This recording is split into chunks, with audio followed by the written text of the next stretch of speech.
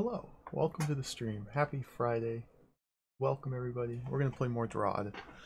It's been too long. We gotta get back into it. We gotta play more Drod. Drod. We gotta play it.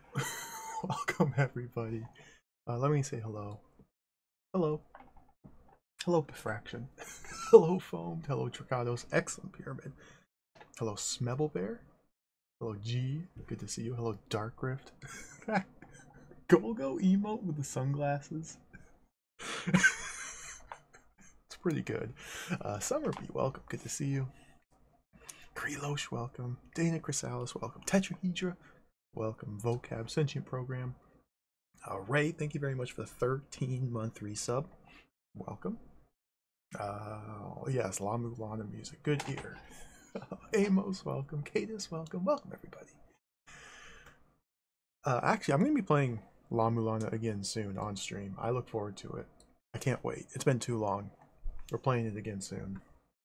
But first, we gotta play more Drod. Now, longtime viewers of the channel may remember last year, I played this game and kind of went crazy and kind of lost my mind and got obsessed and then discouraged and then obsessed and then despaired.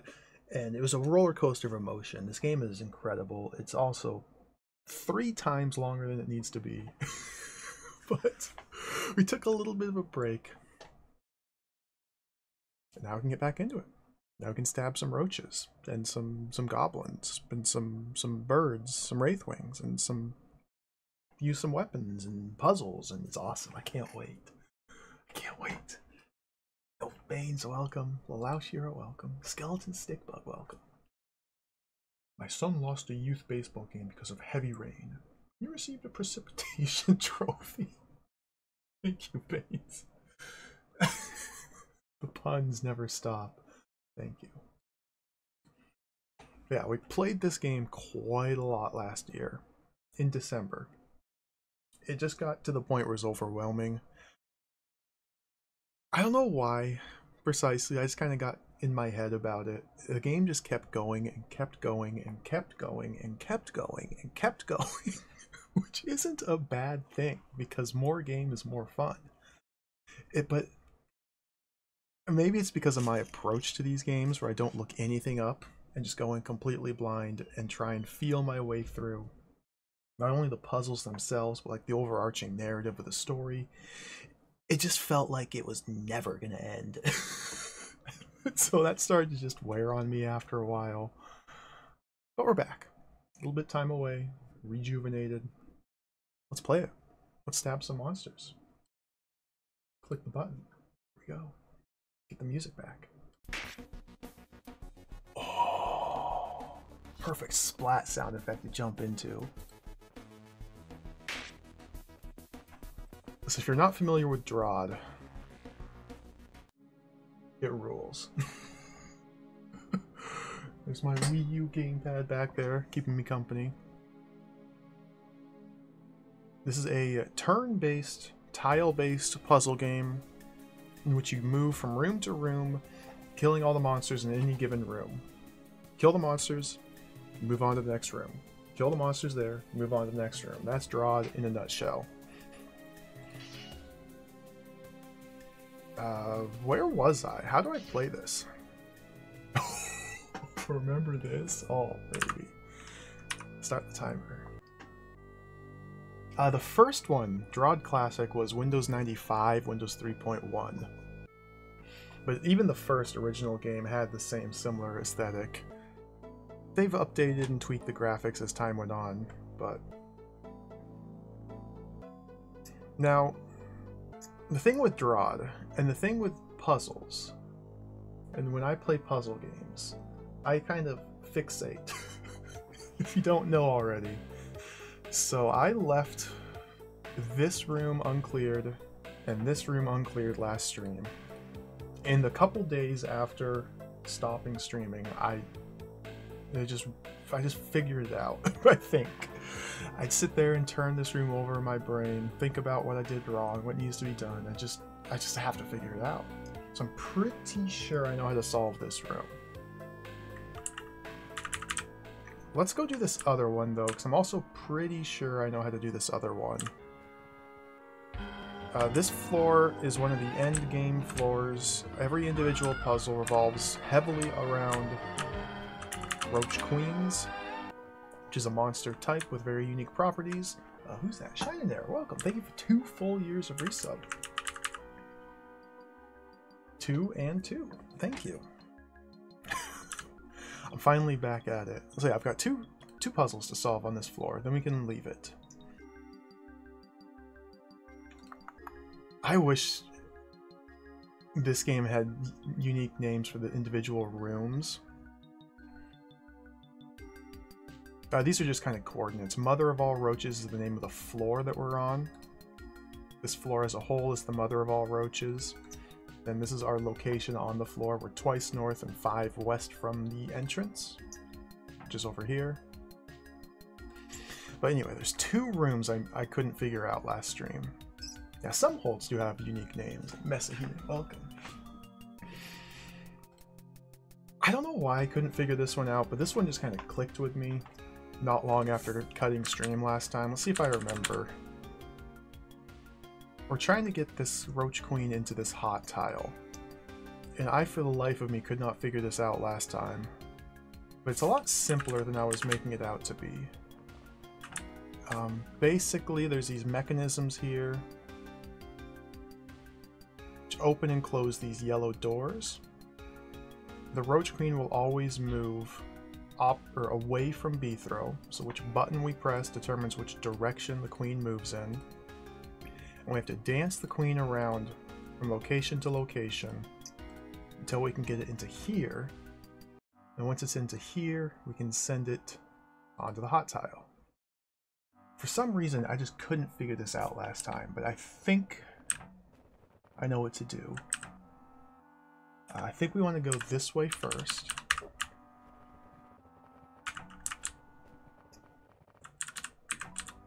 And then go back this way. Go like that. See, it didn't register to me last time, I guess, that I could press and unpress these buttons. I don't know what it was. I just overlooked it. But I want to get him here.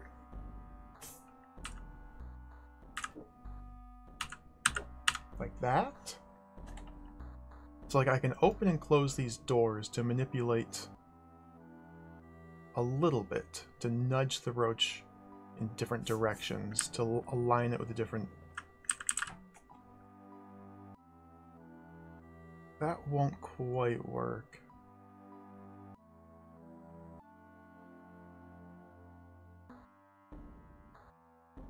I don't remember what my plan was.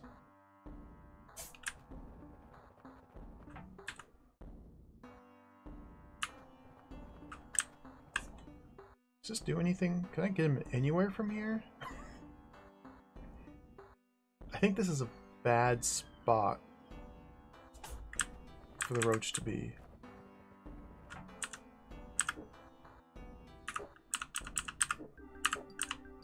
Yeah.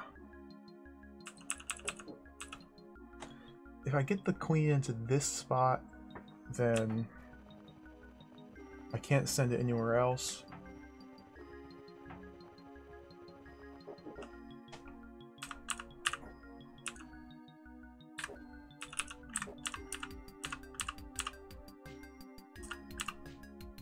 We can go like this.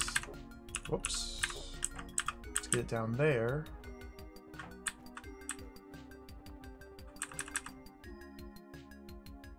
And then from here, you can get it there. So it's just a little dancing back and forth. Because I need to end up in here, which must be entered from this side.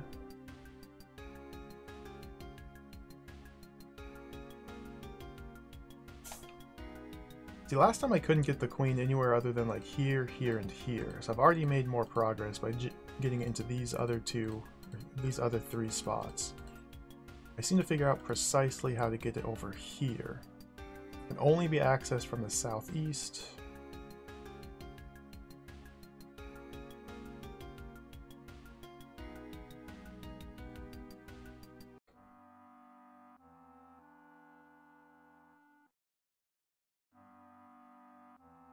Just not easy, I think. I guess I could potentially send it this direction.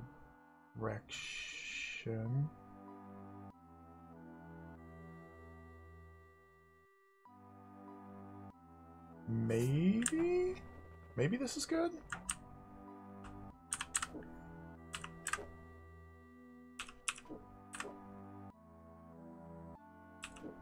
Yeah. Okay. Here we go. See, it wasn't too bad. Alright, this next one over here.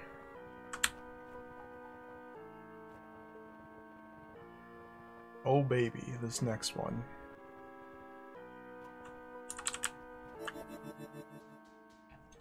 So this. I came very close last time to figuring this out. I haven't tested my solution, but I'm pretty sure I know what needs to be done. This one's kind of an evil puzzle. Basically, there's this two halves of the room. Top half has 5 roach queens.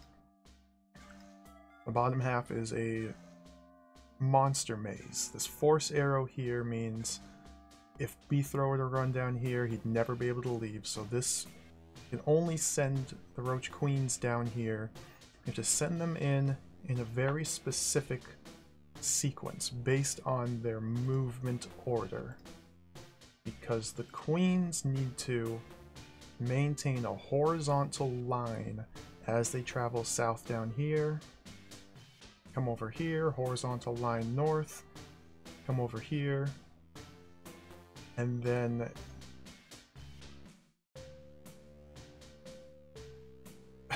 this is where I got screwed up last time.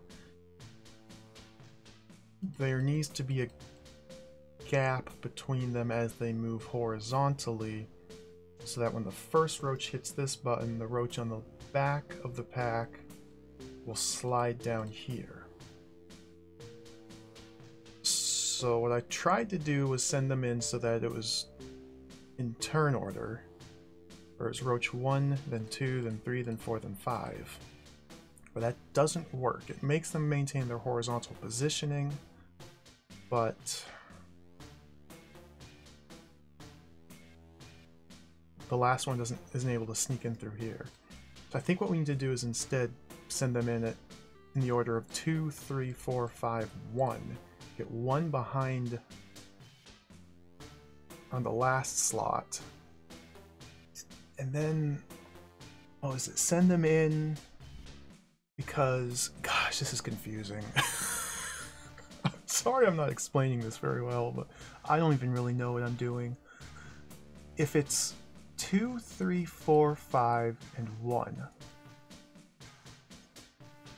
If we had roach 2, 3, 4, 5, and roach 1 right there, diagonally northwest of roach 5. And then roach 1 would try to move diagonally, fail, and move south, and these 4 would move south, and they'd maintain their formation all the way down, hit the button, run over here, go all the way up in the same staggered pattern, so it's 2, 3, 4, 5, and then 1, go all the way up, press this button, and then when they move to the east, the last roach would lag behind, and you should just slide down there. So we're invisible in this room, so we can manipulate these roaches one at a time. So we want 2, then 3, then 4, then 5, then 1. Okay. Well, 2 is right there. That's convenient. I don't know how exactly to pack them in to make this work.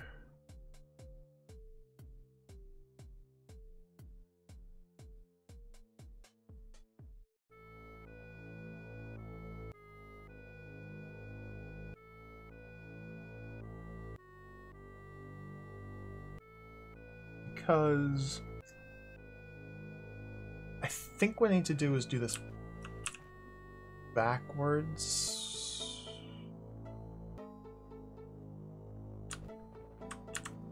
Let's just ignore the queens for now.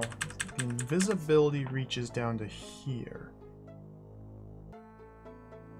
So we can only set queens down as far as this row of tiles. So I need to put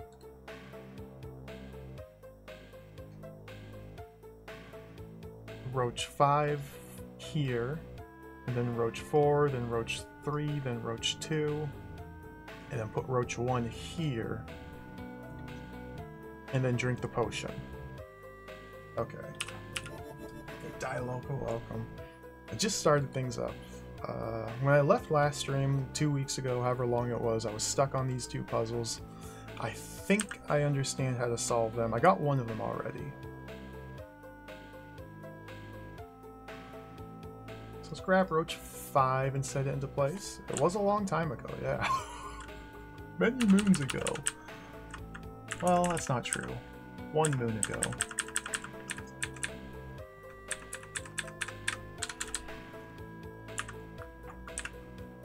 It's not trivial to get these roaches set just right. Because I gotta make sure I'm not putting any of these other roaches into irretrievable spots. 2.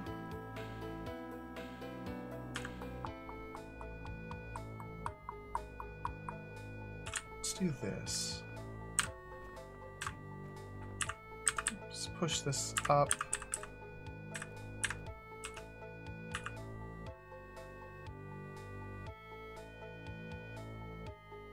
Disaster. This guy can't go there. Okay.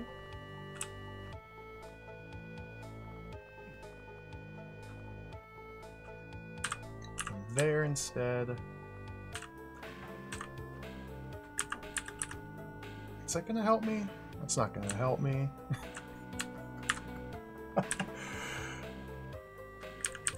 I'll put him all the way over there.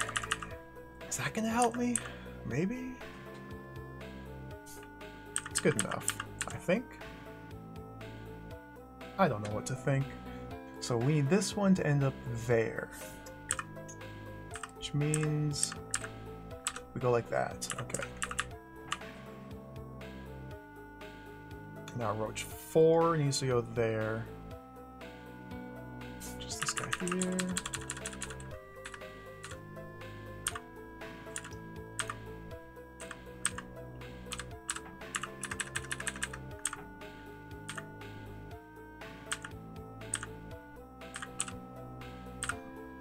Perfect. Now roach 3 needs to go there. It's this man.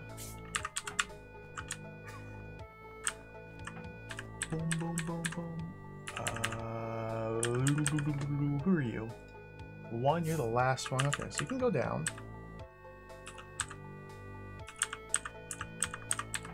Like that. This should work out here.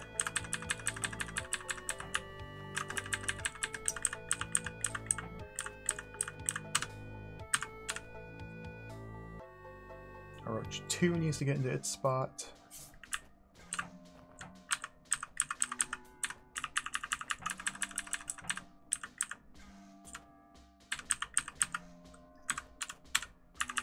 And roach 1.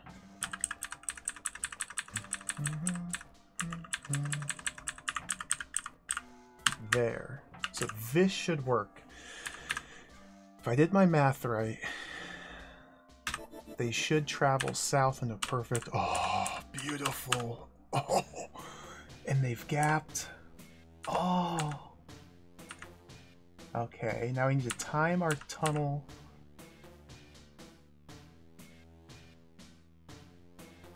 Is it beautiful?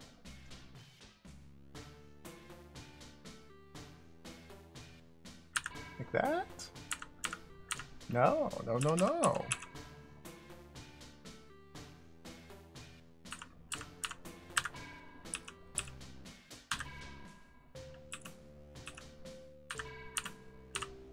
There we go.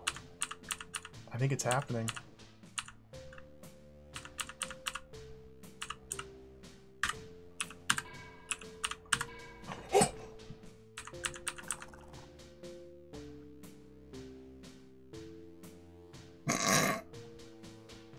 Good. Okay. I just need to wait for different timing to grab the potion. That's funny. Oh, that's good. There we go. Oh,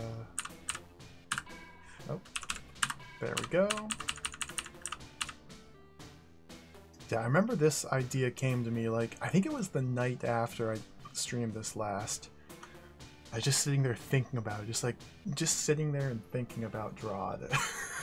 It's like, wait, I've got it! And I was so excited to try it out, and then I never did until now. Boom, boom. Dude!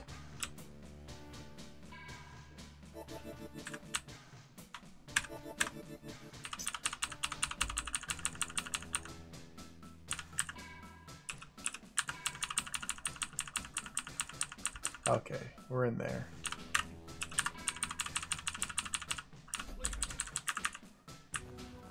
Okay. Whew. Those 2 rooms collectively took me like multiple hours. That's the last of them. Now they'll stand a chance. Time to move on. Oh. Okay. Let's head back to the world map. We have, oh god, 7,000 world maps. We have to do save our surfacers. Save our surfacers. We need to do more fluff. That's 2. We need to do Braxium Below, Construct's Warehouse, Englos Defense, Empty Space. So it looks like 6 more locations plus these bonus locations. Plus I haven't visited the Lonely Campsite, and there's another one tucked away. Oh well, I'm not stressed about it. Let's just go right to this one. Sure, there's some things to be said about Clawbag. I mean, they have, you know, nice, well, they have such pretty, boats.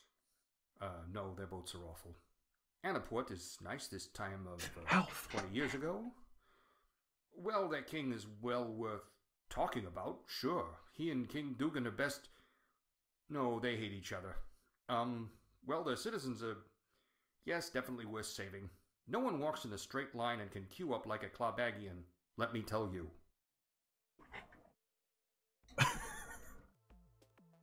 Early adventures to the Tomb of Nom? Tomb of Noom? The surfacers are on their way down. The Imperial forces are in pursuit, so they have to hurry. No time to delay, but this whole area is booby-trapped. They don't stand a chance plowing forward through all this. I'll have to lead them carefully to guide them through in one piece. Oh, this is gonna be like a... Half! We're playing as Half. So I think the story goes that the turning is gonna happen in 50 days. Now, the turning is when the literal world turns, because the giant space baby is gonna wake up and turn over and fall back to sleep. And we're trying to warn all the people living on the surface that the Underground Empire is not to be trusted, because the Underground Empire is trying to lure the surfacers into their dungeons in the guise of protecting them from the turning, but in reality they're going to enslave them. So we're trying to go to each of the cities on the surface to tell them not to trust the Empire and instead save themselves when the world turns. Something like that. We went back in time, I think, 90 days. There's been a lot that's happened. Okay, so this is going to be like a unique Surfacer exit number 2. Now we have new mechanics introduced here. Okay.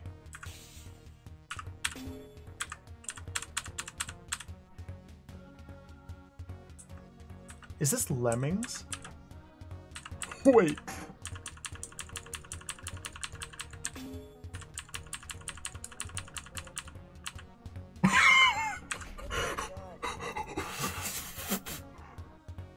We're playing Lemmings now. Okay. Hey, Humbabella, welcome. We're playing Lemmings. Definitely not Drod. Okay, so yeah, the countdown, the room name transforms into a countdown. That's how many turns we have until they funnel out of their green door. We need to get them into the red door. Oh, dude, this is sick. The button opens that. That opens that. So we can only open these doors once. The Force Spikes stab every 10 turns. We can use the turn counter here in the top left to know when they're about to stab.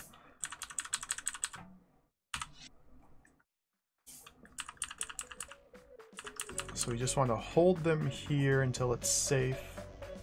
Oh, this is going to be a weird timing.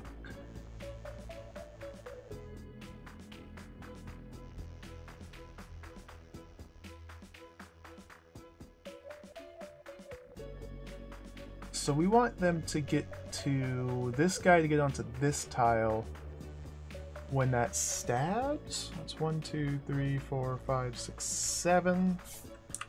But wait till 3.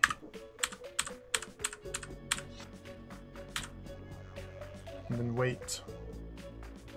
It needs to be here when it stabs. It's 1, 2, 3, 4, 5, 6, 7, 8. So we wait 1 turn. Open that. Okay.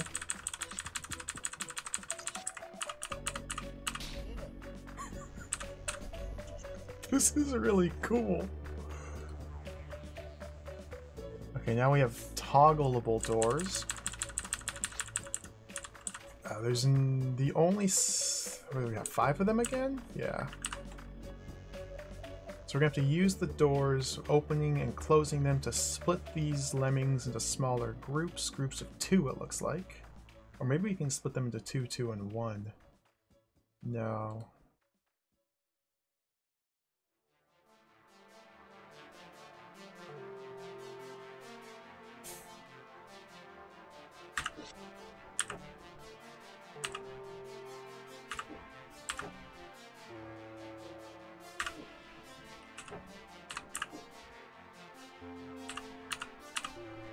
Dead. Okay. Let's try just these 2. The timing is off. I need these 2 to end up here. So it's 1, 2, 3, 4, 5, 6, 7.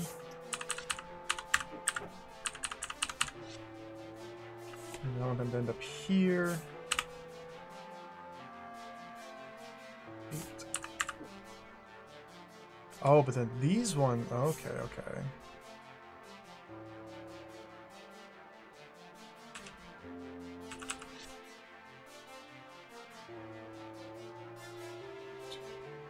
Five. Yeah, so we wait till 5. Now these ones will be there and safe. These guys will be there and safe. There we go.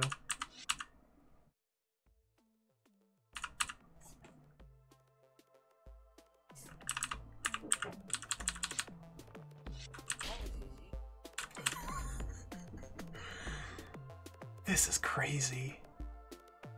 I really like how they are able to do these incredibly creative and unique rooms and puzzles. Like when you think of Drod, at least when I think of Drod, this is like the last thing that comes to mind, this style of puzzle. I didn't even know it was capable of doing this sort of thing.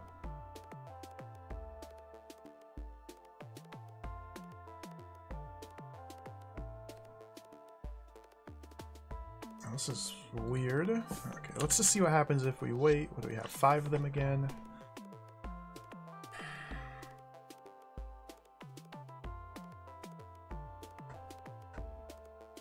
I have to actually think about this one. So we can't send them all 5 in a row. This is bad. If I could siphon them off and do 1 at a time.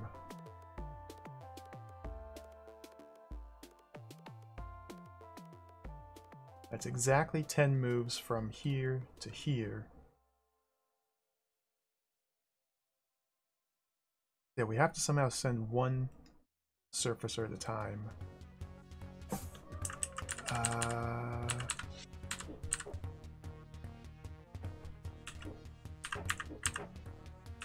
It's an awkward button. This button sets up to toggle this door, but this type of button we have to step off it and step back on it to press it again. Which means we need to use the roaches.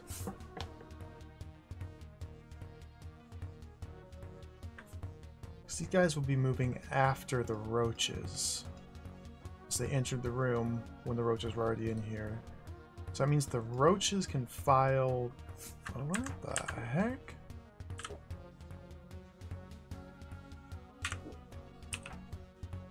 So we want to go like what? Like that?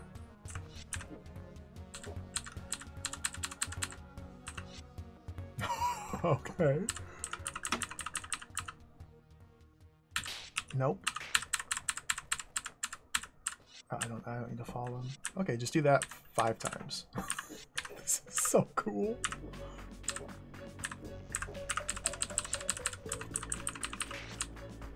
Oh, I don't need to follow him.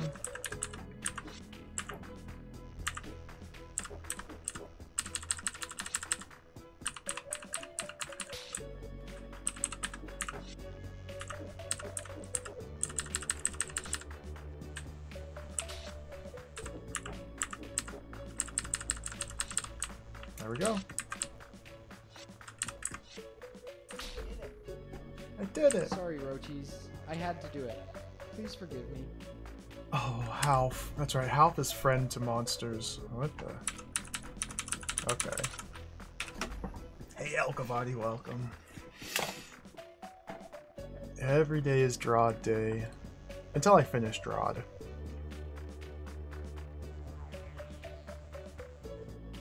Okay, so now we have to use the mimics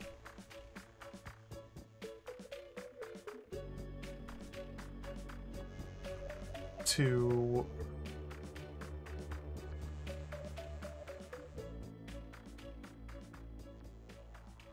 oh, this is going to be awkward. So I'm able to turn these mimics. Their swords will block movement. I need to be sure not to stab any of the soldiers or the citizens. Huh. I don't think I'm going to be able to split them up. No.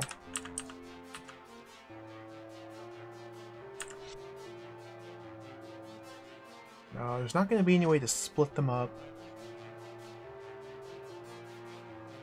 So we can't hold them there. We can hold them here, and then while they're being held here, stabs and go 1, 2, 3, 4, 5, 6, 7, 8, 9, 10.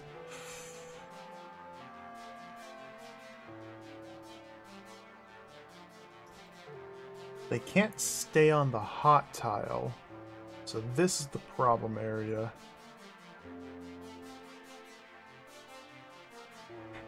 Because I can just go... Oh dear. Oh.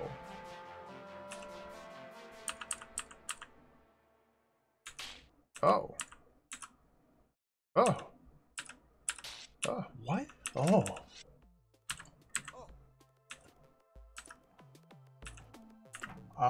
Okay. A little bit trickier than I thought.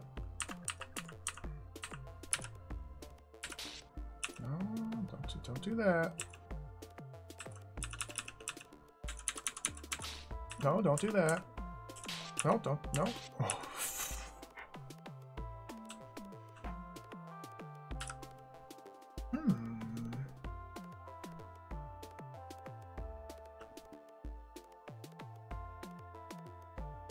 So it seems like I need to let them go so that they end up here when the stabbing commences. Better would be here. But I can't. I could hold them right here, that'd be ideal, but it doesn't seem like it's possible. I wonder if the timing would have worked out so that they could have just walked right past this guy.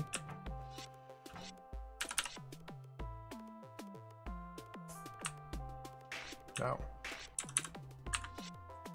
Okay, 1, 2, 3, 4, 5, 6. Let's wait till 4 and go.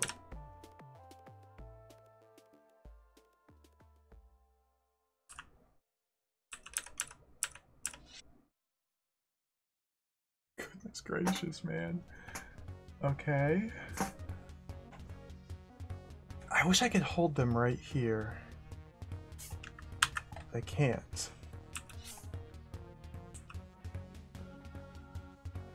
Might be able to, but I don't see how.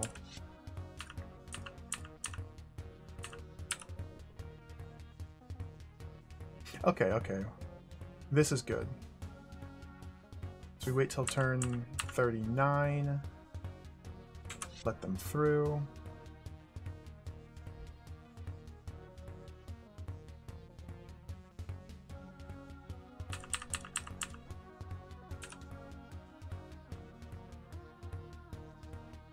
Turn 49, let them through. Okay.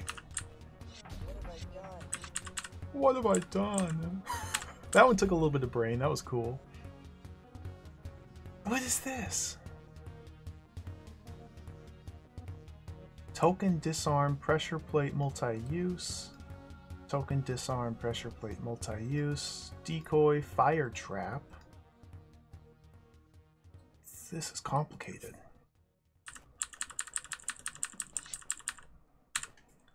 So these disarm tokens will cause these decoys to put away their swords.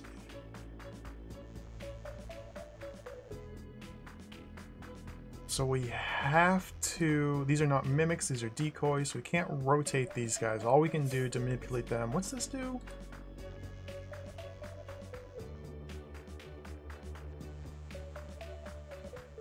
Closes that?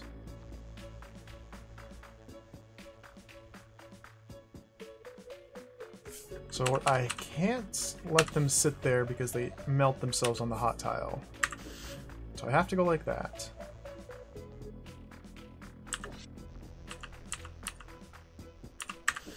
Go like that.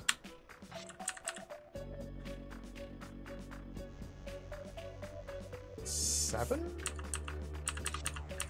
I like that.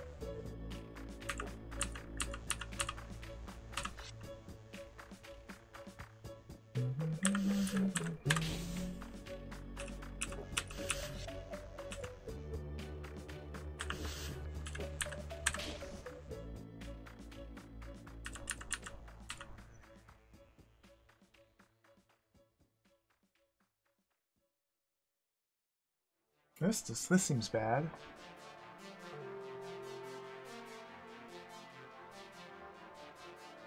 One, 2, 3, 4, 5, 6, 7, 8, 9.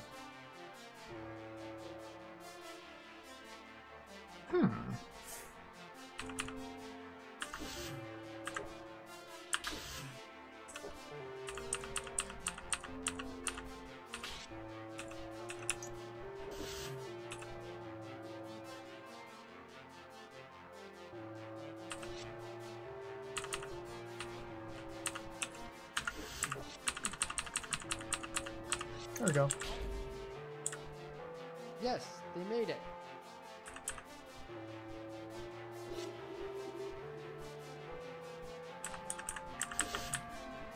I gotta leave the room, come back in, lower the blue door. Oh! Mother of all roaches took 6.5 hours. Is that what it said at the recap? That took 16 minutes? The disparity is insane. It's appreciated, but it's insane. Let's check out Lonely Campsite, because I haven't been here yet.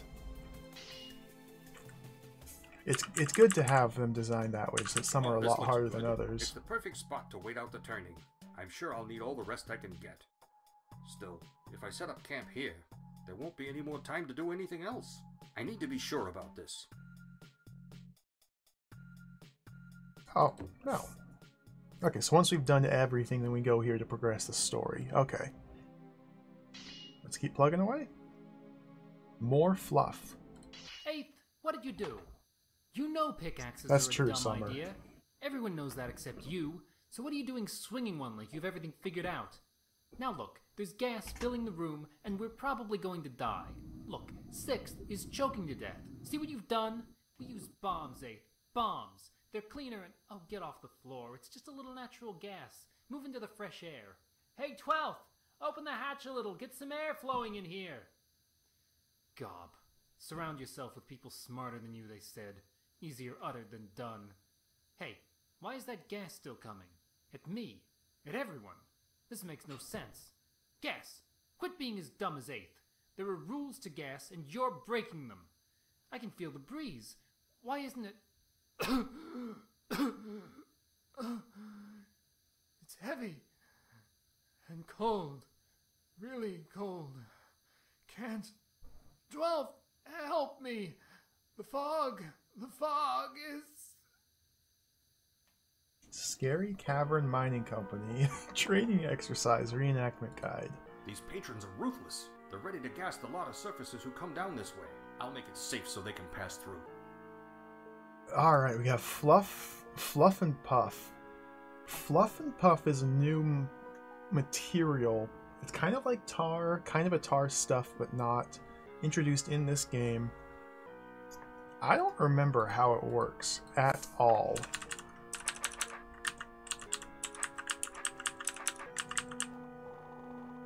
I don't remember a thing about how it works.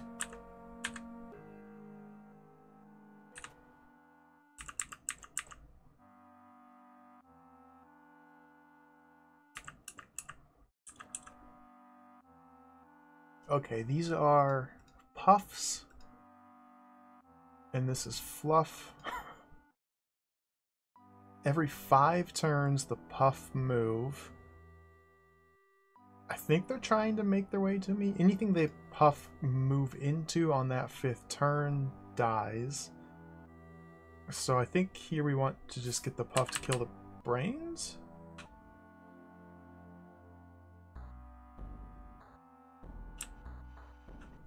But the puff can also rejoin the fluff.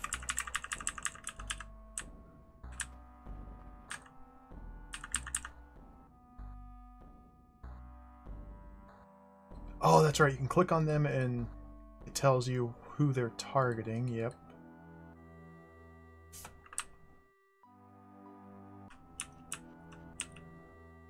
So for here we need... Because what's happening is the two puffs move into these 2 tiles, and because that creates a stable fluff shape, then it turns into fluff rather than keeping them individual puffs. So I need to somehow divert the bottom one away from targeting this and targeting My name is Beefro. Beefro. Oh dear. Maybe by entering from down here? I don't have any means of attacking this. Can I do this any faster? No.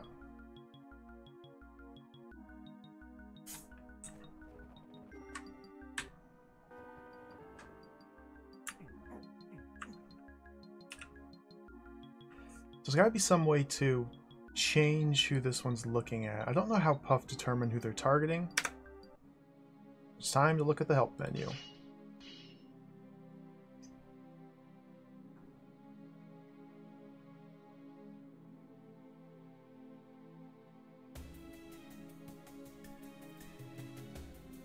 Puff, Fluff.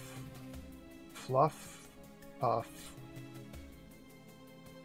They're not in this menu because... spoilers, I guess?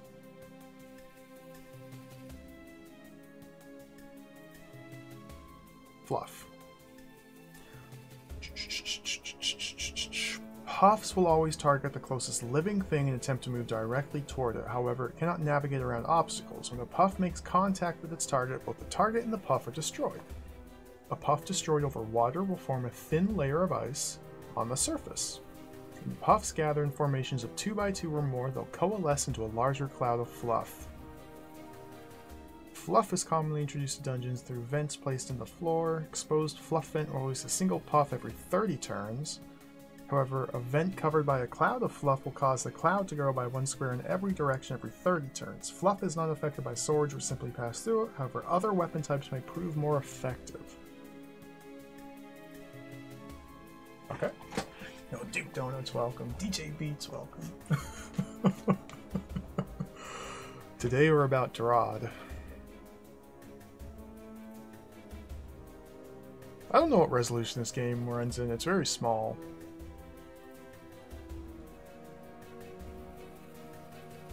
It doesn't tell me who the puff target.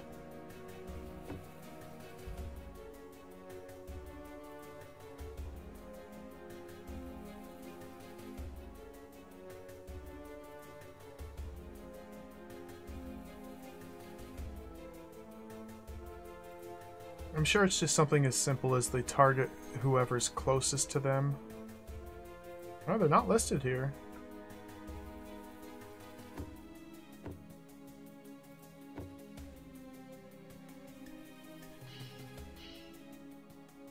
You target the closest living creature. So I just need to race to this puff. It's very likely I read it out loud and instantly forgot. That's called streaming. This is what happens when you broadcast footage of yourself on the internet. Your brain ceases to retain information. It's just how it is.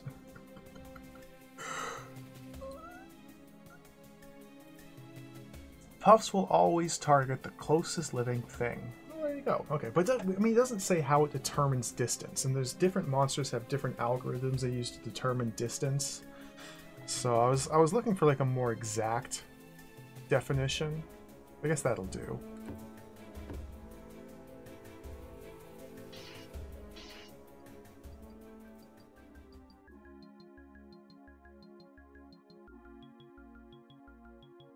So yeah, it seems like we're just racing. So I need to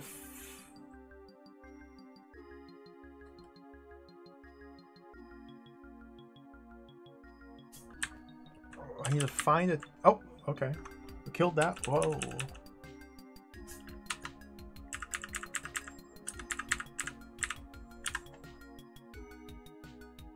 I got...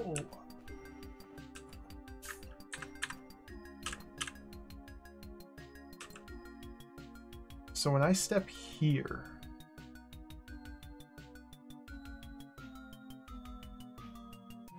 I'm able to pull this one. So right now this is 1, 2, 3, 4, 5, 6, 7 tiles away from that. If I step here, then I become 1, 2, 3, 4, 5, 6.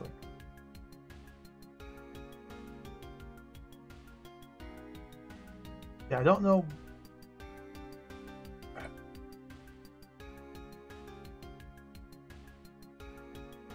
It's still targeting that one.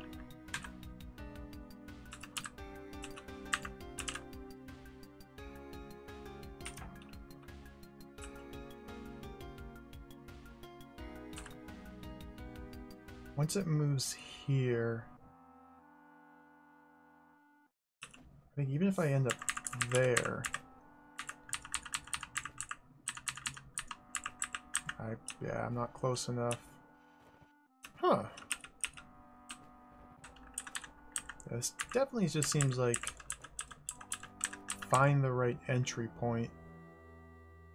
Because once 15 turns have elapsed, I think it will never consider Beethro closer than this brain.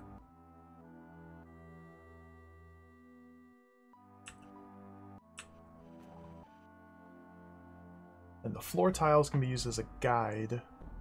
Like, I want it to move north and then south.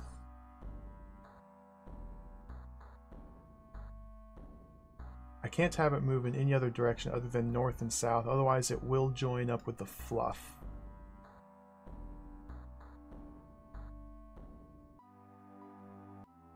So how do we get it to move south for Beethro? Wouldn't... 1, 2, 3, 4, 5, 6, 7? 1, 2, 3, 4, 5, 6, 7? What?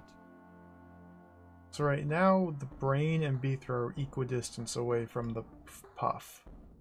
Like, I guess because the puff was already targeting the brain, it's not going to switch to someone else.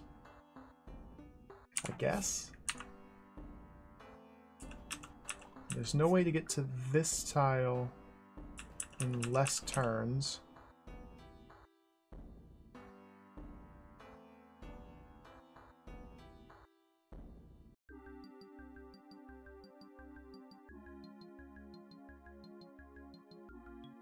I wonder if the fact that the puffs are brained factors into this at all? This is probably trivial if you understand Puff better, but this is like the second floor in the game in 70 plus hours of gameplay that have used this element, so I'm very new when it comes to handling it.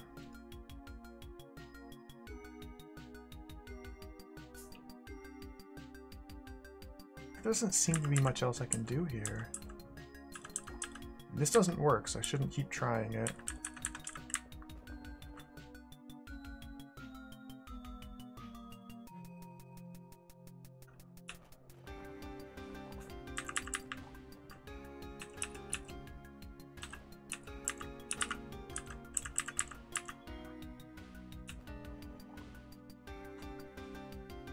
Oh yeah, that's definitely an option. This floor looks to be very vast with many different puzzles, yeah.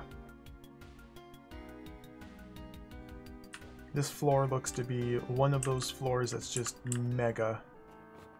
It's just mega.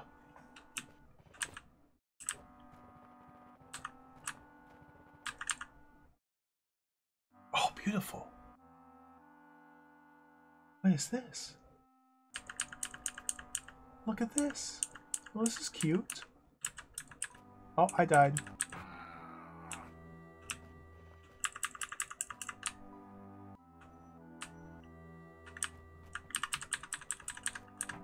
Oh, interesting. So we need to wait.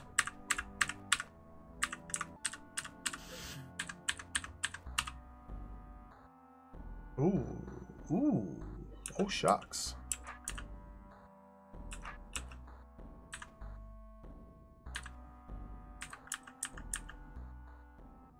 I died.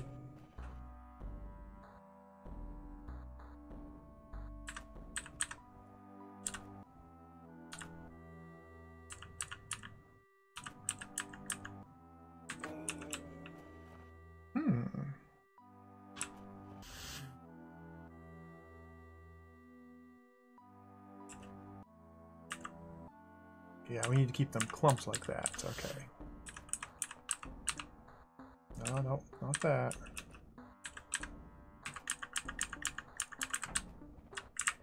Alright, this is a nice little puzzle.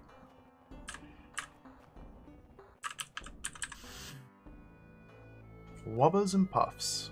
Puffs and wubbas. Oh, wow. So I'm stuck using a stick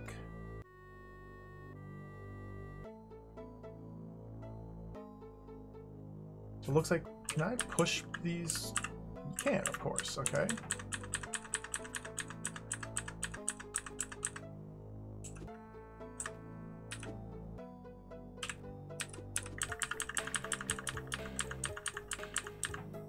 There we go. This is cool. God, I love stick puzzles. I think the stick is the best weapon they introduced in this game, and they introduced a lot of cool weapons in this game. Nope, don't do that. Don't do that.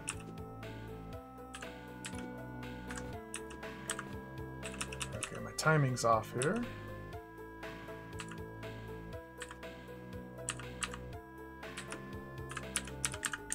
There we go.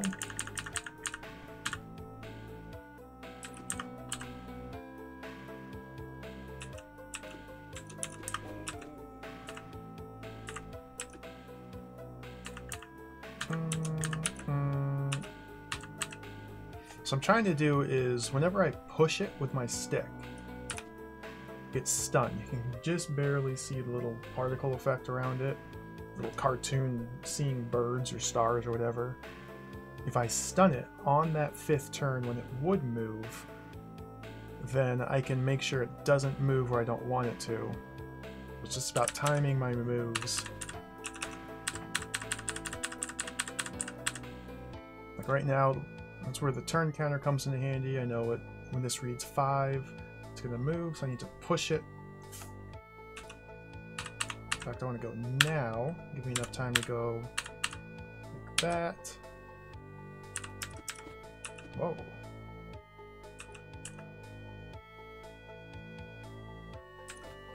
How?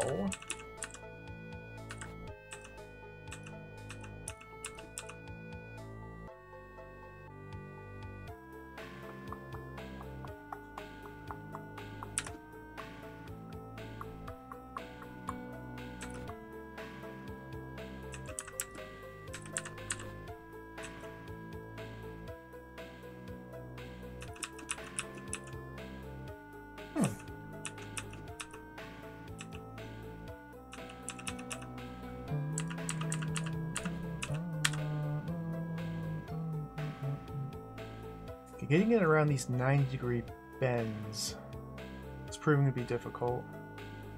So perhaps the idea is to instead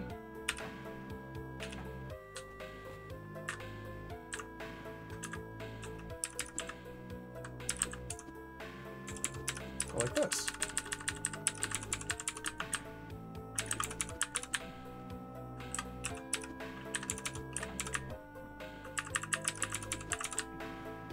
There we go. God, this game rules. Yo, Cactus B, welcome. How's it going? Hosanna X, welcome. Yeah, we're puffing and fluffing today. It sounds dirty. I swear it's not. Okay. What is this?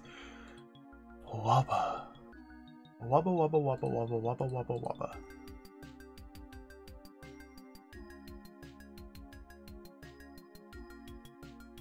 Okay. Keep the Wubba alive while we run around this ring to press the Conquer token to clear the room. Make our way back out. Because if the Wubba touches that, it won't. Oh, Wubba.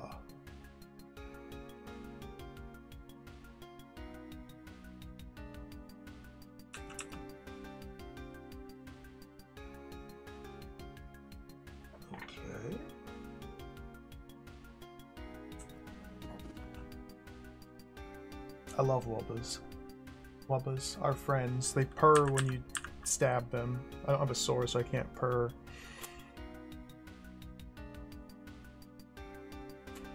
Stick can stab Fluff. Puff can kill Wubba. We don't want Puff kill Wubba. Wubba must live. The floor tiles are often guides.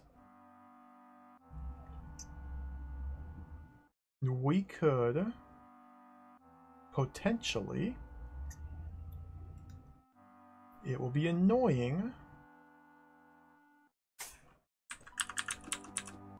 Can't I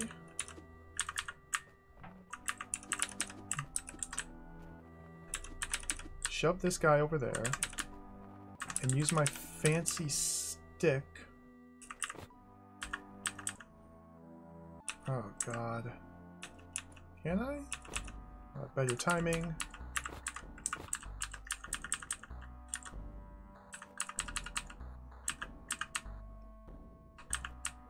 To create a hole for the Wubba.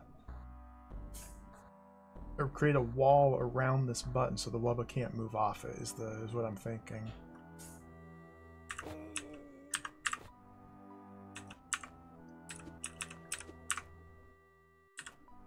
That means I need to manipulate it better than I'm doing now. There we go.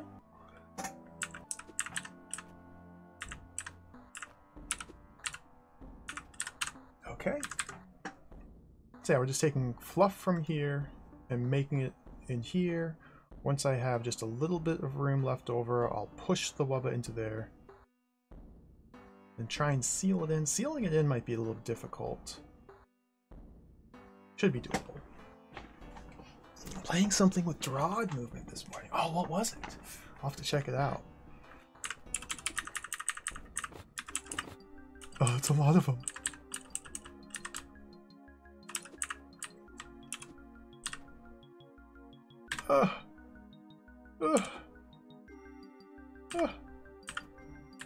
Okay, these two should move diagonally and fill that in. Perfect. No, don't do that. Don't do that, B-throw. Don't. No, no, no. No, no, no, no, no.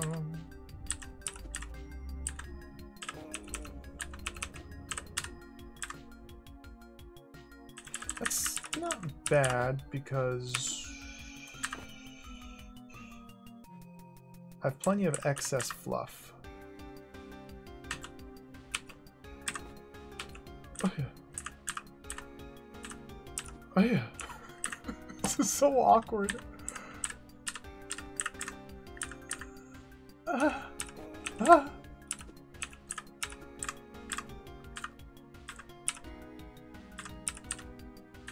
Go there. Nope, don't do that.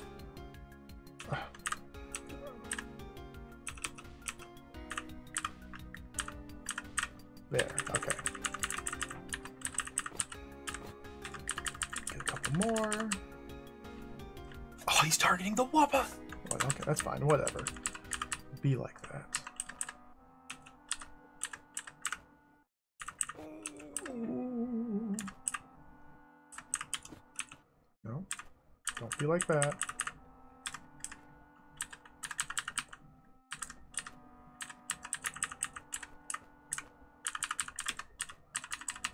Beautiful. Glitter Mitten Grove. Never heard of it.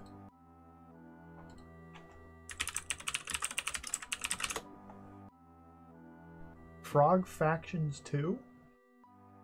Why does Frog Factions 2 come up when I Google Glitter Mitten Grove? I've never played Frog Factions. I've heard good things about it. I don't know. I know it's like a big... It's it's a thing. So maybe I shouldn't ask too many questions and just play it instead. Yeah, don't worry about it. Okay. I see. I see. I see.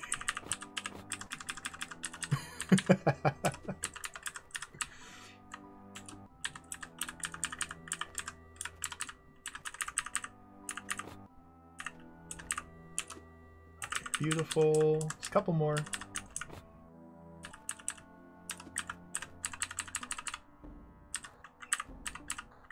I really want to play more puzzle games. I want to play like Amiga puzzle games, like the real messed up, nasty stuff. Not like Lemmings. Lemmings is boring. Lemmings is normie. I want to get into some good stuff. Okay, Wubba, come with me.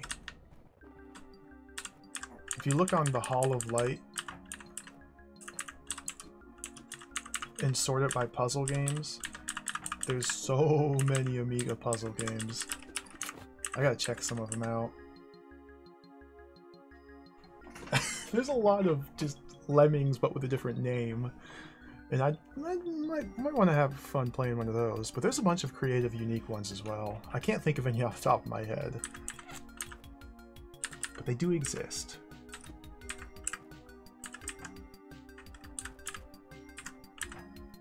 I had Lemmings on DOS when I was a kid.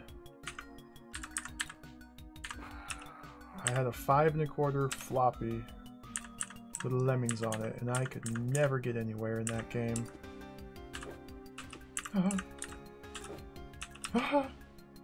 Oh, whoops, don't want to do that. Okay. Have to do this a little bit better here. This is going to be very awkward.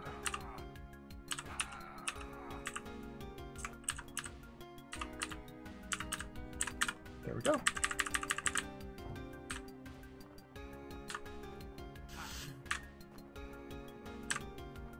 Alright, that was pretty cool. Fluff is fun. Fluff is cool. I think I'm into it. Are we sticking? No. Sorting. Yo, Nightmare, welcome. Finally back to Gerard. I needed to take a break from this game. I'm happy to be playing it again. Okay, so hot tiles will instantly delete Puff, right? Yes. Because Puff are cold.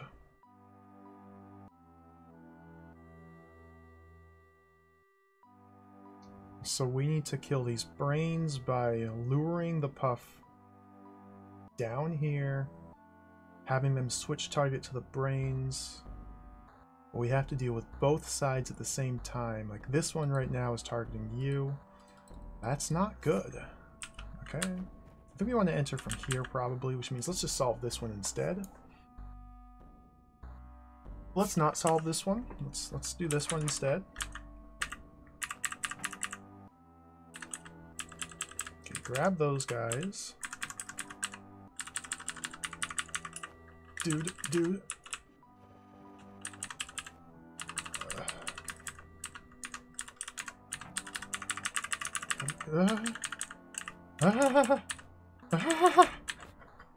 What do you...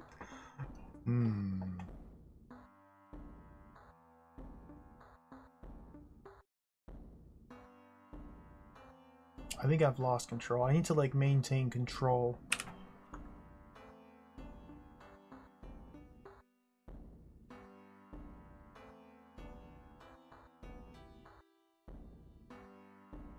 Oh, this is weird.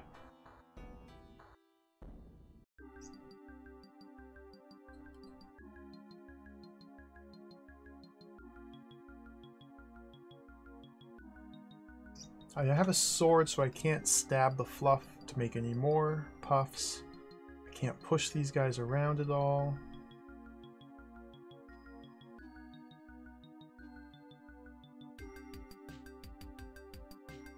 Oh, this is just purely movement.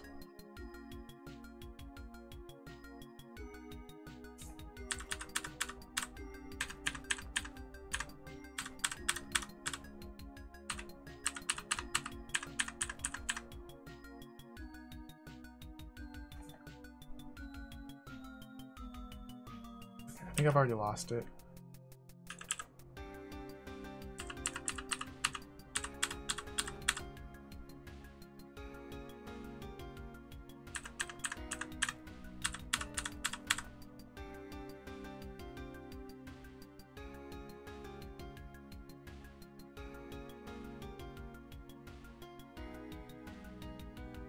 Interesting.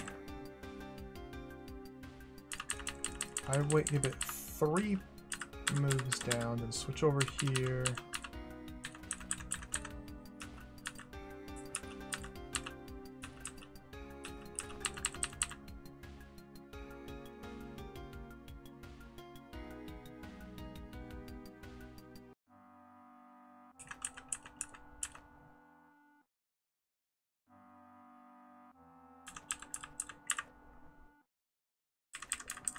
This... Huh.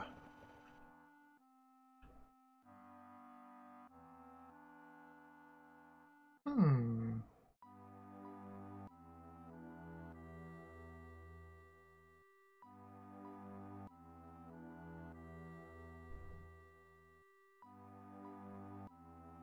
Now I do have to be wary of clumping these 6 together because they'll form fluff. So maybe I'm supposed to do 3 down here and 3 up here somehow. I don't know how to send them in different directions because they respond to my movement. Ooh, this is curious.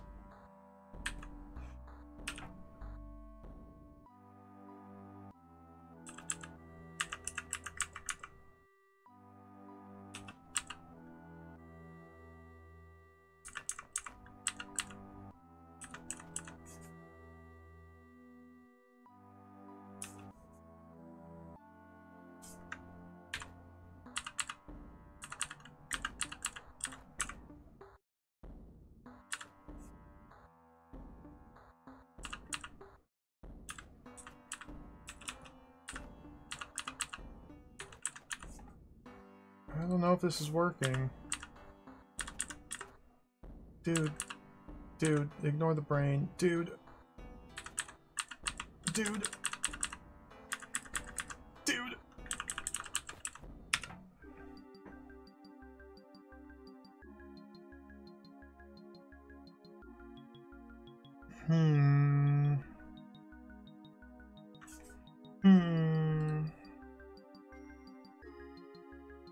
I'm not sure what to do here. Alright, let's look at this one. I scared when I peeked into this room earlier because Briar roots.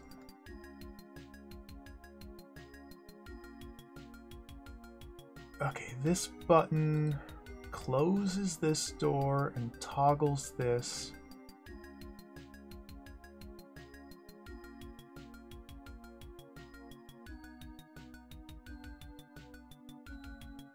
I need... There's a fluff vent? I need to watch and see what happens with the fluff vent. Every 30 turns, it produces a fluff.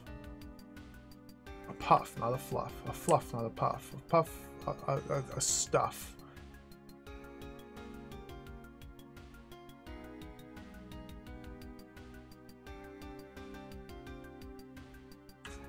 I think the...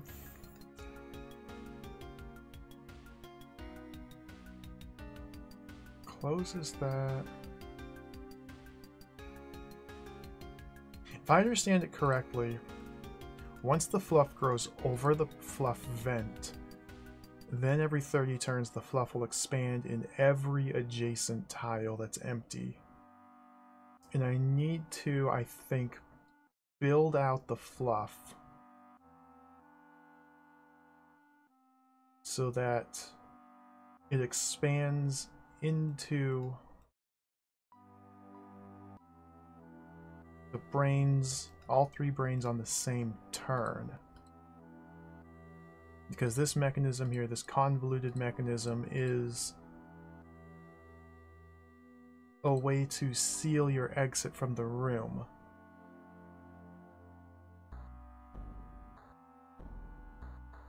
But if these 3 switches are depressed simultaneously, then these 3 doors will close and will be safe from the growing briar. So Beethron needs to get down here, use his body to influence Puff behavior. And these clouds are at different lengths, different distances away from the brains. Ooh, okay. I can toggle this, but it seals that.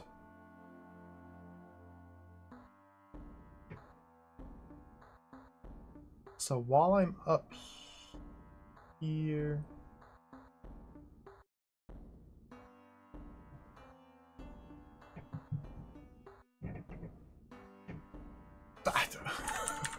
I don't know. Let's just run down here and dance around.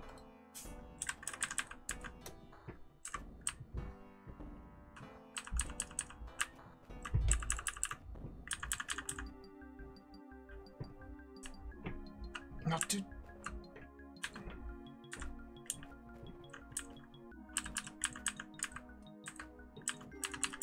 Okay.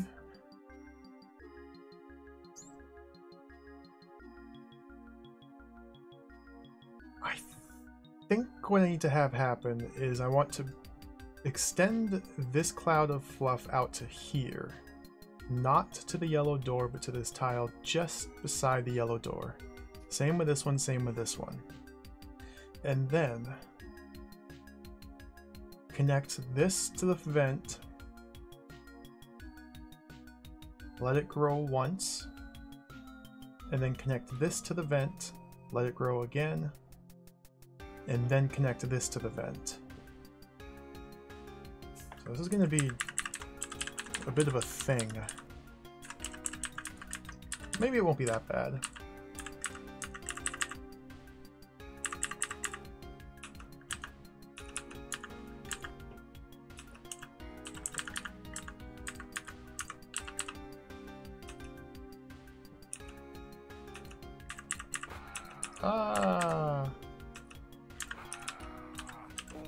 Maybe it's going to be an absolute nightmare. There we go.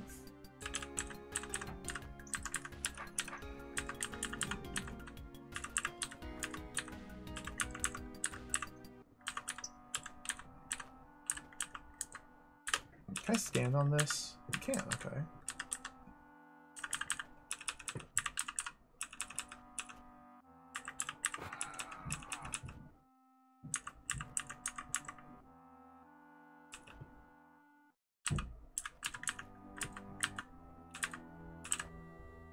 Come on. Dude. Just... Dude. Just...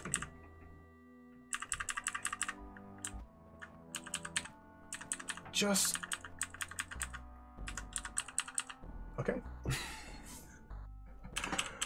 I'm not very elegant when it comes to handling these things. These little balls of fluff. There we go. Okay. I think that's part 1 of 6 complete. So now let's work on extending this one out, and then we can work on extending this one out. I have to be very careful not to connect these. Oh.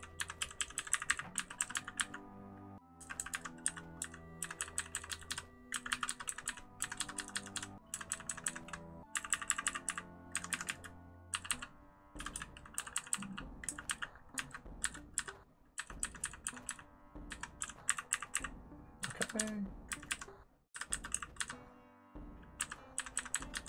Beautiful.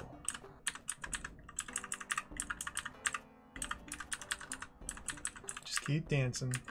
Bethro's dance lessons. I probably want to send it there, and then there. Perfect. Okay. Wow, this is a long room. Assuming I have the correct idea. It's not all necessarily the case. Can I maybe get it to switch to...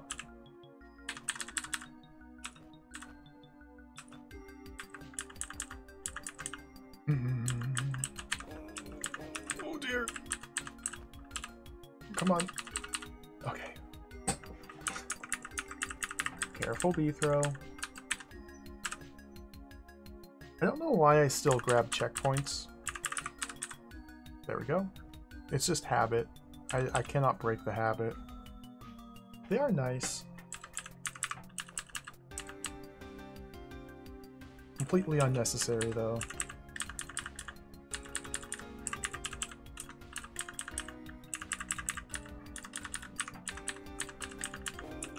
So again, a room like this, you can kind of use the patterns in the floor to help you work out what's being asked of you. I really like it when they do that. It's definitely a bit more of a modern convention when it comes to designing these rooms. Old school draw, they didn't care.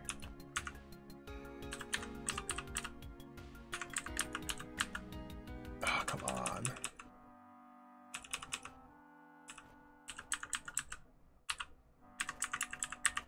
go.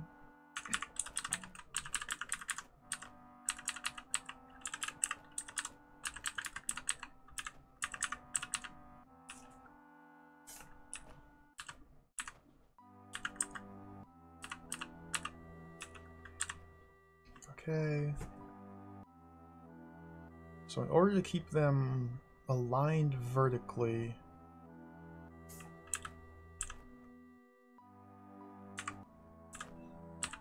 go like that, go like that.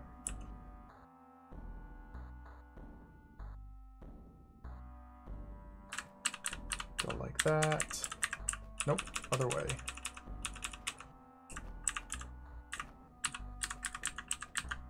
Okay. I'm getting better at it. I'm starting to learn here a little bit. Seeing patterns, recognizing behaviors. Clump them. I want them stacked vertically again, so let's go like that. Send them diagonally. Top one moves before the bottom one, so I want to send it down and then up. Okay. Okay. So, now for the fun part.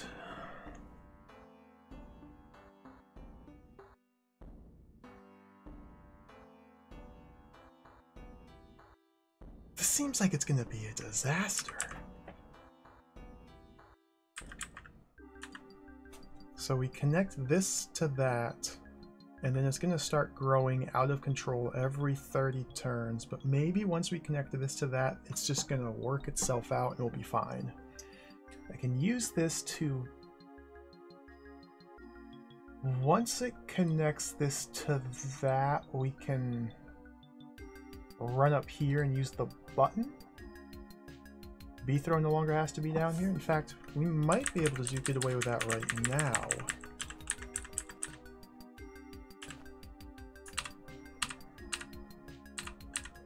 No, because they gravitate towards that one. Okay.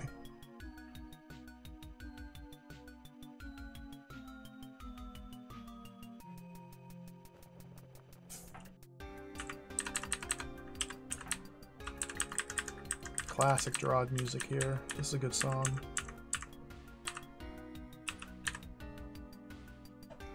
You're moving first. So I'm going to send you down there. Okay. Now let's escape. Can't do that yet. No, no, no.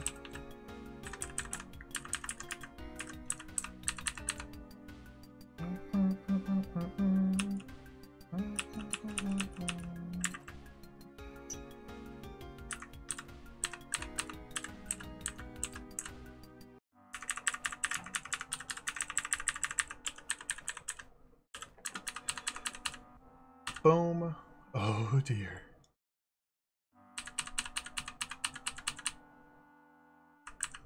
Ooh. See, this is bad.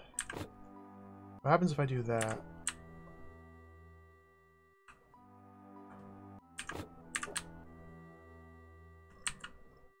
I need to somehow get this one. Oh, okay.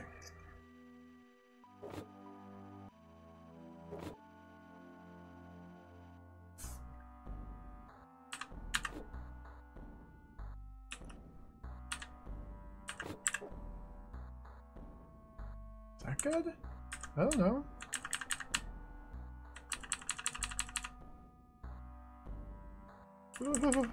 Well, that's not good.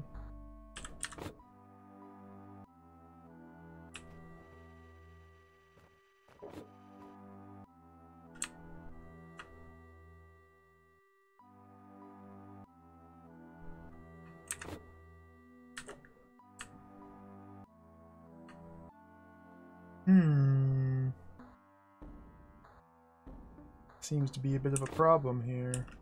If we just let it grow one more time.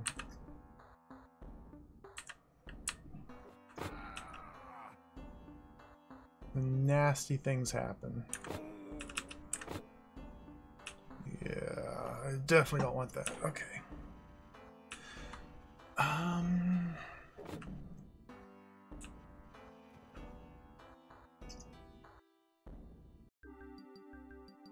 So now the question is, how can we...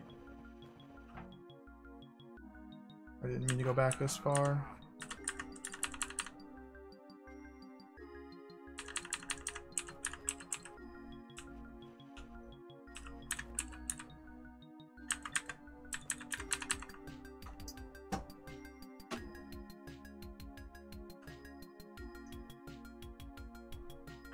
Maybe this isn't what I want to have happen.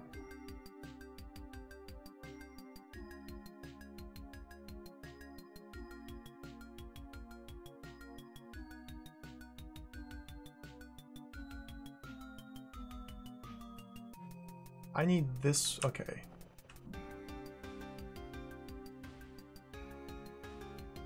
What do I need? Oh, puff, stuff, fluff, duff. Duff McWhalen.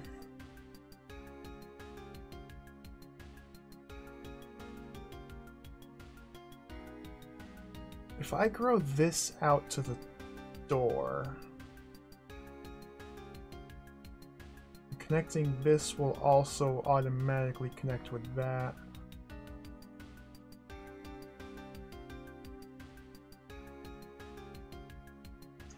I think I still need to be down here for a little bit more.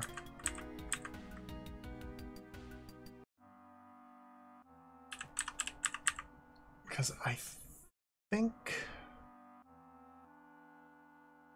I don't know. I can't quite visualize what I'm trying to do here. So I need this to grow 3 times. This to grow twice, this to grow once. But that last growth needs to happen simultaneously. The only way I can get this to grow down the corridor is by connecting the fluff to the vent, which causes it to expand in all directions. It's like I need to set Puff in the correct spot after this has been covered with this fluff, so that when this does its first growth, it also connects to this. Because as it stands, that doesn't happen.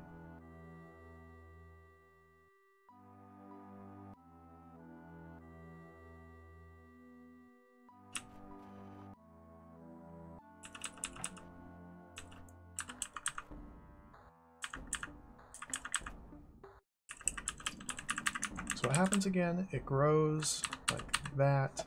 See, I need this to connect, so I need a fluff here. Which means I need to have...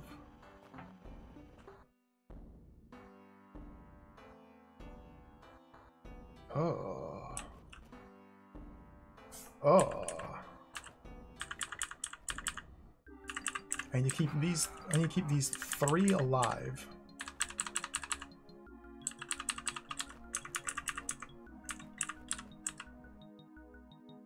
I need 1 to be here.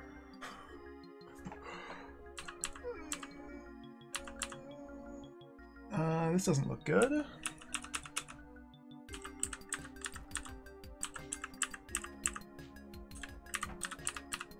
Like that. And this guy needs to be there when this grows, okay? So we have 15 turns to make that happen.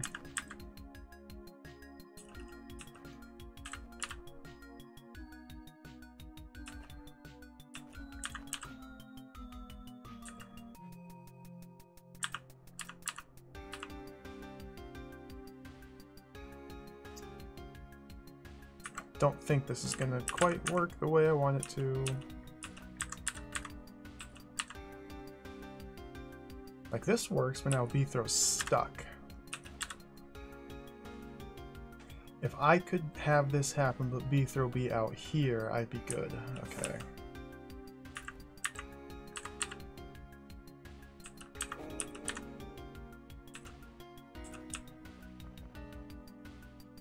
So I gotta do this with better.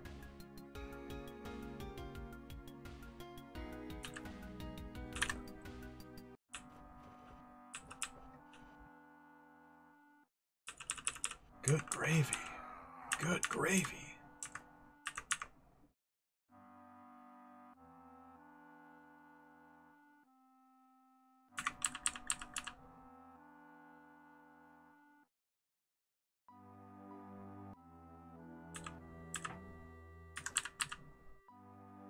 I just canceled that. Okay.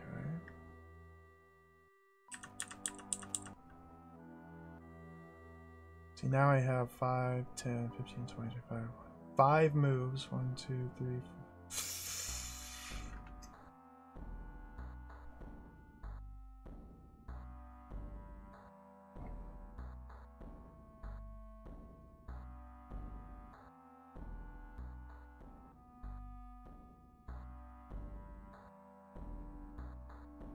Wow.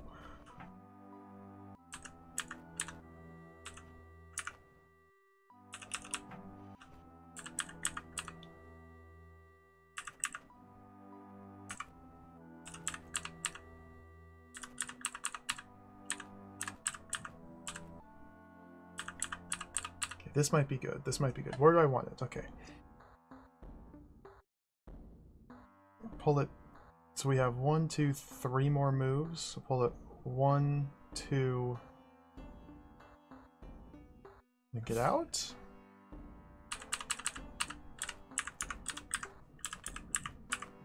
Like that. That's what I want to have happen, isn't it? This should be perfect. And then it grows, and it grows, and we seal, and we win. Okay, that was a pretty cool little room. That was tricky, but fun to work out what needed to be done. All right, good stuff. Good stuff.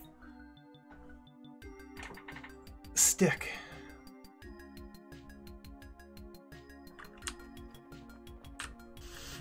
This floor is going to have 1,000 rooms in it, or at least 9, 18 rooms. Okay.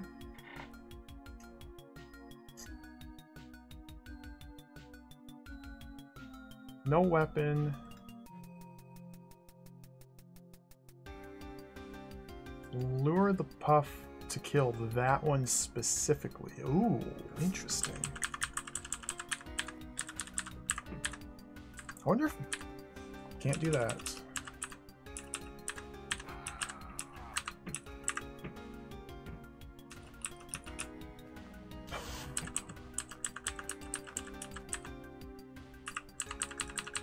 Sir? Sir?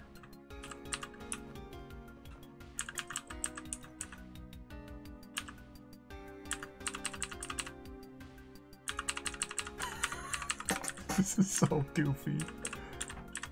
Okay. What route do we take?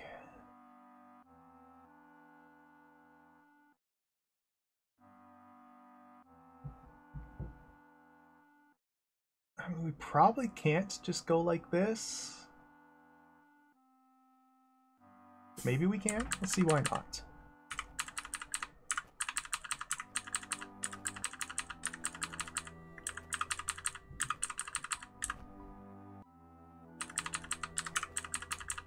Why did you switch? Why did it suddenly switch?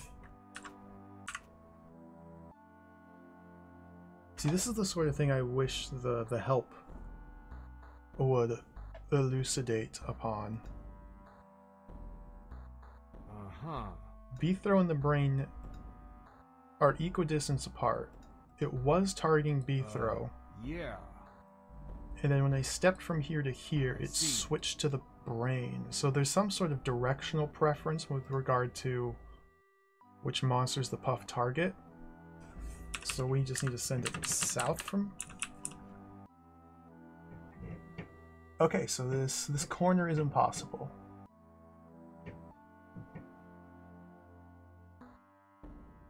So it doesn't work taking this route because of some arcane, obfuscated rule of how the puff determine who they're going to attack. It's not explained, you just have to figure it out. Okay. So let's go down.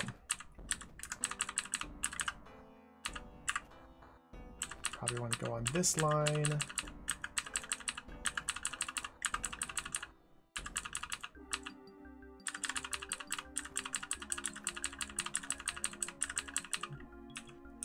Okay, we have a problem here.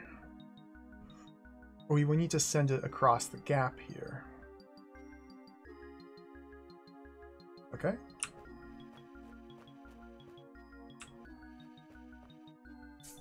It's probably going to be easier said than done.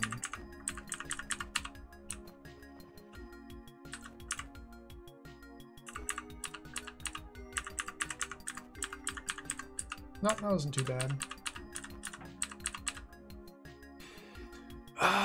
This could be a bit of a problem.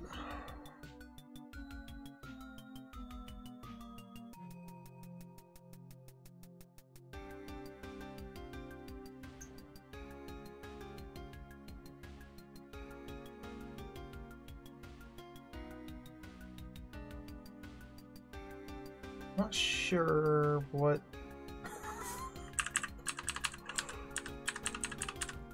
This won't work. It's gonna switch to that brain now. I guess it just prefers monsters over Beethro? In some instances, but not others? Or maybe east is the last direction it checks? Maybe it goes like west, south, east, and north? I could figure that out, can't I?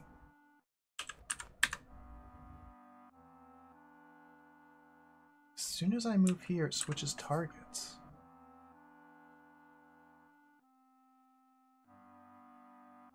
Don't. Why? Why you do that?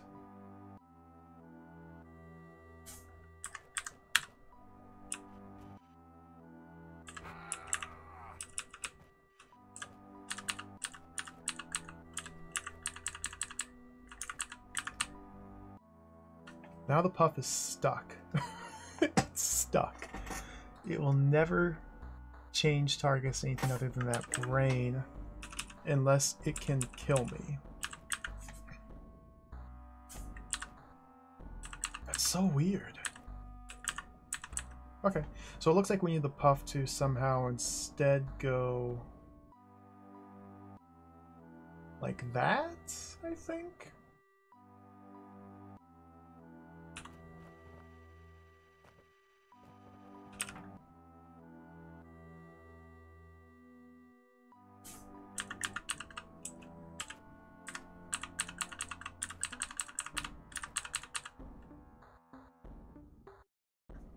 Ugh.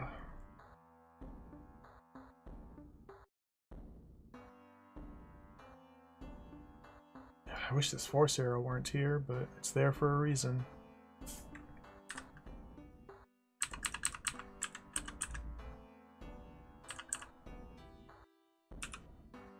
Now here, again, more confusion with puff targeting.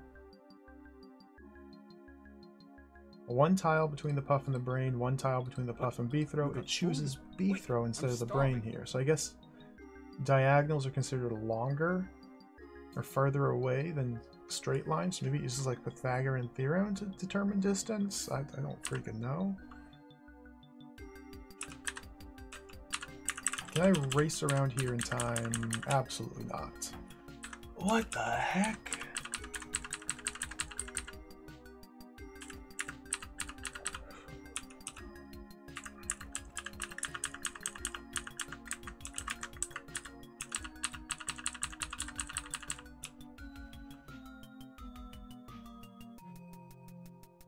I need to get it to slide across the wall. So this is close.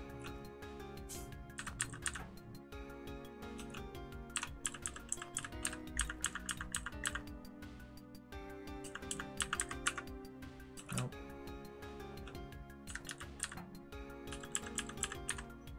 Nope.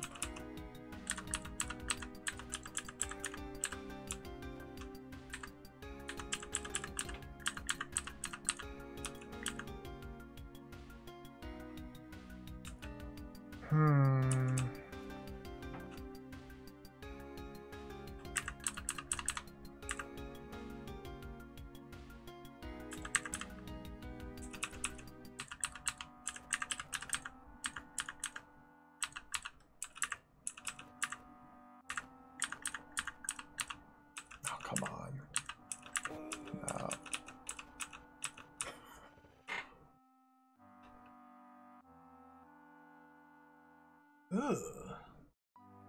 Ugh. It'd be so much easier if I could just look up, I mean I can, it's on the internet, how these guys work explicitly. It's like I don't know what viable paths there are because I don't get how they're determining who to target. So ideally what I want to have happen is the Puff is somewhere up here. Beethro runs around down here so that the Puff is still targeting Beethro while I'm on the other side of the wall. I have it slide along the wall as Beethro moseys over here to pull the Puff into the corner. And then I do the same thing in reverse. Once it's over here, I can take the force arrow up and have it track me along this line up here.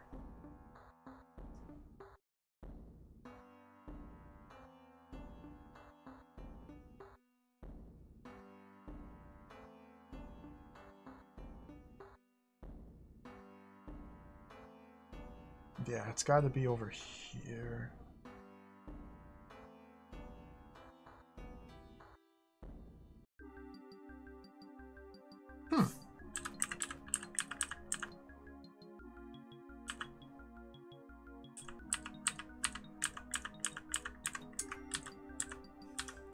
Nope.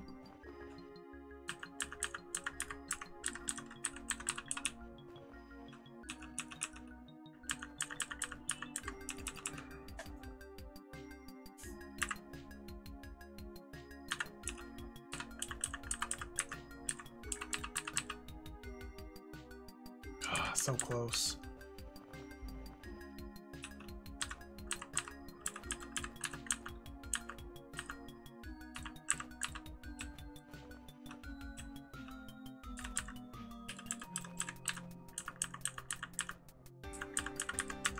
Nope, that doesn't work.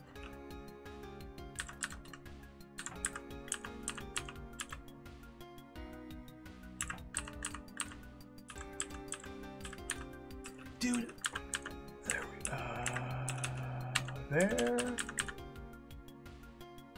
I don't think I like that. I think that's the end yet.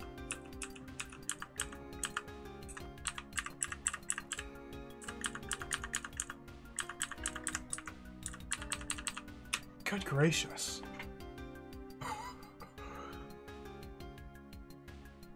This is mean. See, I don't... This isn't working out. Is there a different path I could take? Is there a different path I could take through this minefield of brain? This doesn't work because if the Puff gets there or there, it will switch to this brain or this brain. If the Puff gets there, it touches this brain. The Puff cannot go east through here. So it has to go around this way. Unless there's some rule of Puff targeting that I don't understand, which is very possible. It cannot squeeze through here.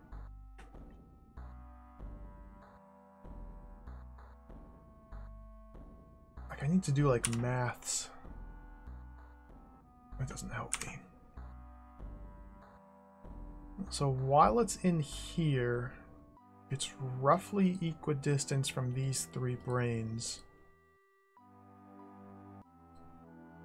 Roughly. But again, diagonal skew distance calculations in a way that I don't understand. So I can't really know who it's going to be going for at any given time or where Beethro needs to be to take precedence. I can click on it to see its target in real time, but whenever I hit the undo button, it cancels that, which is unfortunate. Yo, Mike, welcome. We are Drodden. I'm back to it. Back to my old tricks. I couldn't help myself. I took like 2 weeks away from this game. I've been itching to play some more.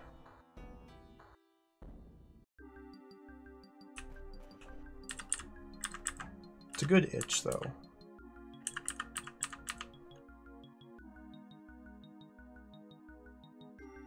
And since I have to run all the way around here, that's like 3 or 4 turns of uncontrolled puff movement.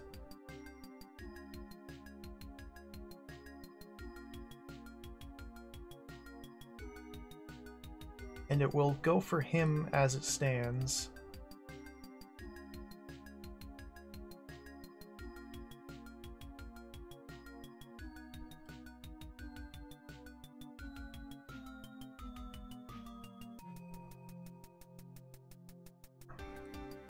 What if I put the puff here and then run away?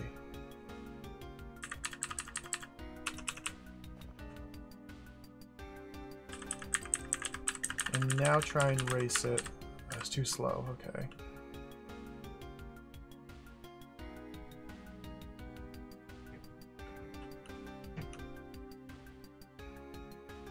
This might be a multi-step sort of deal, where I need to make multiple passes, but I can't even survive one pass.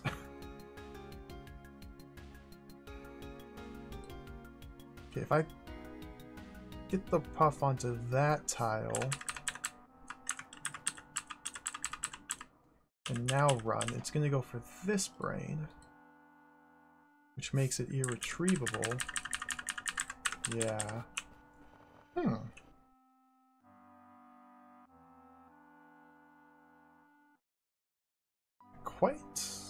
Quite the conundrum here.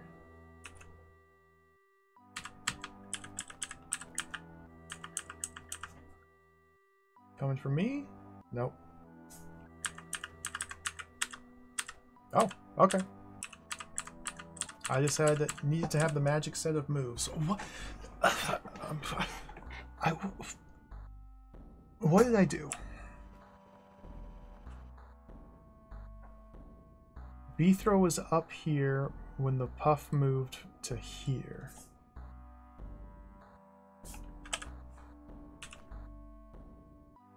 I wish they would stay when I press the undo button. Yeah, B-throw stands here, so I'm as close to my running path as I can be while still influencing the puff. So it goes there, and when the puff is here, it reverts to this one rather than this one. Why? 5, 4? I don't know. That's good enough, I guess. Boom, run. And then while it's here, B-throw can get within its smell range. The straight line is shorter than diagonal. This is confusing, but this should be good. Should be relatively trivial from here. Get you onto that line. Let's go down to there.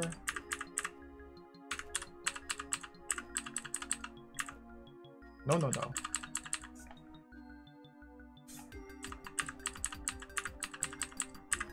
No, no, no.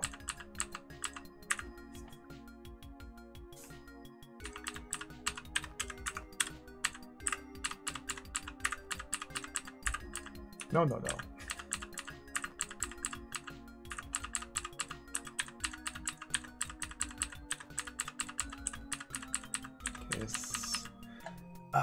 If I can get away from it, it should revert to that one. Yep. Okay.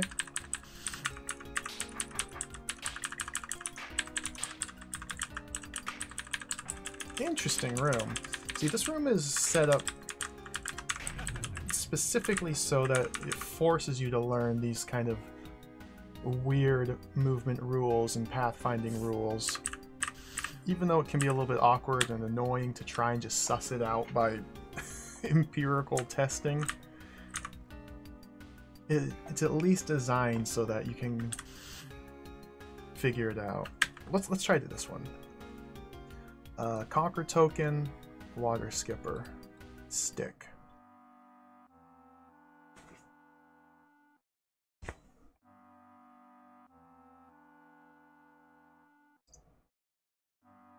Okay, we have thin ice. Thin ice is another mechanic. Thin ice is basically the same as a trapdoor. Once you step on it and step off it, it disappears. Just a one-way passage out here, so I need to...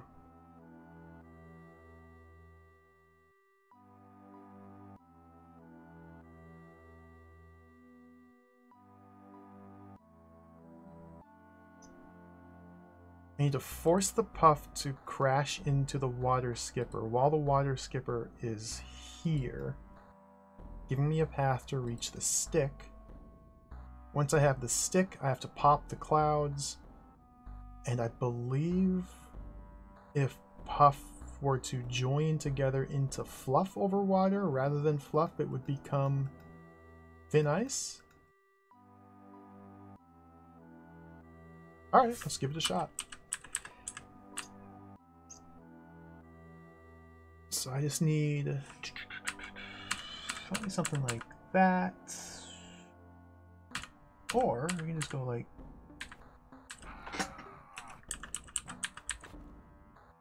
nope. Nope.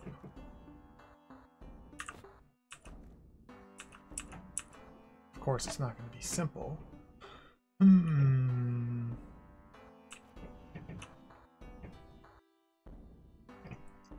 I'm never going to be able to stall the water skipper on this tile, but it has to turn into ice on this tile, which means we're either going to have to force a collision so that the Puff and the water skipper both move onto that tile on the same turn, or park the Puff there and then within the next 5 turns ram the water skipper into it. Water skippers have roach-based movement, so I could say get him up there and then use this to hold him and manipulate him, pull him out. I lost control of the Puff. Okay, so let's try this. Let's park you up there. I cannot encourage the Puff to move anywhere else, unless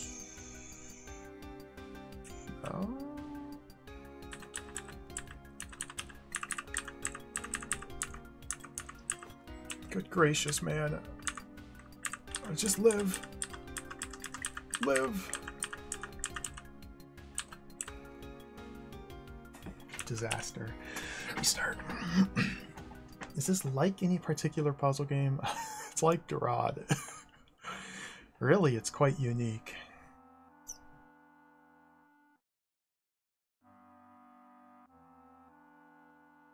There's a couple DOS puzzle games I've found that kind of are similar to this.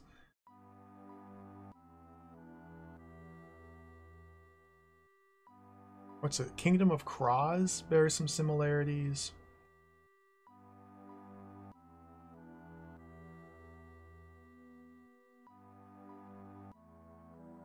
Dragon Slayer, I suppose, although that's much older than this. There's some similarities there. I could see the ZZT similarities as well. I don't know if Eric Hermansen has ever explicitly stated what his inspirations were. He might have, I haven't really looked into it. But it's very much a distinct game. It's the draw style. Yo, Lingle Lord, welcome. Gnome Ranger was awesome. We finished it. We pushed through to the end. I had a lot more fun with Gnome Ranger once I was much more willing to just take hints when I got stuck. I think that's going to be a very important thing moving forward when I play text adventures. Don't try to worry and stress out about solving it without hints. Who cares? It just turns it into a frustrating and annoying experience. I liked Gnome Ranger. I thought that was a lot of fun.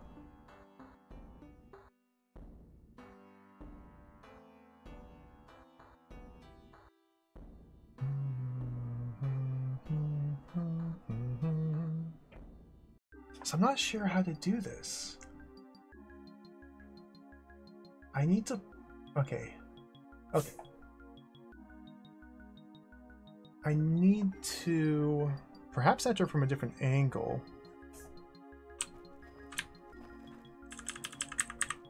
I need to have control of the puff. Here we go. Okay, I have control of the puff. Split them apart.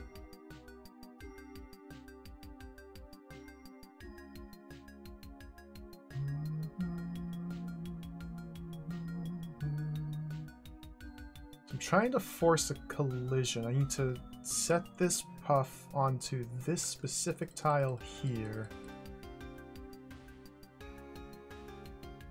Just not necessarily the easiest thing to do while preventing it from hitting this guy beforehand. And once the puff is on this tile, force the water skipper to ram into it. Which is doable. That's what these little nooks are for. Just gotta figure out how to actually achieve anything.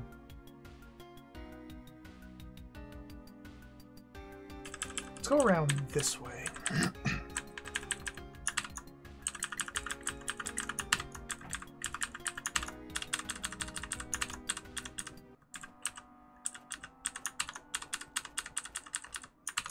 No, no, no, no, no, no, no, no, no.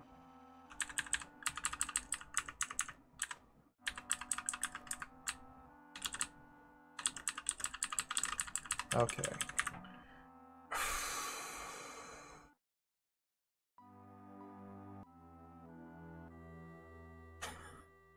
Sloppy.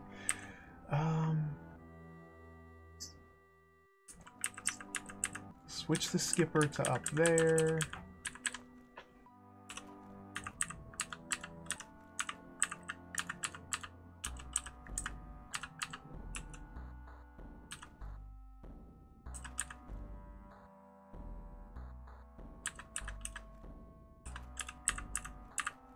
Dude. So now I'm back in this situation where I've lost control of the puff.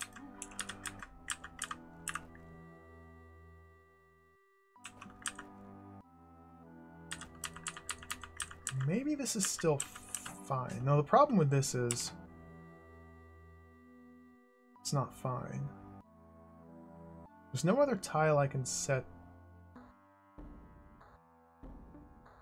It's gotta be this tile here. The only way the water skipper will step into this tile is if it's caught in one of these corners and I can force it to go like that or like that.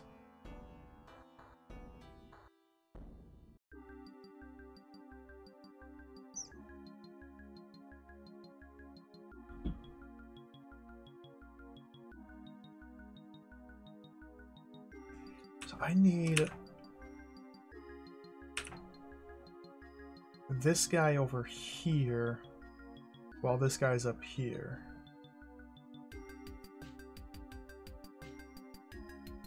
But I can't step west of here while he's up there. Ugh.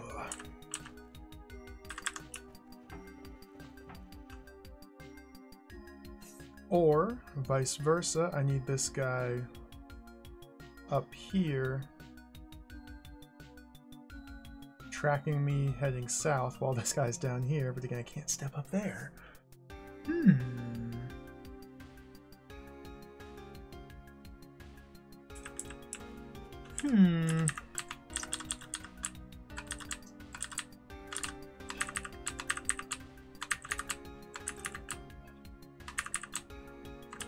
is quite the problem. What if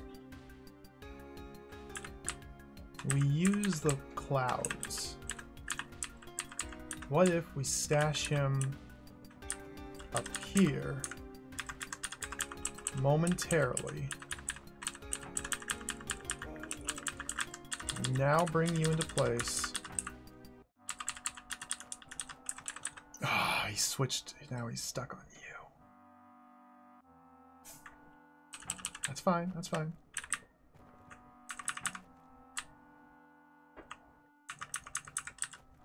I just want you like closer to there.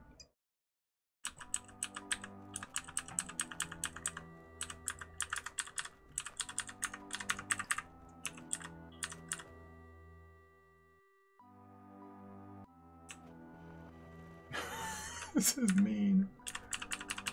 Okay, go there.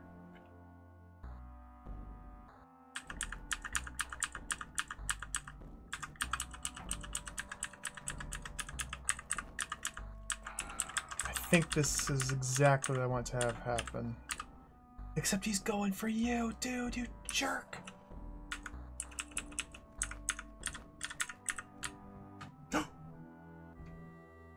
Alright, we're in there. From here, I have to think about this still.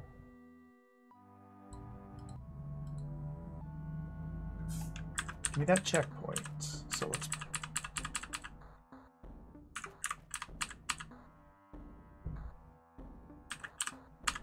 You go there.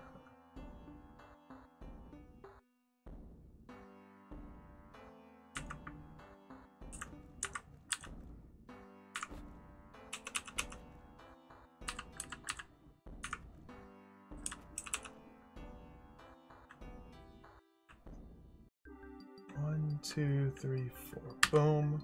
1, 2, 3, 4.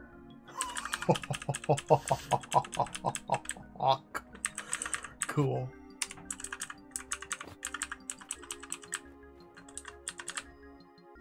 This game's awesome.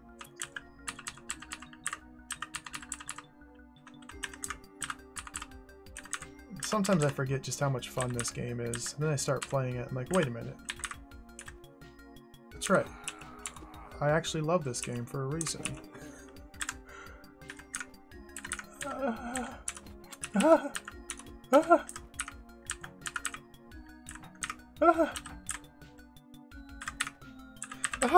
What am I doing?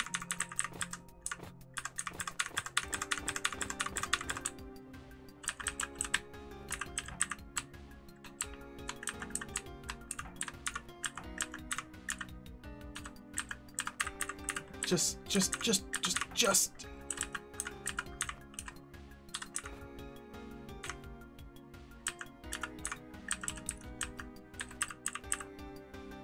Okay, so it's not conjoining into fluff that forces it to become thin ice. I need to push a puff into another puff, and then they become thin ice. Okay, understood.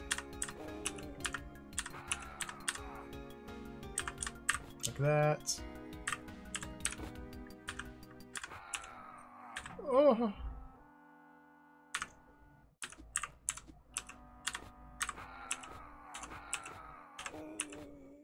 Oh, I died.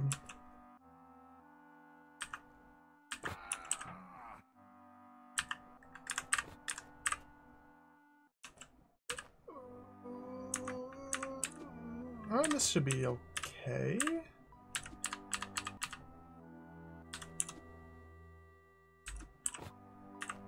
Oh, dude.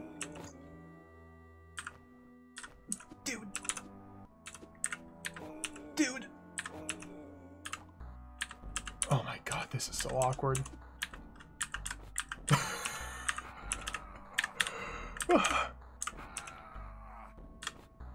Let's just have 2 of them. Let's go back to just using 2.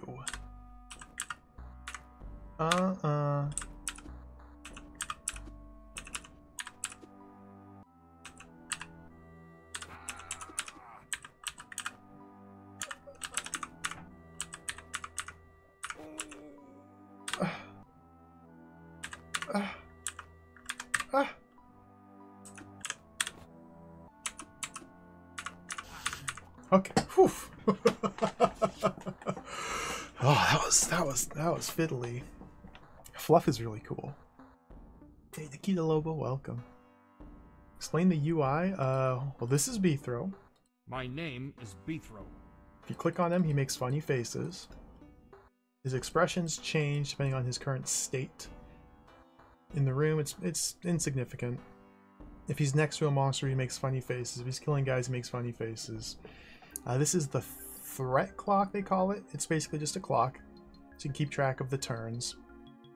Every turn, the hand advances. A lot of things are based around turn cycles. Every 30 turns, something happens. Every 5 turns, something happens.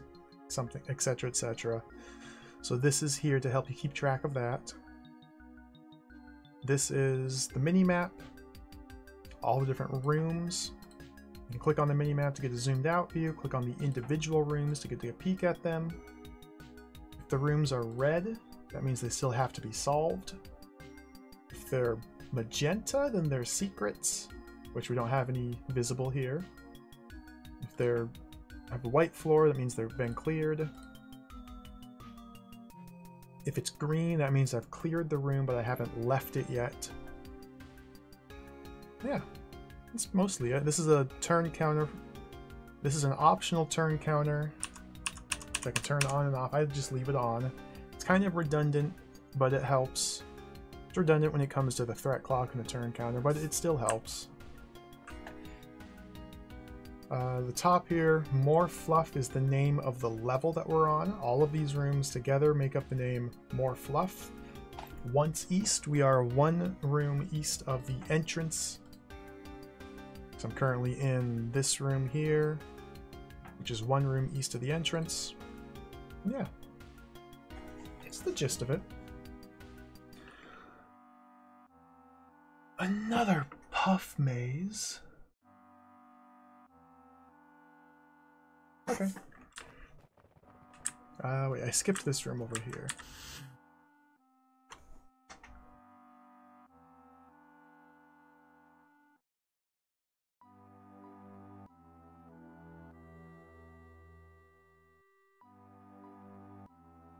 What's all of this nonsense? Stick.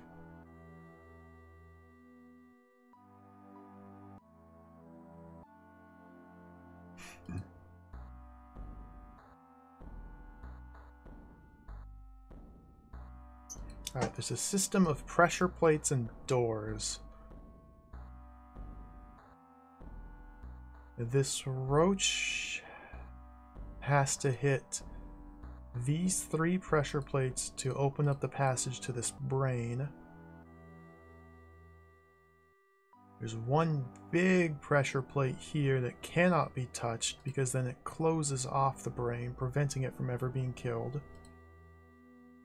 So I need to force the roach to press these 3 buttons for me without getting it to press these other ones. Brain pathfinding is going to come into play.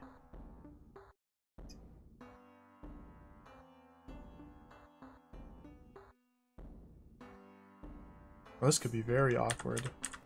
So if I just go like that, then I've lost.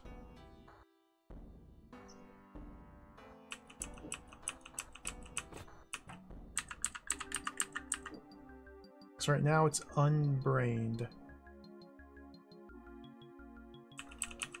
So, okay, it starts there in an unbrained state. I can send it here. Boom. As soon as I pop that, it sees a viable path to B-throw.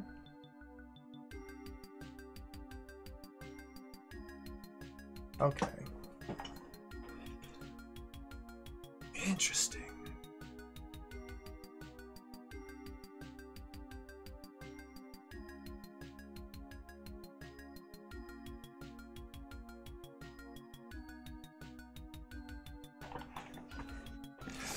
Interesting.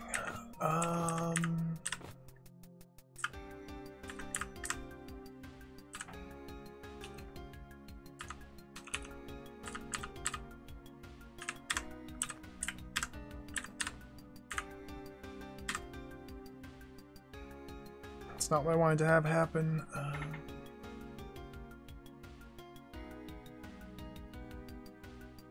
So what we need to have happen here is I send it down one of these 3 prongs. Once it presses the button, I need to open up a path so that it sees a path to B throw, presses the button, and then it sees the path to me and switches course to the open path. Once it's in the prong, I need to then close that path,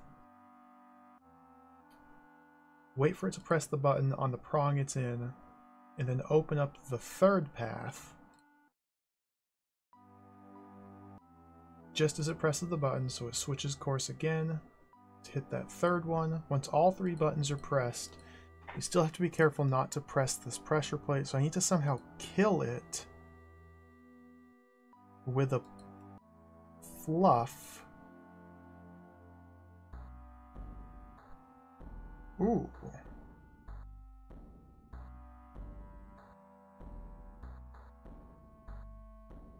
Okay, so this doesn't quite work because it does.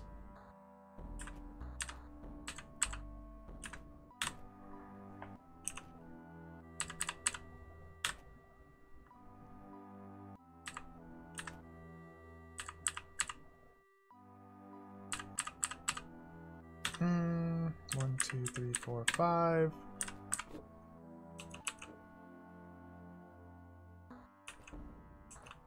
Oh, dude.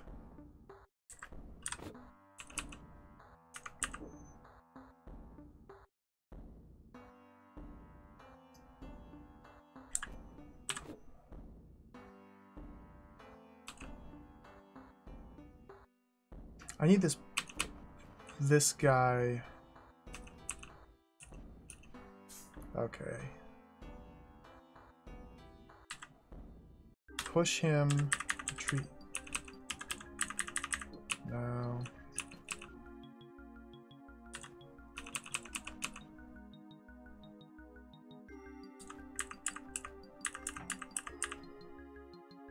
Don't go for the brain. Of course he goes for the brain. I might have done this in the wrong order. I might need to go from bottom to top rather than top to bottom. Because I need the roach and the puff to collide on this tile, not on the pressure plate.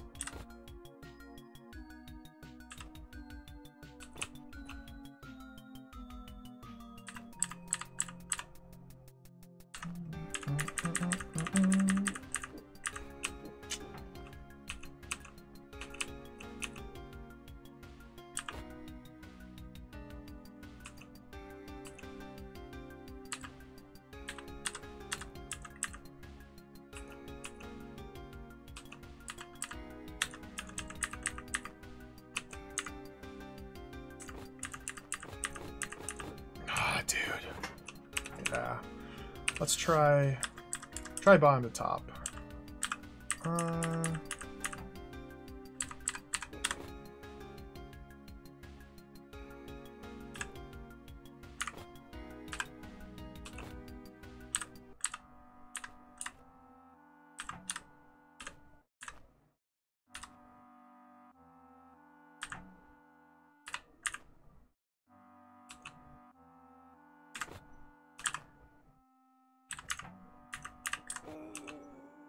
Dude, 5 turns is not a lot of time to work with these jerks.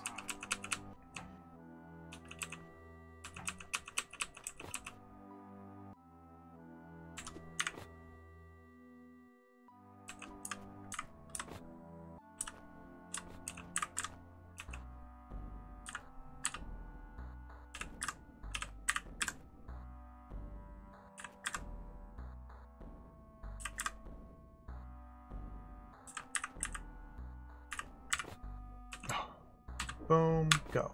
Okay. Now we're on to something a bit better here.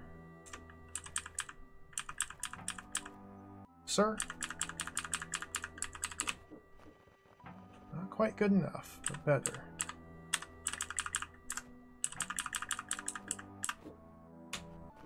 Not quite good enough.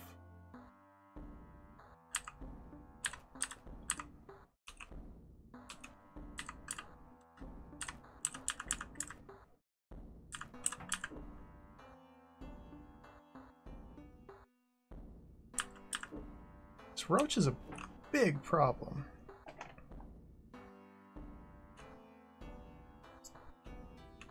This roach is a problem.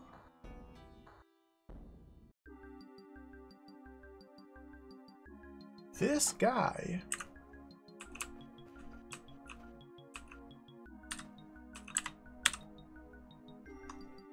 is not behaving.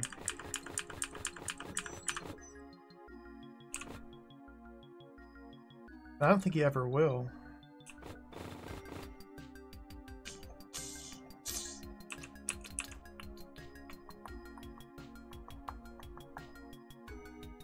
How do I get this to work the way I want it to work?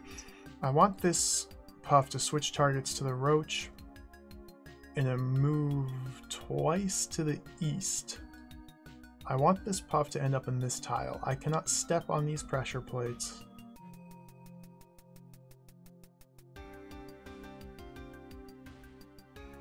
Which means I need to get far enough away from it so it reverts over to the roach. And I just can't seem to do that.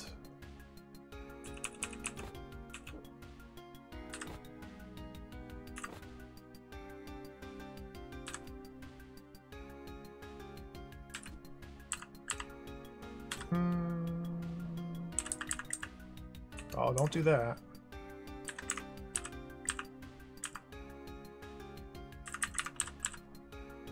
Terrible. What the heck, man? Okay, so some other twist to this I'm not understanding.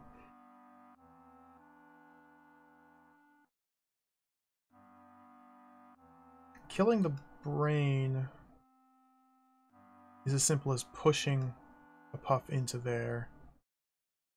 I don't suspect I'll be able to kill the brain while the roach is still alive. No. I may... No. So I'm kind of on a timer.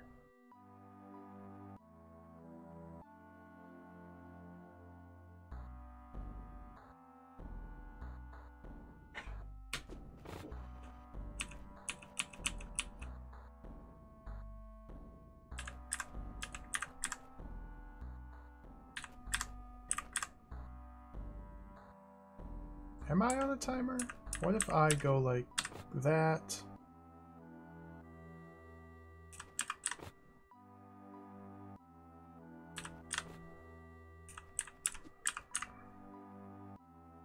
And seal that. Ah, too slow.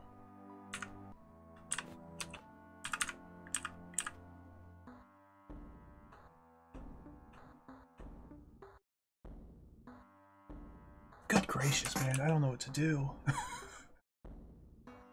Oh, we can do the same ploy. Okay, that bought me a lot of time there. So now I have until the roach gets to this button.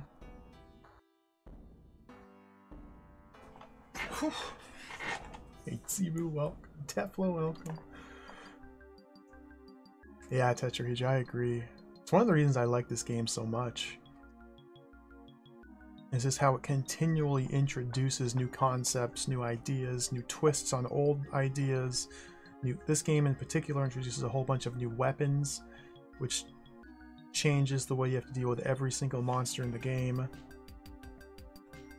Plus new monsters and how the new monsters interact with old elements. It's just so good. It's just so good. So if I could use this time to kill the brain, I'd be so happy.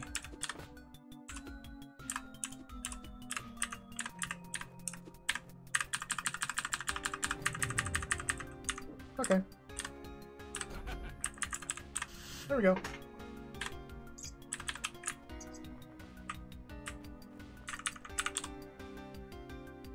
Wraith wings.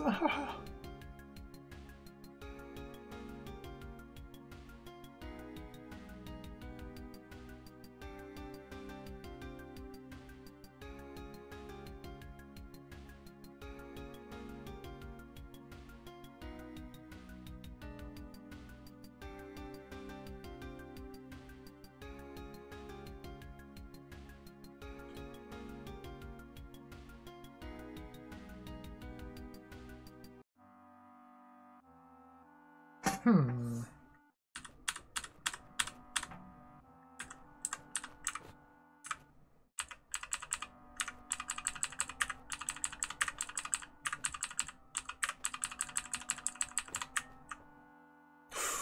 Oh.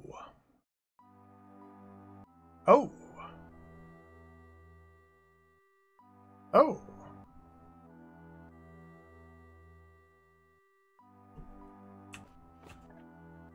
This almost works. This guy is never going to come out of his little nook. Beethro must be able to run up here and stab him and run back out.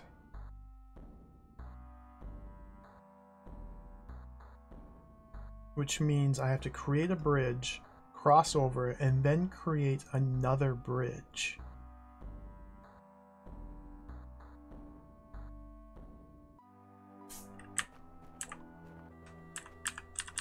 Okay, well, he can't get out.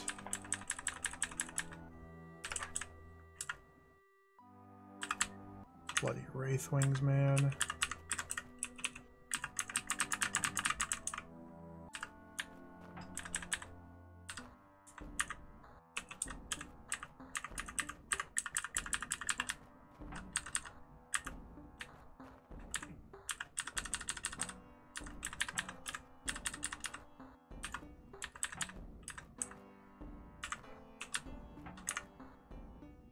If I could somehow keep the Puff alive.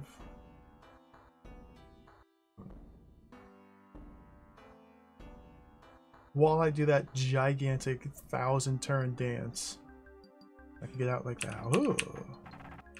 Okay, let's assess this stuff down here. What's the deal with this? Why is there a Puff locked behind a corner?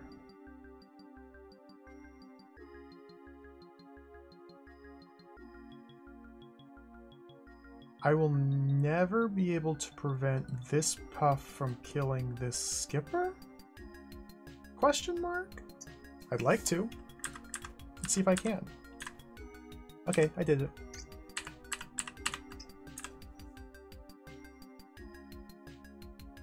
So I can just stab this guy.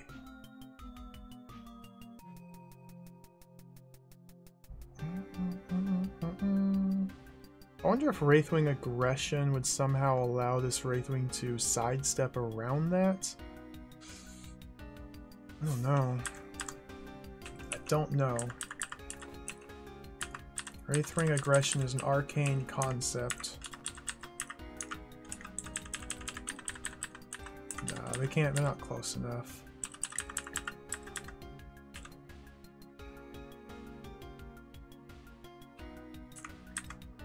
So I think I need to sacrifice one Puff there. I guess we could lure this guy out and around using this guy as a bait. But this guy's got to be kept alive. Oh, that's going to be the annoying part. Okay, give it a go.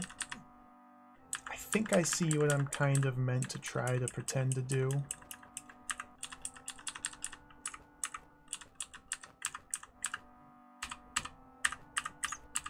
Okay. Now I need to kill him here. So I can pull him out and kill him there with him. Oh, dude, this is... Oh. No, no, no, no. No, no, no.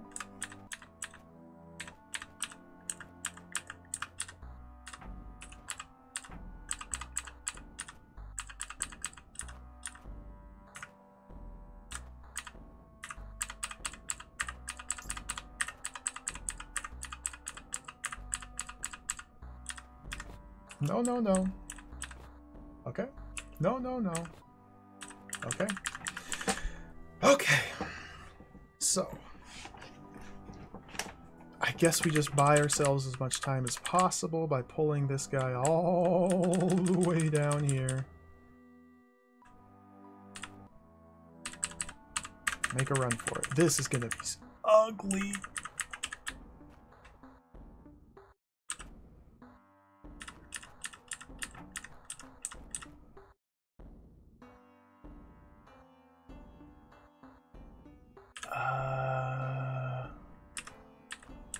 that.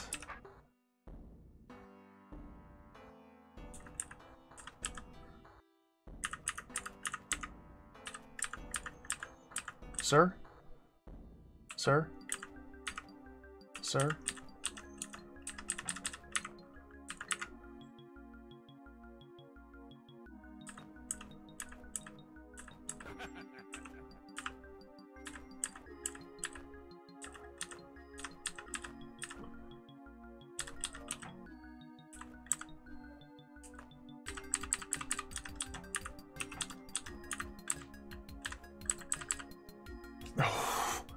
Now the problem here is the puff. The puff, man.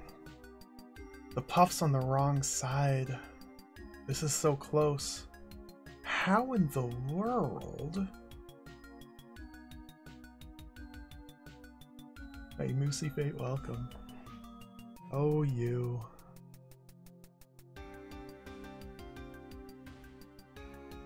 We need to use the Wraithwing. This is still doable.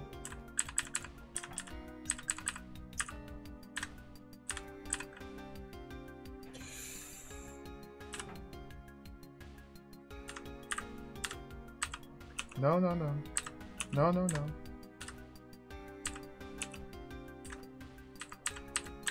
There we go. What an awkward room. Alright. Let's try this one. We're working our way through this. About halfway done with this floor. These are really cool puzzles. The question here is...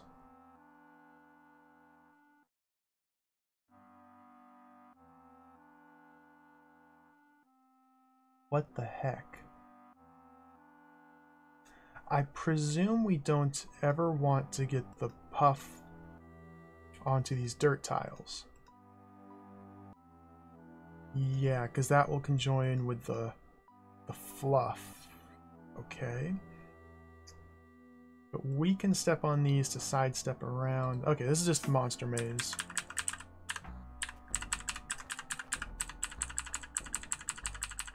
Boom. Okay. Okay. Nope, don't do that. Don't do that. Don't do that.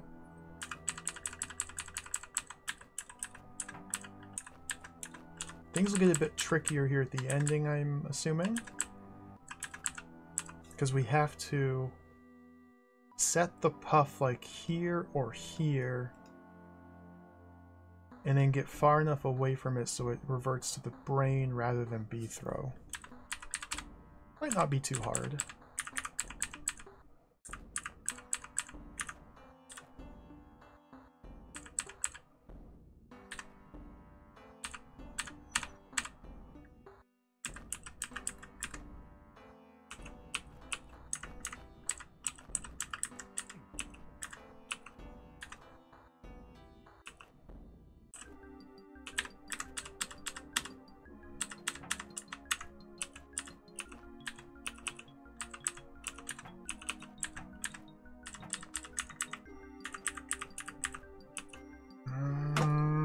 Got problems. We've got problems.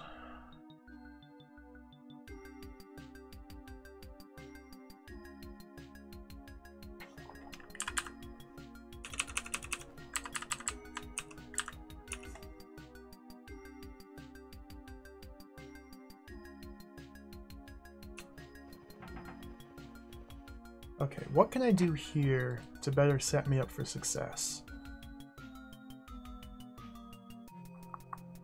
Ideally, we'd place the puff here where I'm pointing. But I don't think I can ever get far enough away from it. Sir?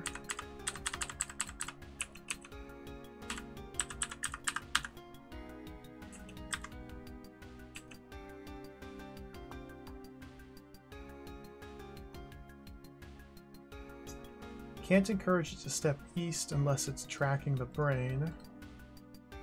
Now there is this outer loop here.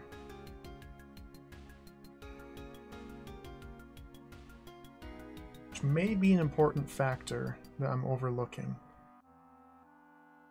But to utilize this, I'd have to somehow escape from here.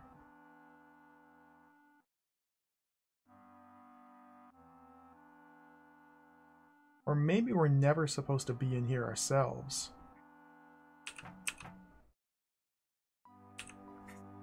Maybe. Just maybe.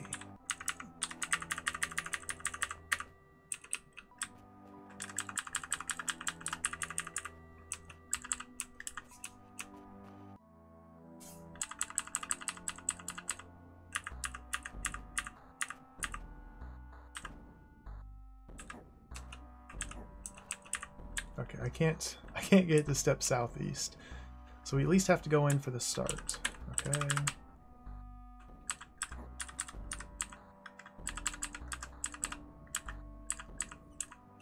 Oh, what am I doing? What am I doing? There we go. Perhaps here we jump around it to get outside?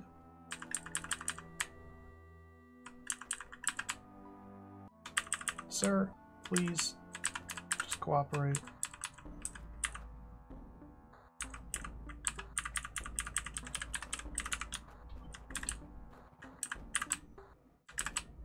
Nope, from this point... Okay, it has to be down here. That's why the checkpoint's there. Okay.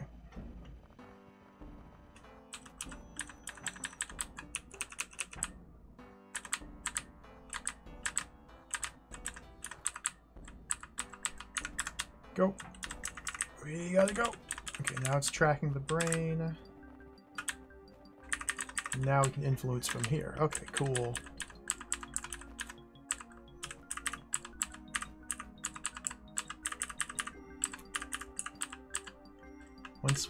Once it gets one tile north. Okay. There we go. Clear. God, these are fun. Floor spikes, brains, oramites, powder kegs. Oh, powder keg, giving me flashbacks to that one puzzle. That one. The ore refinery, I think it was. Floor spikes will stab every 10 turns. The only way we can kill these brains is by arranging these powder kegs such that the explosions kill all of them. 4 powder kegs, 1 must be on the floor spikes.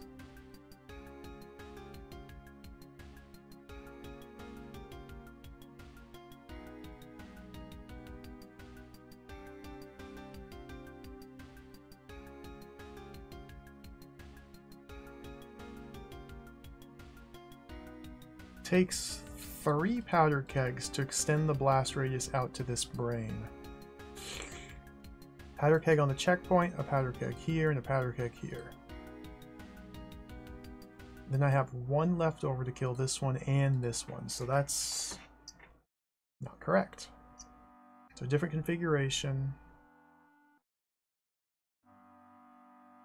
1 there, 1 there, 1 there. Oh! Fluff. Of course. We don't use the powder kegs to kill the brains, we use fluff. Rather than detonate the powder kegs to kill brains, we maximize fluff generation.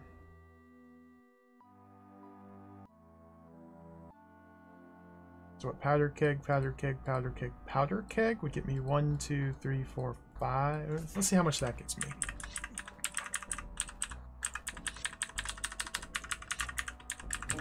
Oh. Oramites, dude. Oh, can't do that.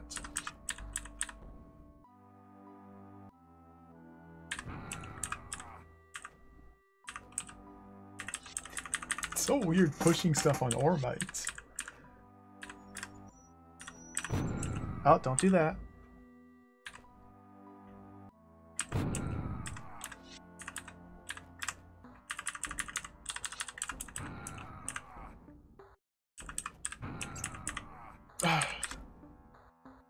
Okay.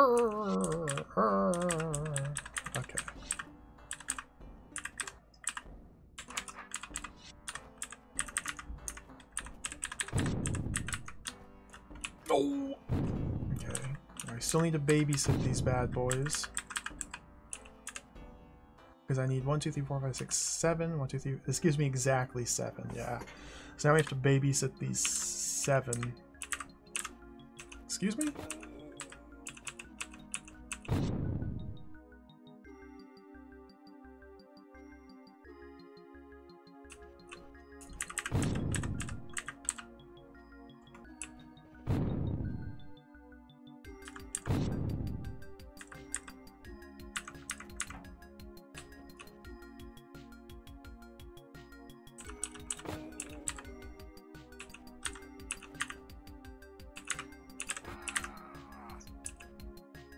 Huh?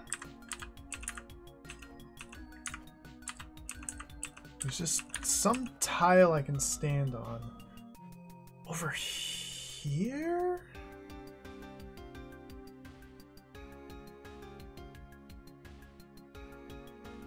Yikes.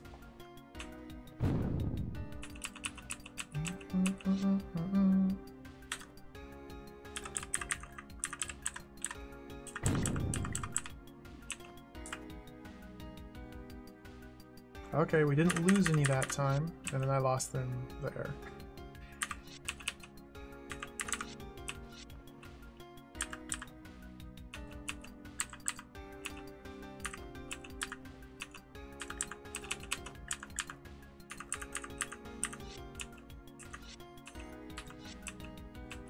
Huh?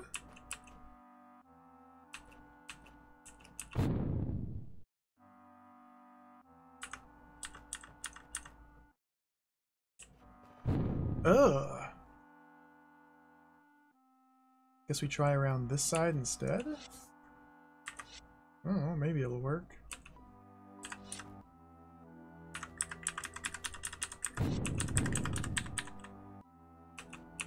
Not like that.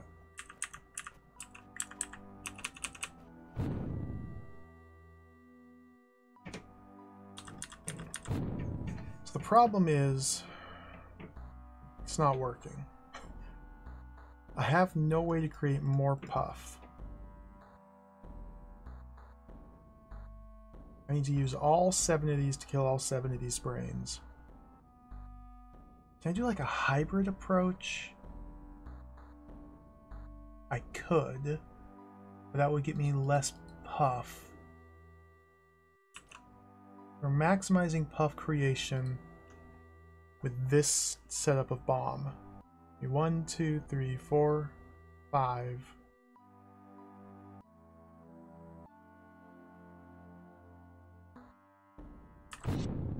Oh, it's me 7 there. If I were to say instead angle it this way, powder keg, powder keg, powder keg, powder keg, these 2 brains would die in the explosion, leaving me 1, 2, 3, 4, 5 brains to kill.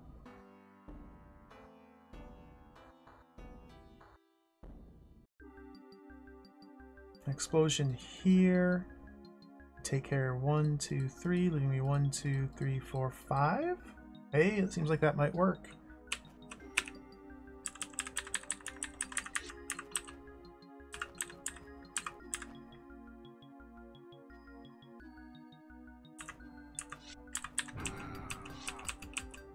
Oh, freaking powder kegs, man.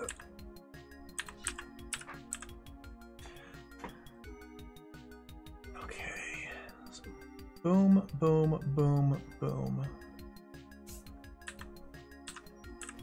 Set that one there.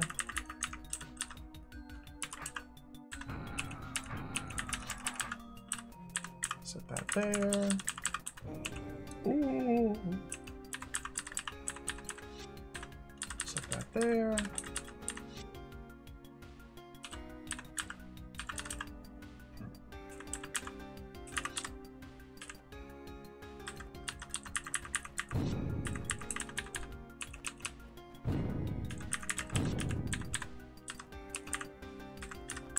This seems a bit more reasonable.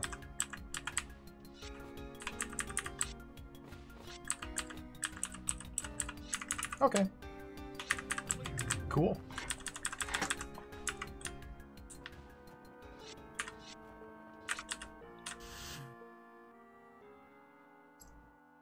What is this? Citizen 10? 9, 8, 7? That was a neat puzzle, yeah. These puzzles are all really fun. Roach? Roach? This one's complicated. Briar root. Pressure plate. Close these.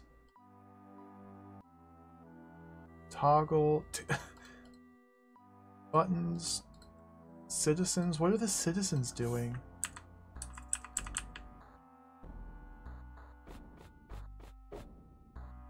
They're targets for Puff.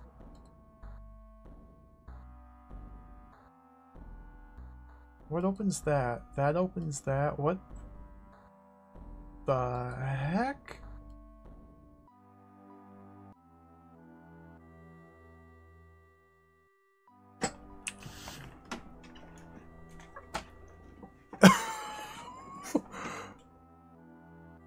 What?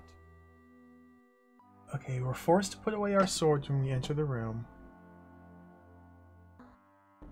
We have to kill these 2 roaches and these 4 rock giants. Excuse me.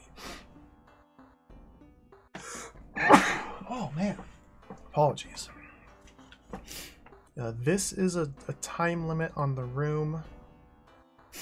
Once this briar root expands out here to press this pressure plate, closes these doors, which does something which prevents the fluff vent from being under fluff, and it converts this into puff, preventing me from earning or from spawning more puffs. Okay, so this is a hard time limit on the room.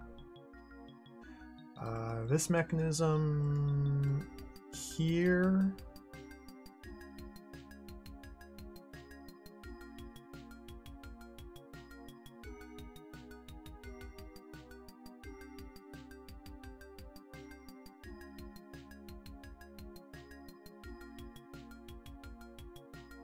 So Beethro has to hold this button down every turn that this root would expand.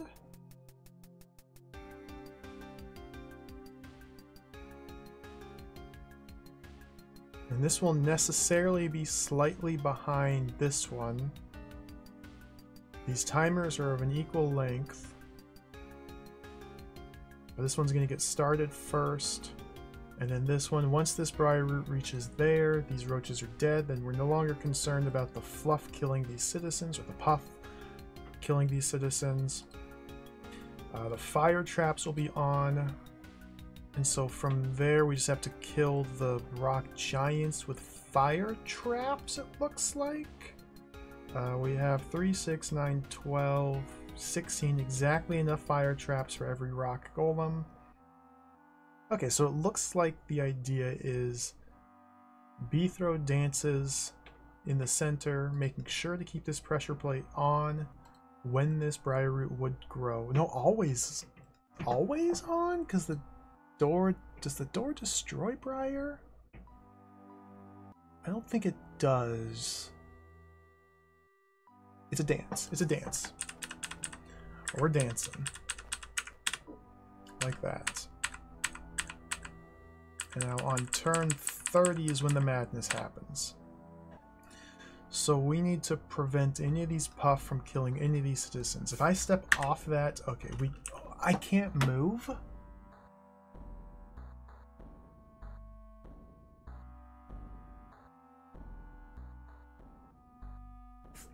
For how long? Oh, I died. I guess I can move. Well, obviously not right now, but I need to see how long that bottom timer is. I don't think I can figure out here. Like 91 turns, roughly.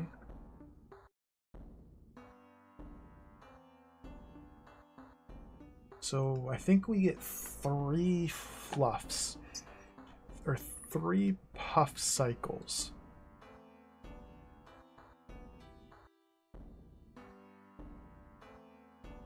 This is confusing.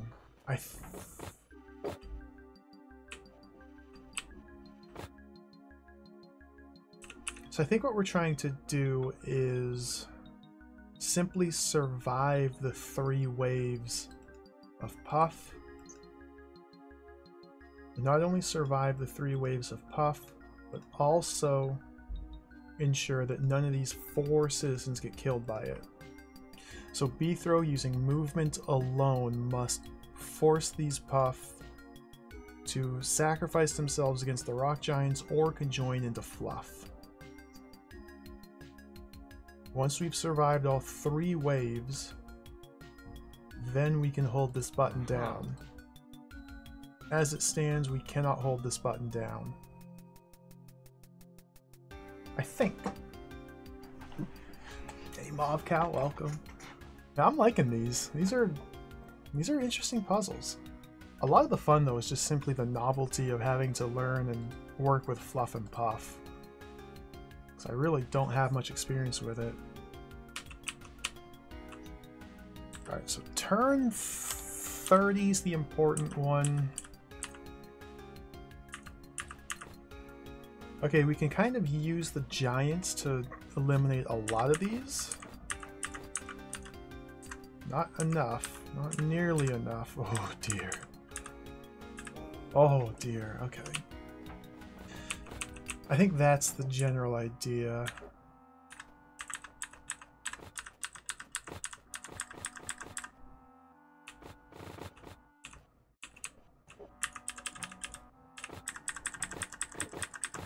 Something like that.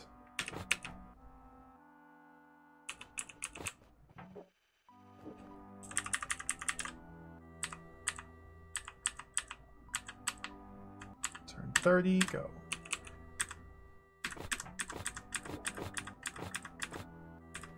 Okay. Just do this dance a couple times. This is cool. Okay. Alright, I'm fine with this. Let's see what the complication is. I feel like there's going to be a complication that I haven't seen because of how intricate this room is. Now we can hold this down. That was loud.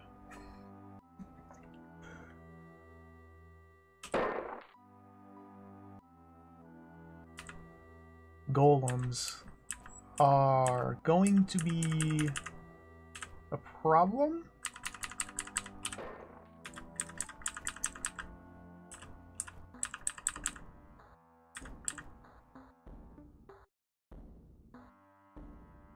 I don't like what I have going on here. There we go.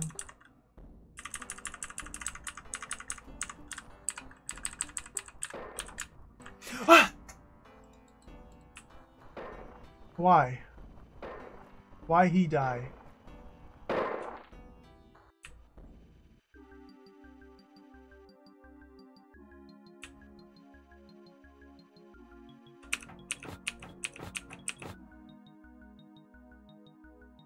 Oh, when I'm doing my diagonal runs, I can't press this button.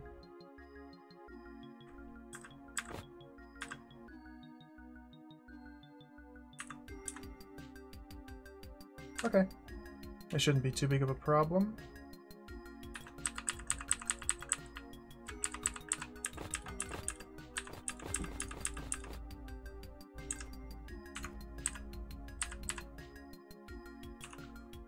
Except it is.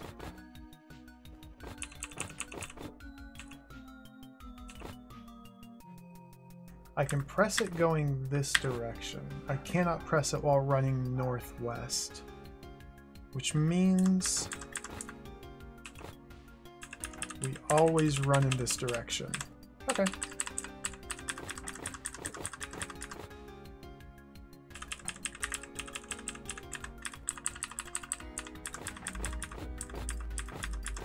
There we go.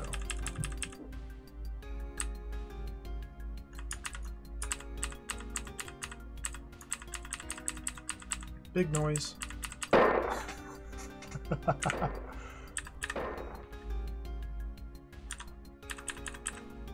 All the roaches are dead. 4 golems left, that's it. Alright, cool.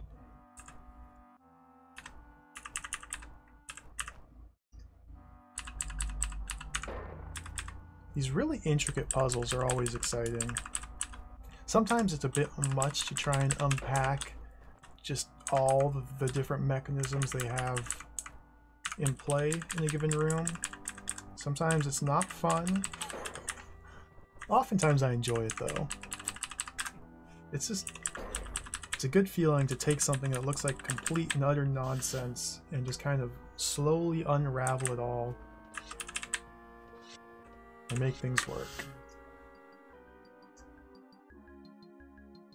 Move on to the next. Azanoka. I haven't looked anything up. I refuse. I'm stubborn. I think we're pretty close though. Pretty close meaning 7 more floors after this? I don't know. I counted earlier how many available floors I have to pick from. There's like 7 of them, I think. 6 maybe. But that's only for the main game. Then there's still the optional dungeons to go for 100% completion, which we gotta do.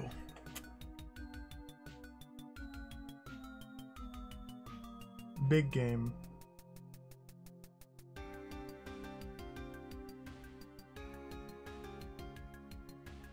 Okay, I am instantly confused. Oh, that's a fluff vent. 3 mirror blocks. No sword. Using the 3 mirror blocks, we must survive the fluff expansion?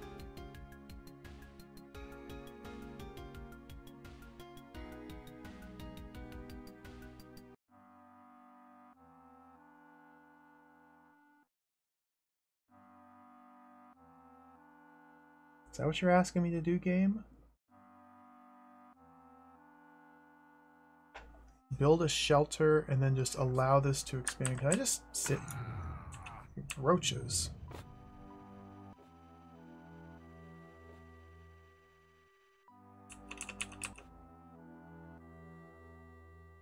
Oh, every 30 turns.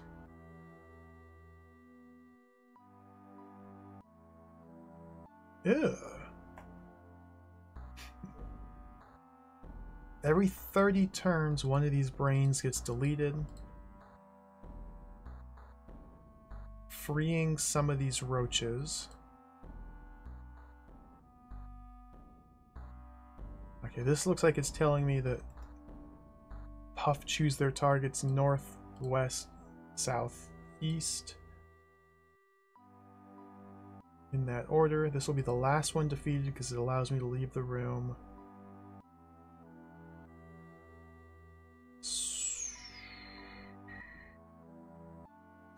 You can't just wait down here. Okay. I have no idea what sort of mirror block configuration I want.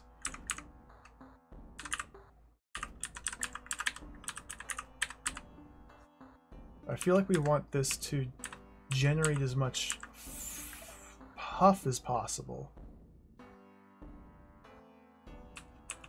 So how can I use these mirror blocks to become puff generators? That would give me 2. And B-throw standing here would get me 4.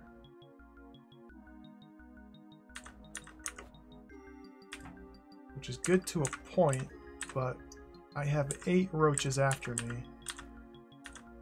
8 brained roaches after me.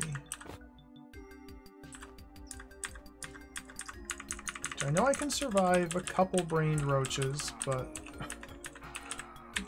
not like that. Okay. Huh. Oh, this is interesting.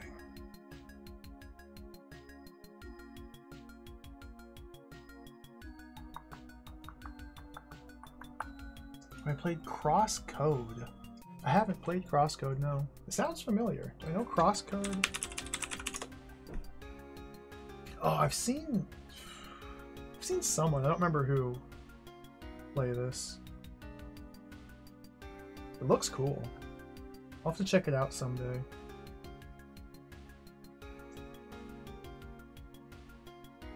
I'll add it to the list of game.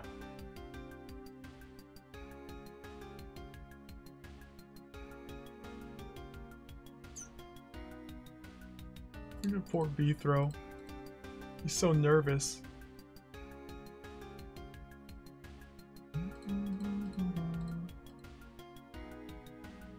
So it seems to me the idea is to, with better mirror block placement, generate enough puffs to kill all the roaches that are released,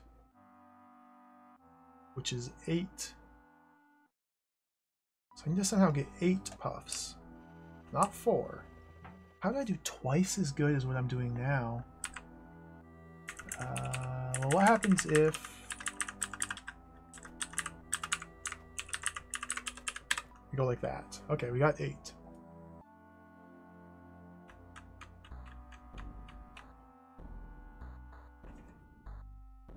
Now we have 30 turns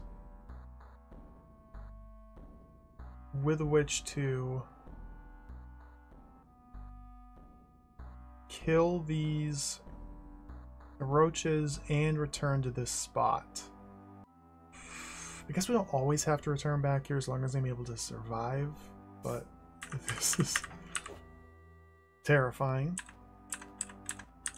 Maybe it'll be fine. Maybe this will be fine.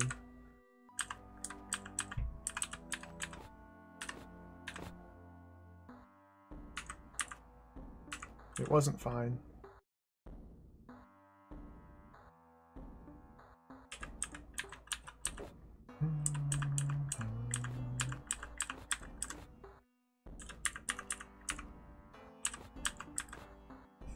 It's almost fine.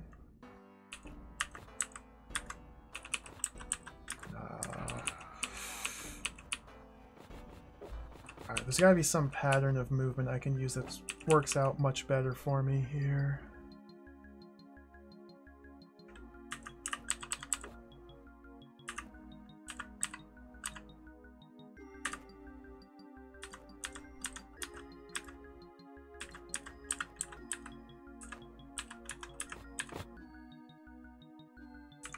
This is alright. This is alright.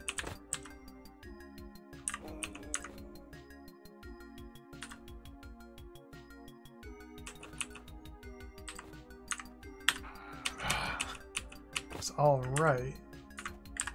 Not good, just alright.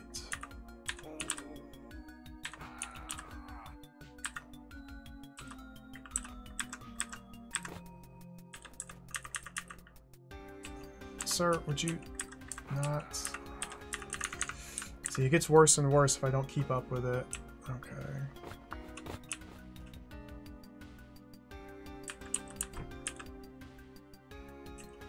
Try not to disrupt my mirror blocks.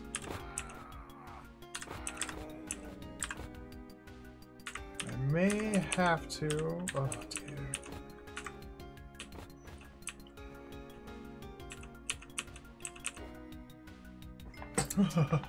Hey, Elf, welcome. Ah, Sokoban. I should play more Sokoban likes. Although, if you think about it, what game isn't a Sokoban like?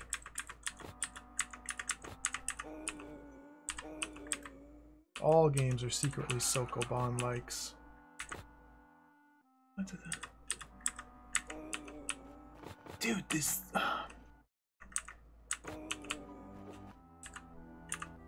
This is kind of rude.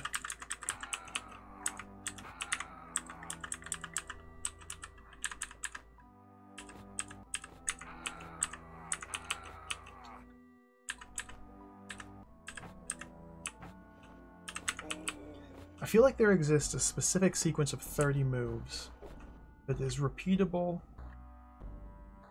and will always allow me to kill all 8 roaches and get back to here.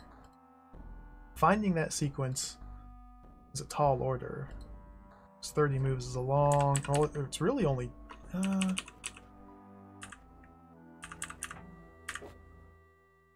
25.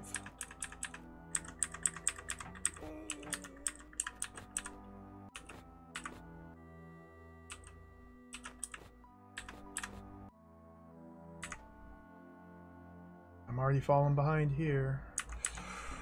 And I'm dead. Ugh.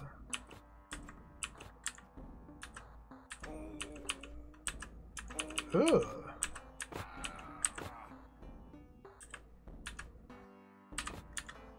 Oh, the roaches! Ruined my life, roaches. Oh dear. This is bad.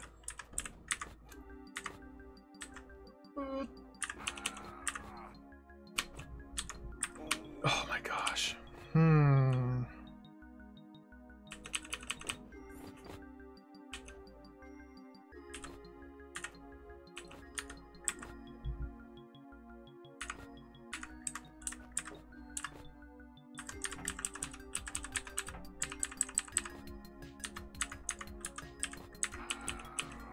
Goodness gracious.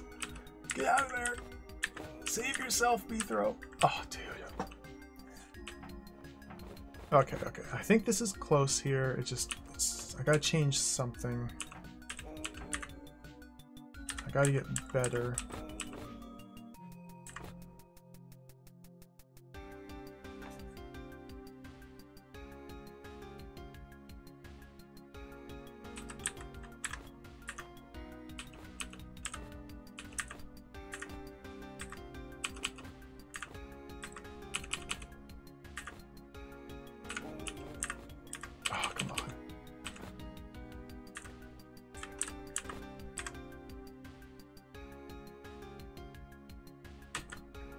If only.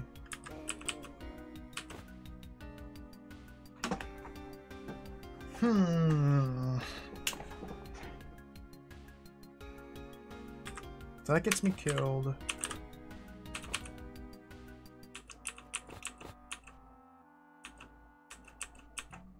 What am I? This is rude.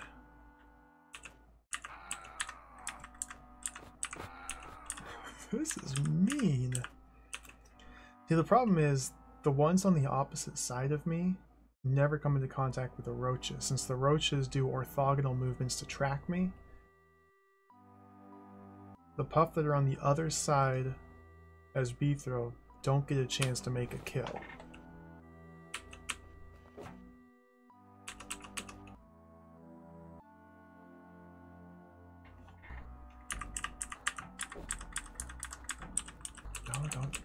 No conjoining. No.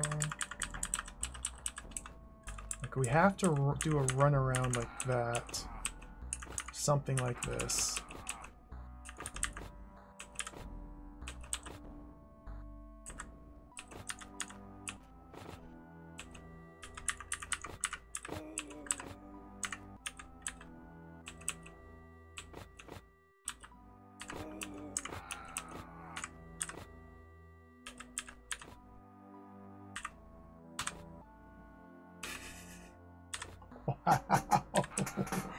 I don't know about this room. This is a little annoying here.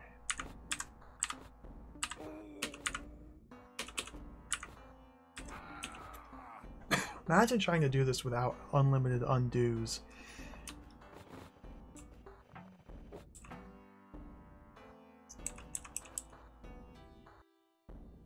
How can I do this better? How can I attract these brained roaches into the puff more efficiently?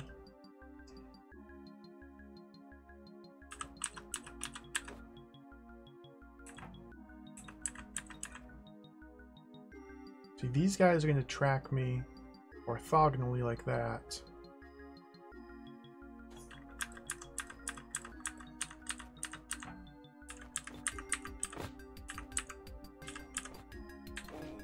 See, whenever I get close,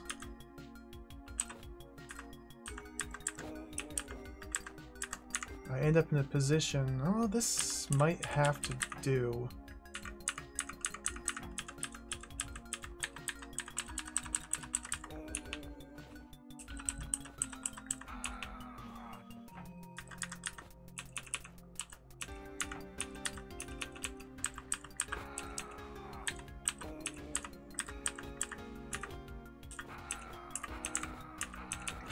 Good gracious. Oh.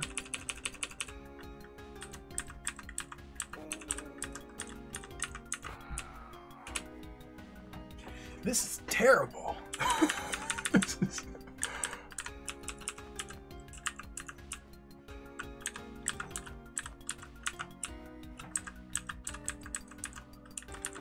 Like, I feel like I'm not intentionally solving anything here. That's why it doesn't feel good to try and work this one out, because I feel like I'm just running around aimlessly, hoping things work out.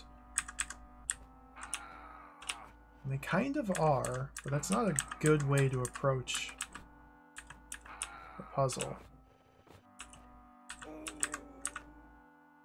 But like, I'm not really sure what else I can do here.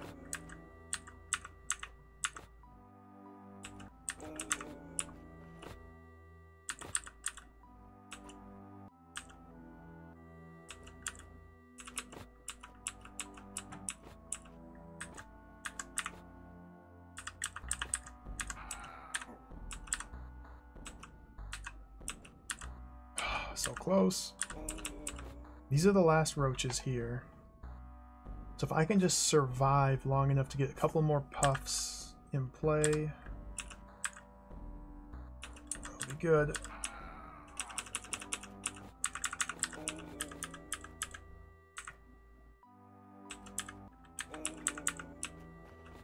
That's a bad pattern.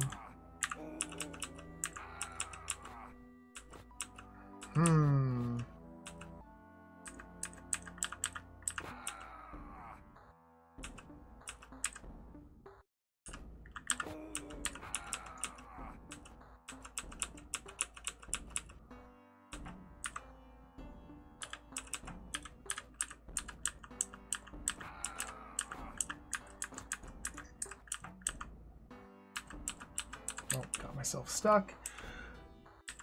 Holy smokes, man.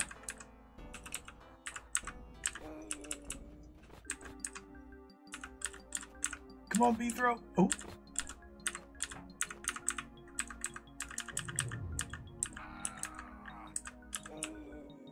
Oh, they're no longer brained. Once they're no longer brained, I'm truly hosed.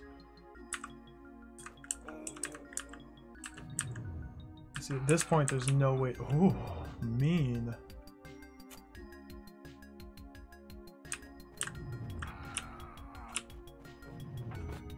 It's okay though. This is new.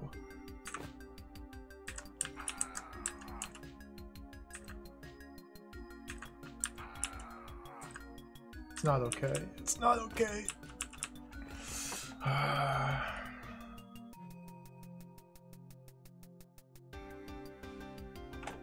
I don't want to abandon this, but we may have to just reset the room at this point. It's just... I lost control.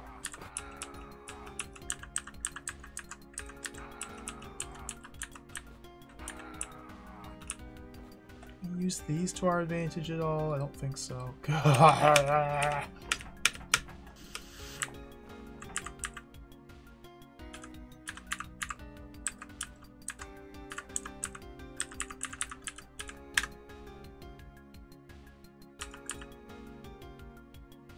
Okay, from here, this seems like the good start.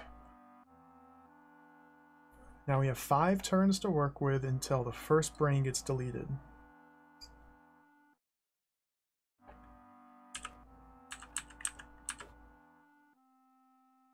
I have no idea where I should go.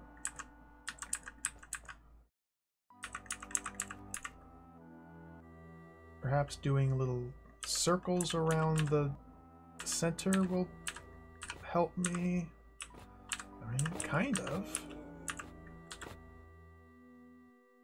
Like, that was surprisingly good. Just not quite good enough. These two are a big problem. Okay. Fix that problem. We'll take a different route.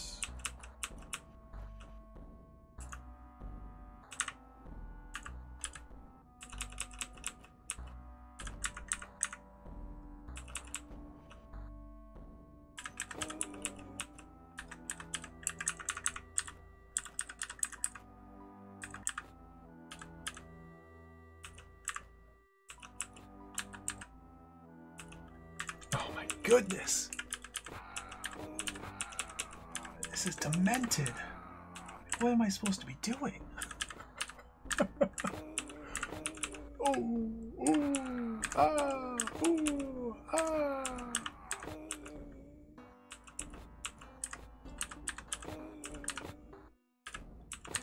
I don't know about this room. Like, what am I learning here? How do I change my approach so I can actually learn? What am I supposed to be learning here? What's the concept? What's the linchpin to this puzzle?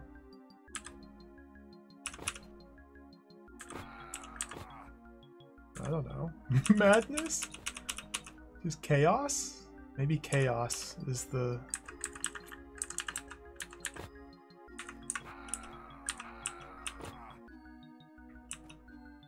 Got a lot of kills here. But now I have to get back up here in 5 turns while dealing with these 4.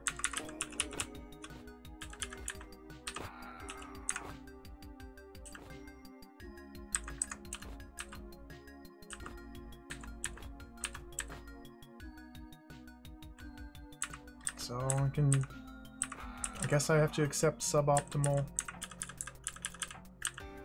roach slaughter.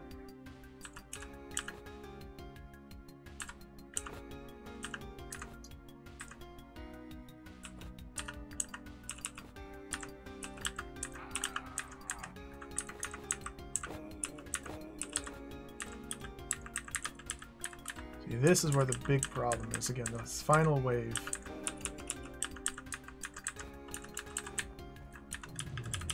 Now they're unbrained!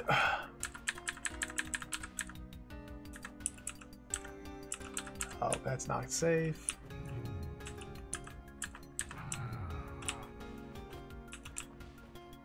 Okay, if I can get to a safe location once they unbrain,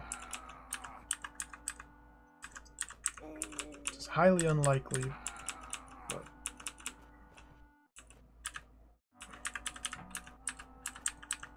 I just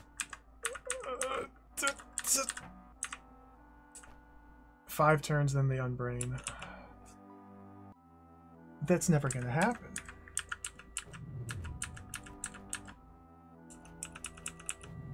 God, this is brutal.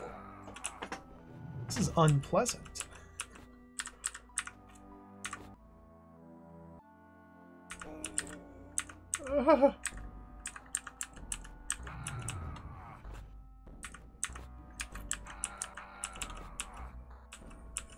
This is not good. Okay, how can I do this better? What do I do? What can I do differently here? It's the question I need to be asking. How do I change my approach? Well, my approach has no method to it. It's just running in circles. So, how is one supposed to reason their way through this room?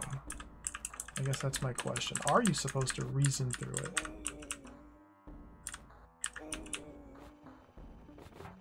You letting that grow out like that's unfortunate because I'm losing more and more puff spawns every time.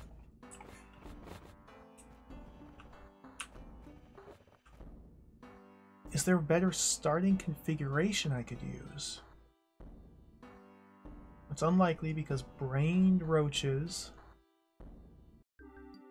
mean they will always pathfind around obstacles unless I can unbrain them While keeping B throw safe. I only have the 3 mirror blocks. Using growth? Grows like that.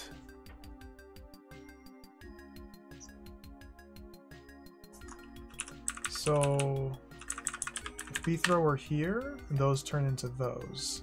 And B throw dies. Okay, yeah.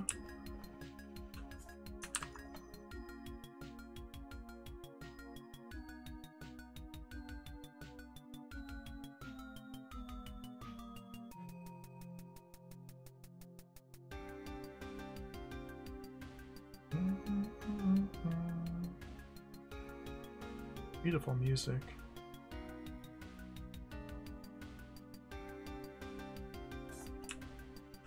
I could stand here and not create any fluffs, but I need 1, 2, 3, 4 mirror blocks to seal myself in, so that's not going to work.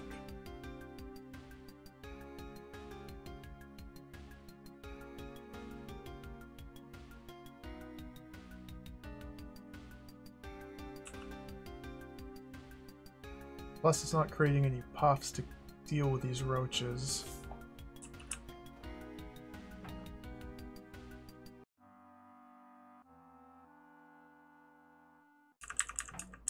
Ugh. This is unpleasant. I don't know, something like that?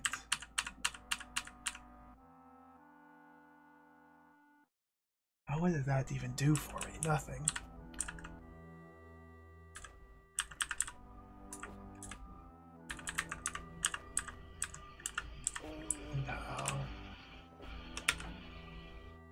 I don't know. We'll come back to that. It seems like a nightmare room. Let's look at this one instead.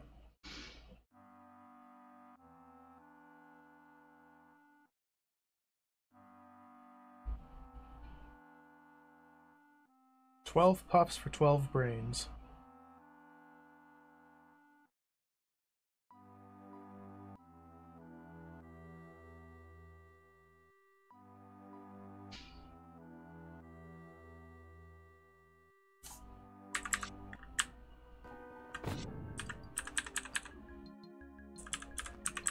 How to prevent... Okay, so we have to spread them out here. So only 1 puff goes in each brain hole. Love a good brain hole.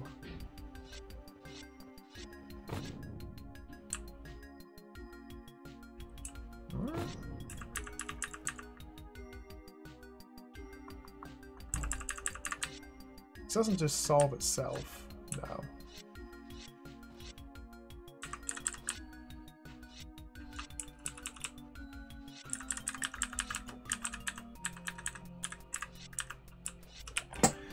What?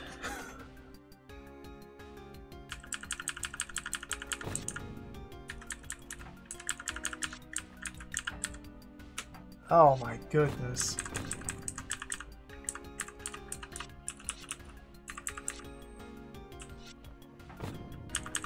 Okay, so this is our puff configuration. How do we cause them to split?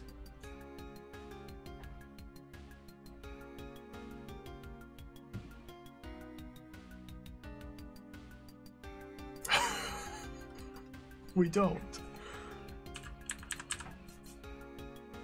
These 3 are going to focus on him, these 3 on him, these 3 on him. They're going to focus to the corners. They're drawn to the corners.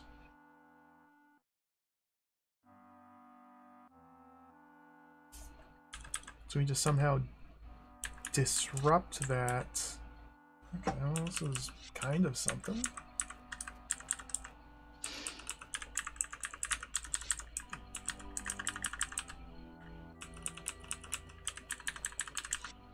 No, they cannot ever conjoin.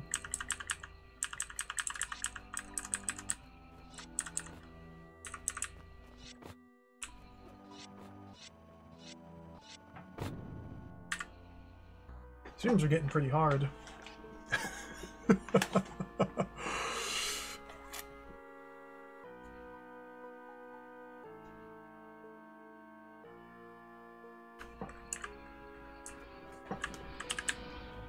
Okay, what's this?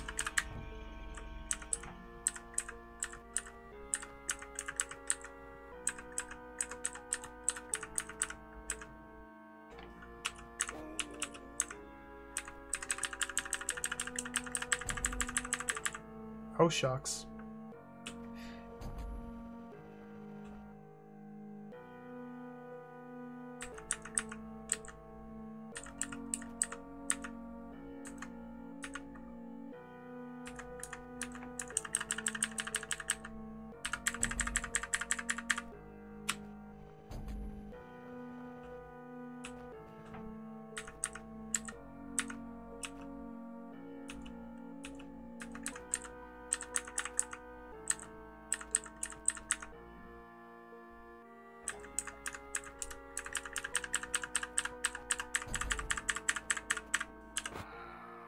If I were somehow 3-4 turns quicker? Ugh. I don't suppose I can create...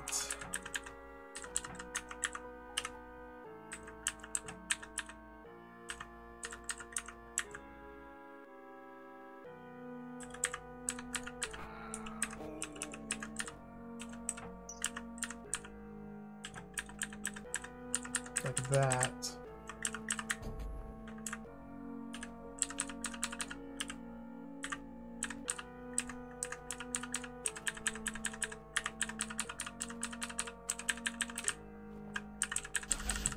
Okay. Just kind of run around until it works. The best type of puzzle. I feel like that's a lot of these, man. Alright, we'll have a few more to pick from.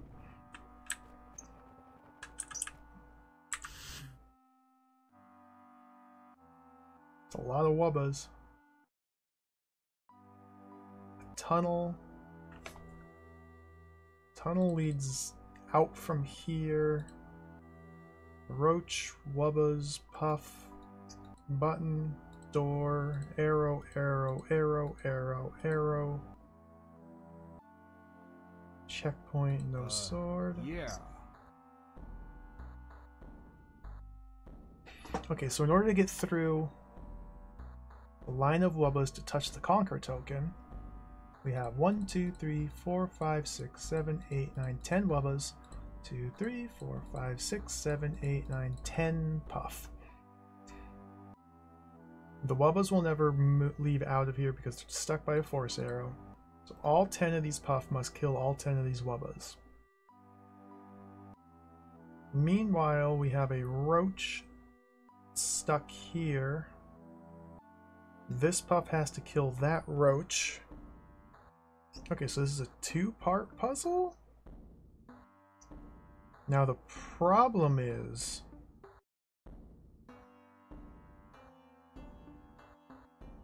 nothing. Kill the roach with the puff. Press the button. Run down here. Some of those are going to be difficult. Duckenmeyer, well, thank you very much for the 5-month resub, the Prime Gaming. Thank you. I'm back to Drod.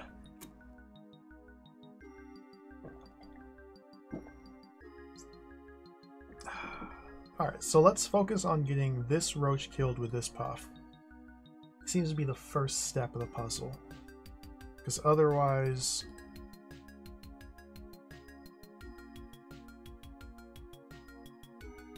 I can't escape through here without killing that roach. So maybe it's misdirection. We have to leave this guy here for some reason.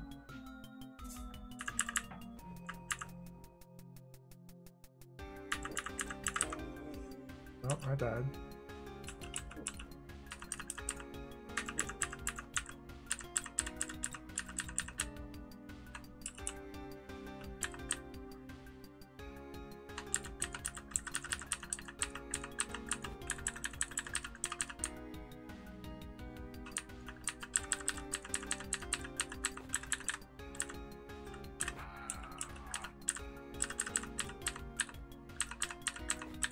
Oh, wubba. Go for the wubba. Don't look at the man down the hallway. Go for the wubba. He's going for the roach. Okay.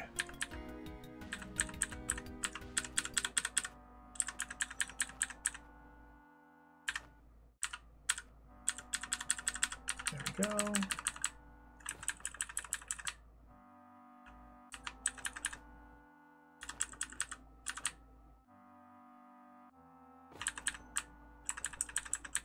No idea if this is going to work out or not. Feel like it's probably not. But it's worth trying. Sometimes the obvious choice is just dive in there and start doing things. No, the roach has to be dead. Of course. A green door. Roach has to be dead. Okay. Do that with the roach dead.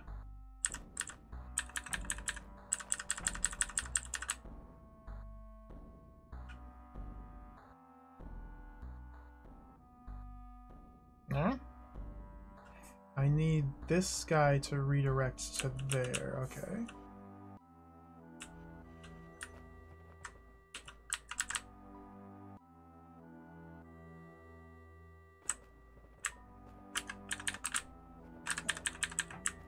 Okay.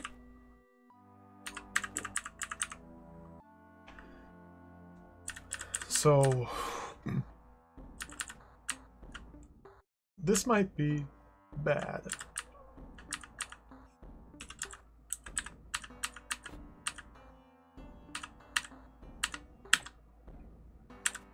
Okay, no. You have to be careful about this. Just do this. 3, boom, boom, boom, boom. 1, 2, 3, boom, boom. 1, 2, 3, boom, boom.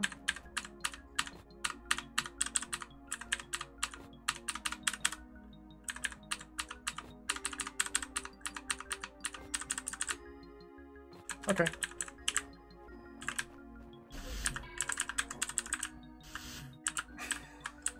Sometimes it's so easy. It's like concerning.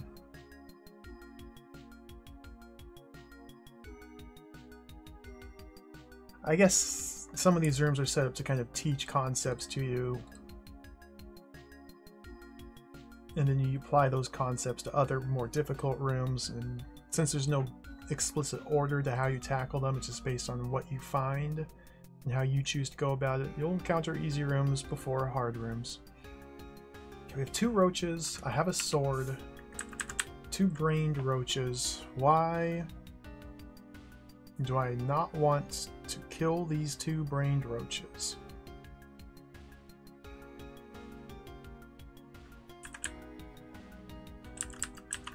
Wilf.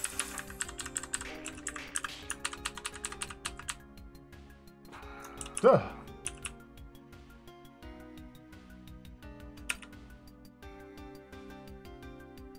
Okay.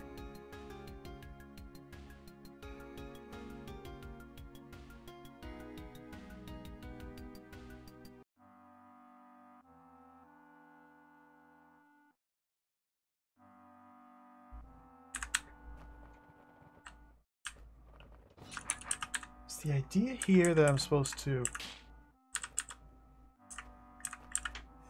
Oh, God. Keep one of these guys alive?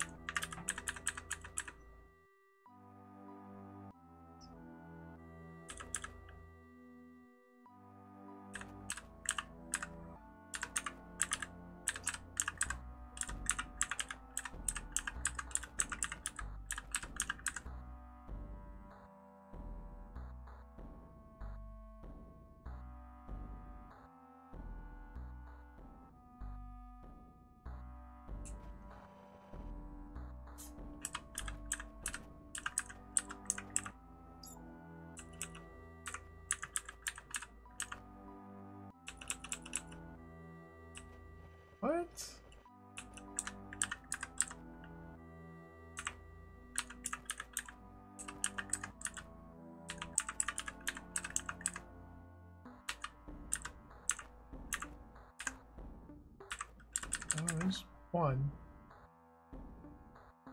Now,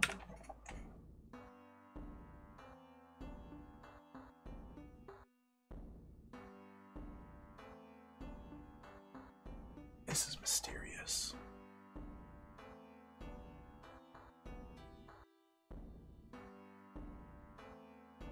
Keep both the brained roaches alive while I run in here.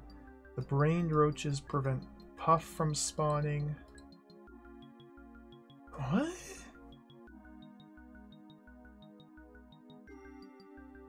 What?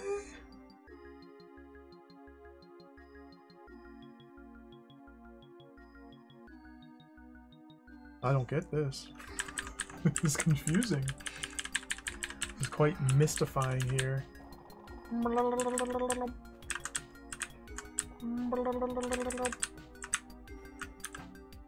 This is a fail state.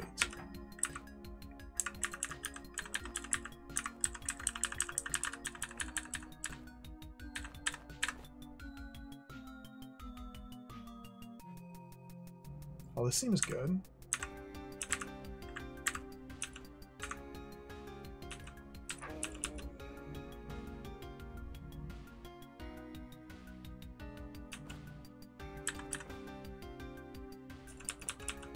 If I had a different sword orientation, that might work perfectly.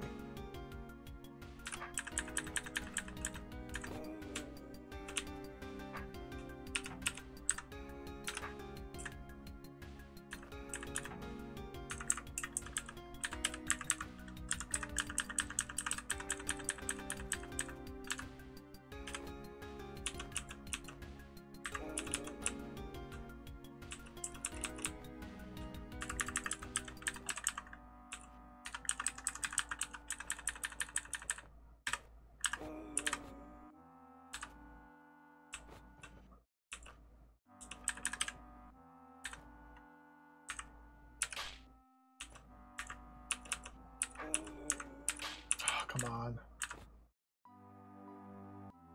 If I could kill this one,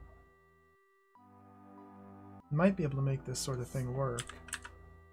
But I cannot.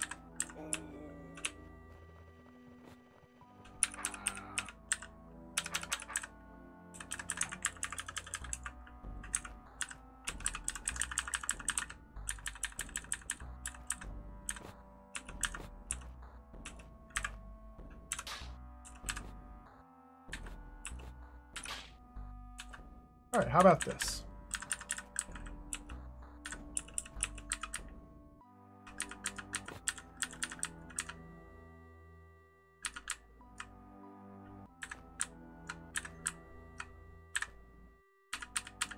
Now you get out.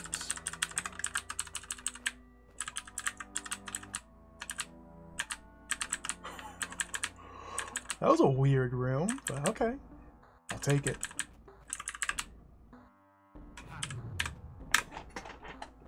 Interesting. Oh, dude, I love rooms like this. This might be impossible.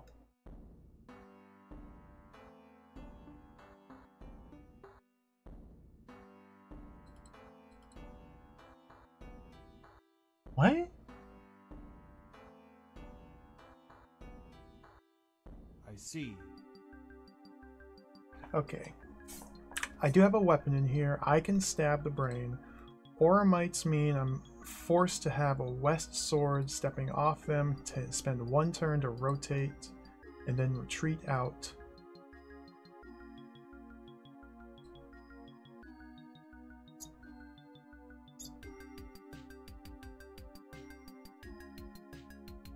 Ooh, I don't know about this. If I were to park... Let's see how impossible this actually is.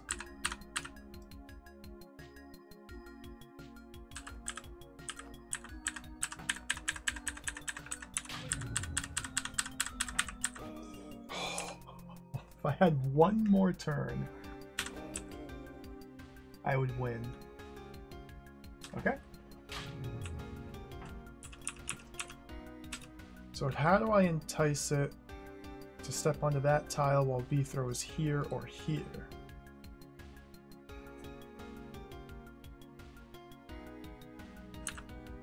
Like that. Okay.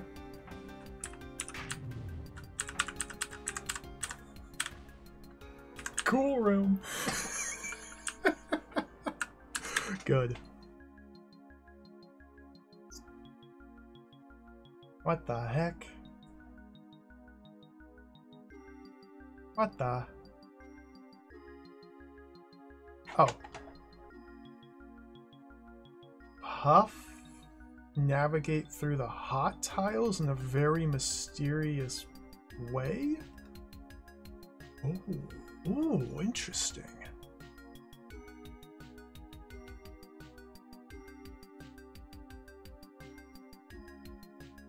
Beethro cannot cross the hot tiles to get to the west part of this room.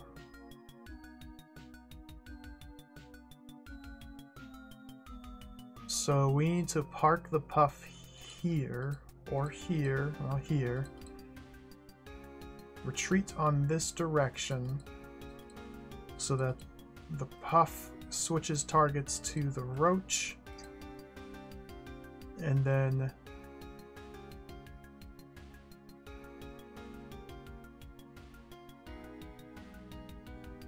switch back to Beethro, then the Roach, then Beethro, then the Roach?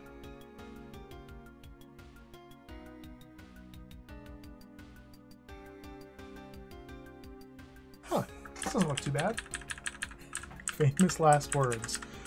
This doesn't look too bad.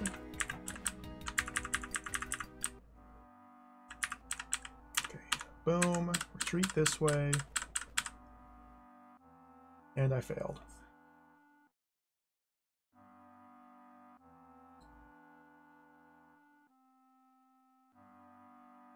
Okay.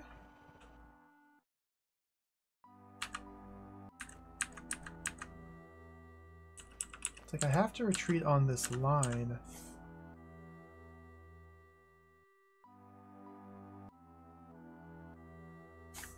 Use the force arrow to hold it in place.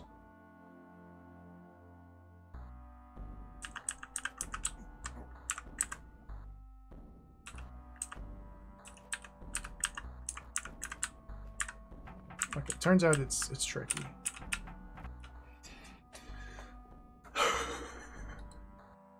So from here to here, Fluff will end up here. There's 1, 2, 3, 4, 5, 6, 7, 8, 9, 10, 11. The Roach is 11 tiles away. Fluff here. 1, 2, 3, 4, 5, 6, 7, 8, 9, 10.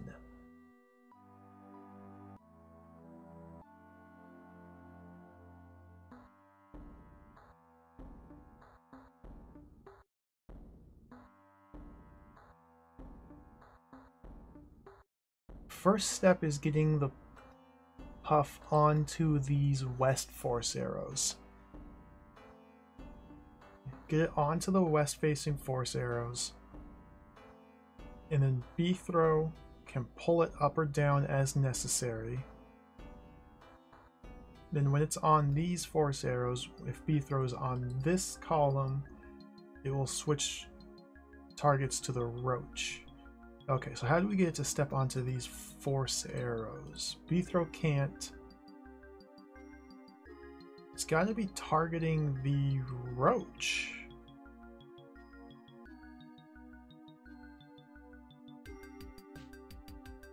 Huh? This is quite mysterious.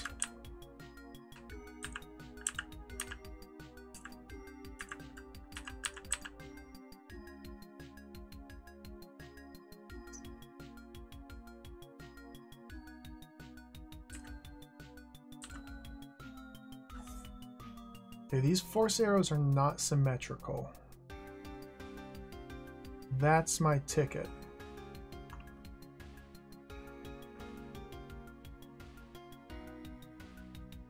I need to use the south entrance, okay.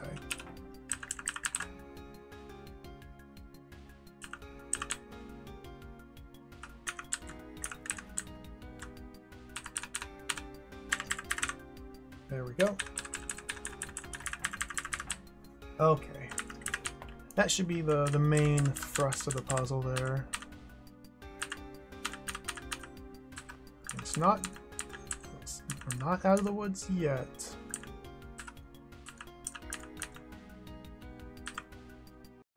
A vertical preference.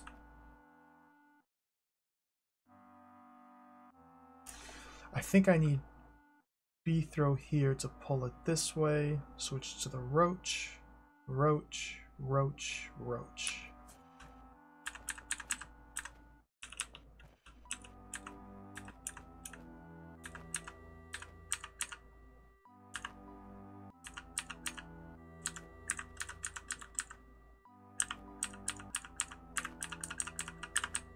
Okay. That was fun. Okay, so we visited every room once. It's just 4 that I could not figure out on my first time through. So, let me take a quick break here. I think this is a good break point.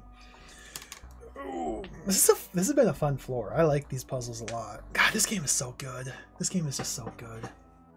Let me take a break here. Sneak Place, thank you for the 100 bits.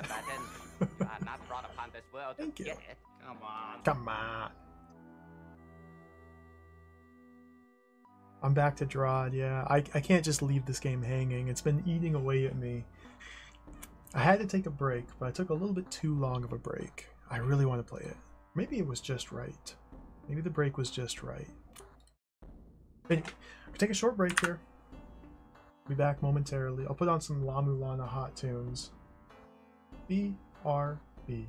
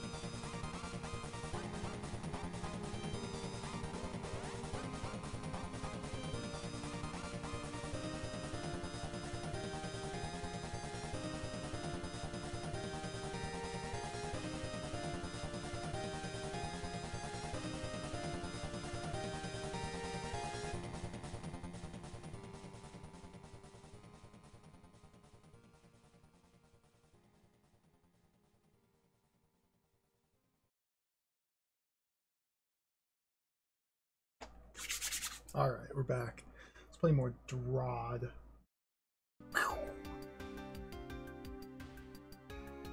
Beautiful music, man. I love that La Mulana. Yeah, that was High Speed Beast. I think is Elmac, the boss of Temple of the Sun. And before that was the Extinction music, I think? I don't remember. Good stuff, though. Good stuff. Mac and cheese. Yeah, me too, right? All of it's so good. Original soundtrack's amazing. The remake's amazing. La Mulana 2 music is amazing. It's just so good. Those are some of the best games ever made.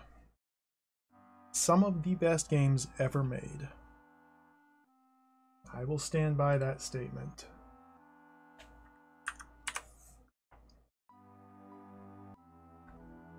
Okay. 4 rooms to solve. What the heck are we doing here? Puff, brain, brain, puff, brains and puff.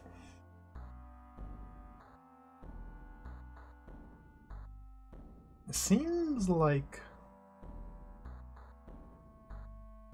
I had the idea correct for this room the first time, I just couldn't quite put it together.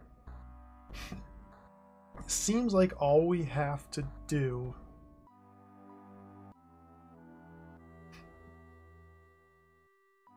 is prevent these. We gotta split these. You have to somehow split these. Force puff number 4 to step south once, while puff number 3 continues north.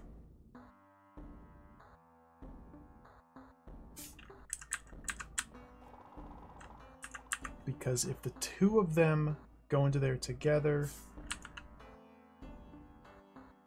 that happens. Okay. I think this is one of those rooms where angle of entry is basically the puzzle.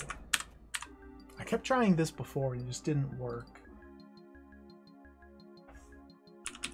So the real question is, where do I have to be to influence this Puff's movement? I'm pretty sure we have to do it.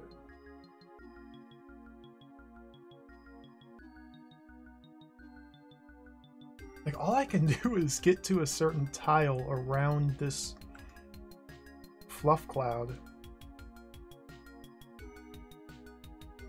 It's literally all I can do here.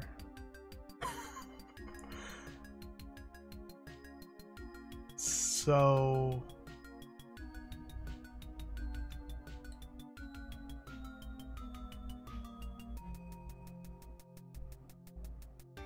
which one?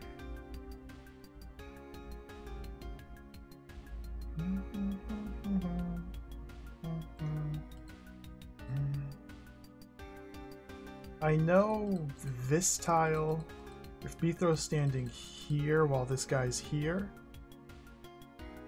it's close enough to redirect this guy to Beethro, but then it joins with a fluff. That's a fail state.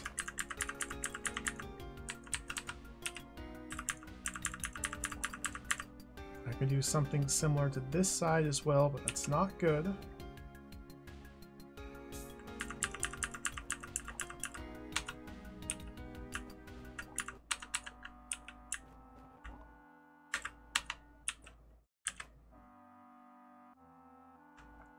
Is there anywhere I can reach?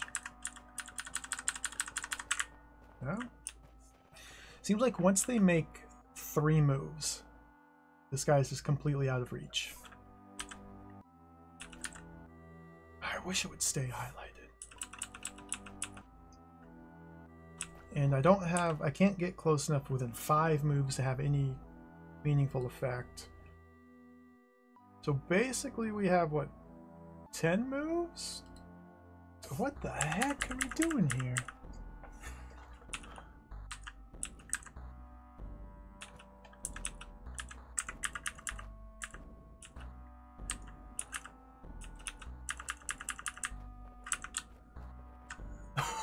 What? Well, there's obviously something we can do here, but it seems like the sort of thing where you just don't have any influence on anything. Which means there's precisely one spot I need to find. Can I reason out where that would be? This spot's the obvious one, but it doesn't seem to work. Or at least I can't get to this spot quickly enough.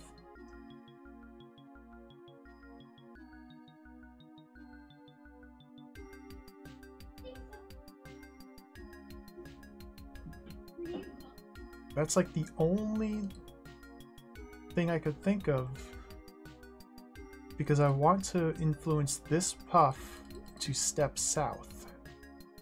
Not southeast, not southwest. South. There's no way I'll be able to influence Puff number 3 to step south without also influencing Puff number 4, so I'm not going to worry about Puff number 3.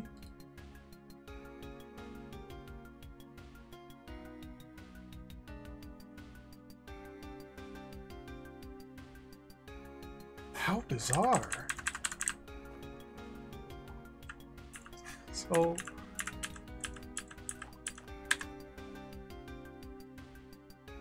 no? Huh.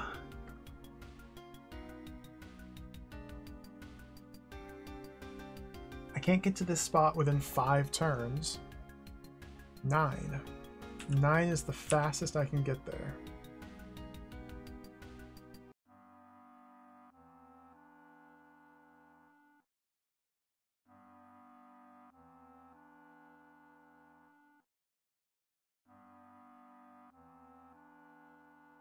I wonder what it wants me to do.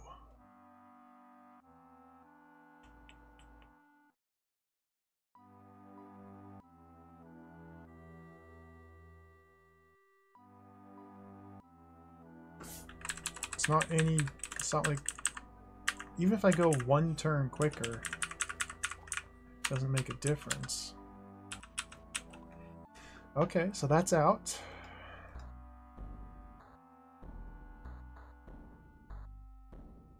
If I stand anywhere else to grab its attention, then that means it will get pulled into the... I guess I can pull it horizontally.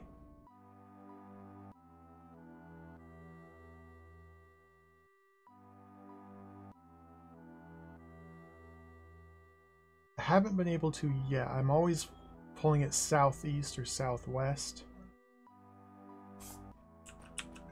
But if we enter from over here...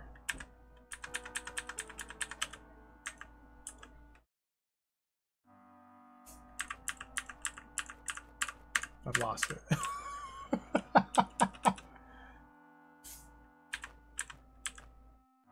And that's lost.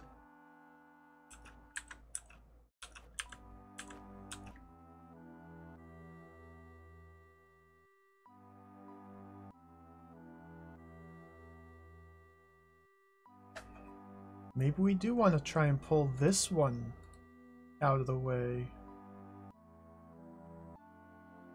Start up here and run like that?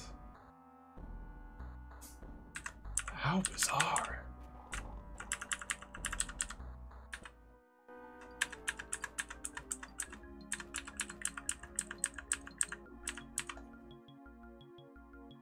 No, they don't care. Huh.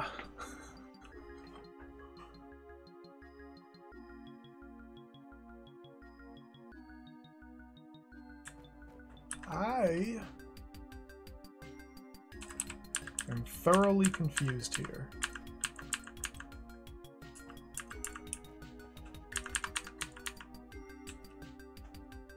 So this doesn't work because this brain is 1, 2, 3, 4, 5 away. B throws 1, 2, 3, 4, 5, 6 away. So yeah, once they reach this point, there's no way in which I can get close enough to influence the puff. This brain will be closer than I can ever get to it. Period. So that means after 15 turns, if I haven't gotten to the right place, the puzzle is lost. So I have 14 turns to get to here or here? That can't be right.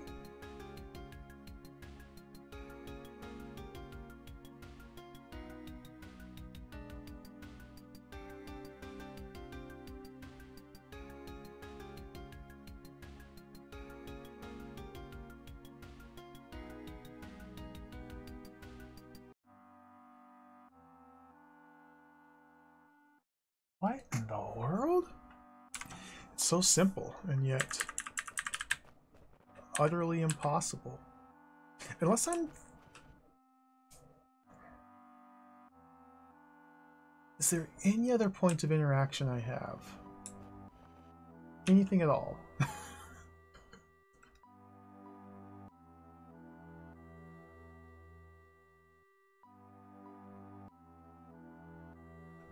All this thin ice out here, which seems to just be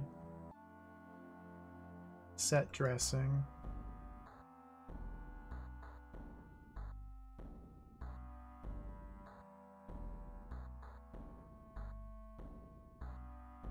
And the puzzle seems to be, to me, how do I get to this tile or this tile within 14 turns? And the answer is you don't, which means I have the wrong solution.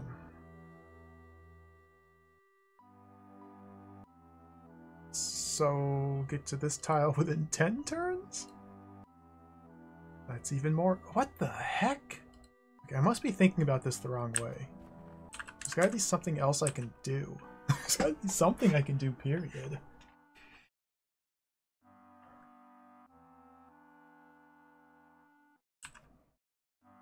Sword orientation is... It just doesn't factor into this at all. Because sword does not stab or cut fluff. It's nothing to do with the sword. The entire puzzle is where you enter the room from and how you move. And like 15 turns of movement.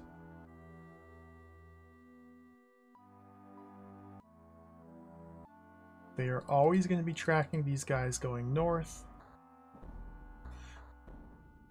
Because of the thickness of the fluff cloud encompassing them, once they move 3 tiles north, they will always be closer to the brain than Beethro, and I will lose any chance to interact with them.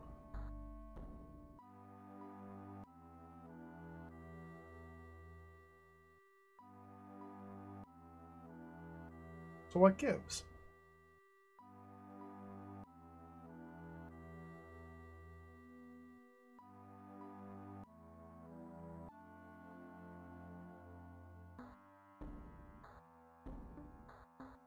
This position here, 2116.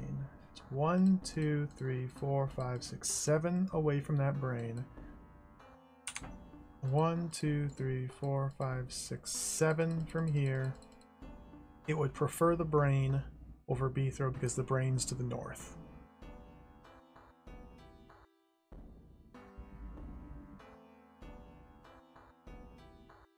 It seems like we have to pull it sideways.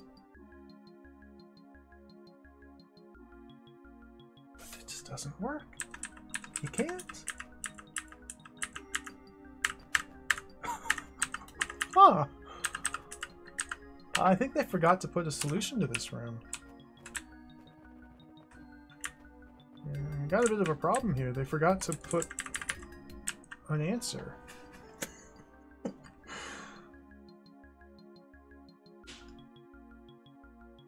What? What?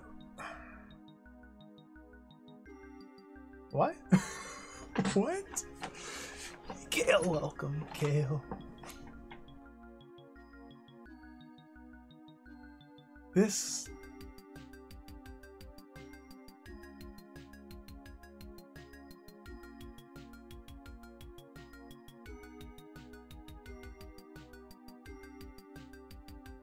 Is there just some entry point I'm not seeing?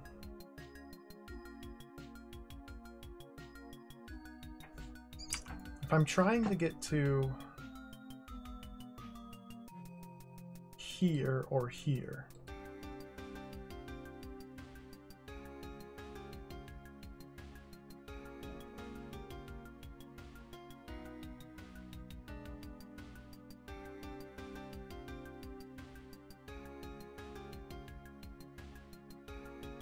because these fluff clouds were forced to take specific routes,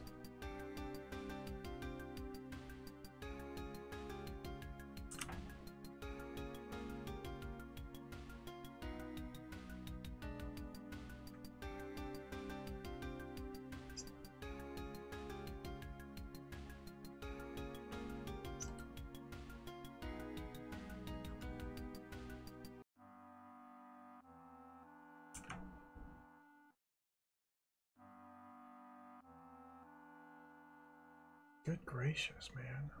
There's something I'm missing here. What am I missing?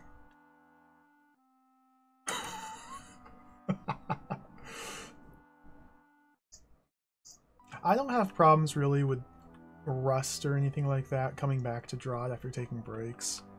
Depends on how long the break is, obviously, but Drawd is primarily a knowledge-based game.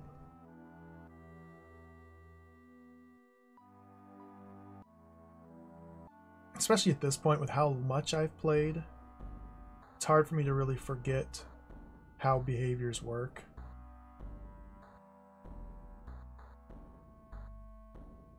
For me at least.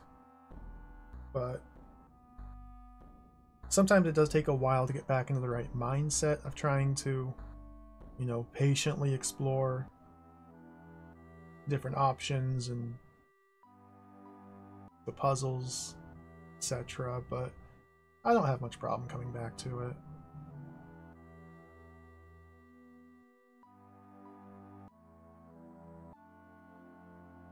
Level 11 or 12, one with snake puzzles. Oh, snake puzzles in the first game are a little rough. They're a little rough. The first Rod game, I know you're playing the Webfoot version too, they don't give you the tools necessary to manipulate or even learn how snakes work. And so snake puzzles in the first Rod are... Snakes in general in the first Rod are essentially random, or pseudo-random, or close enough to random. It makes it very, very difficult. Later games, they give you more tools and explain how they work so you can actually figure them out and manipulate them. First game, not so much. Means you're almost to one of the the unwinnable floors. You're almost there. I think it's floor 13 is the first unwinnable floor. There's 2 of them. I don't know that.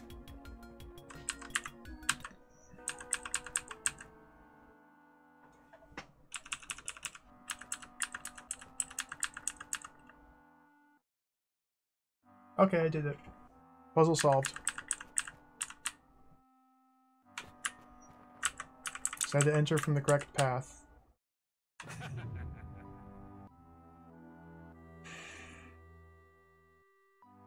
Okay, that makes sense. I should have thought about that. I just didn't consider this diagonal being shorter than this straight line. I was too fixated on these lower ones and didn't really think about trying these ones. That was whatever. Whatever. That was a whatever room. That's how I feel about that.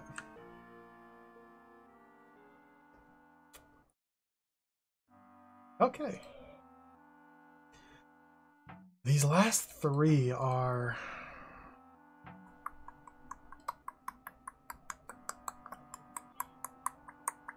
interesting.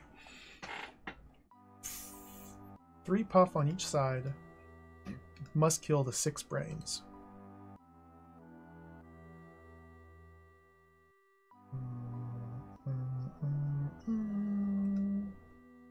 Hot tiles instantly evaporate puff, so we have to manipulate the puff up and around or down and around the hot tiles. And because they're on both sides, it's not gonna be easy. You have to manage both sides at once. They're always... okay. One side seems to always gravitate towards the center brains. The other side we can influence.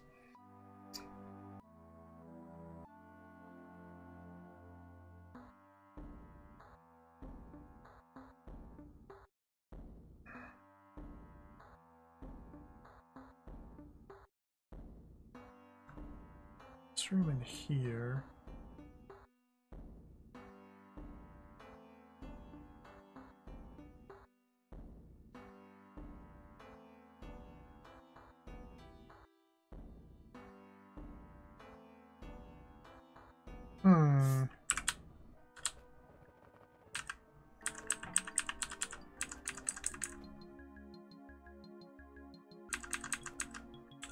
See, if I spend all my time getting one side up and over, then it's too late to rescue these guys.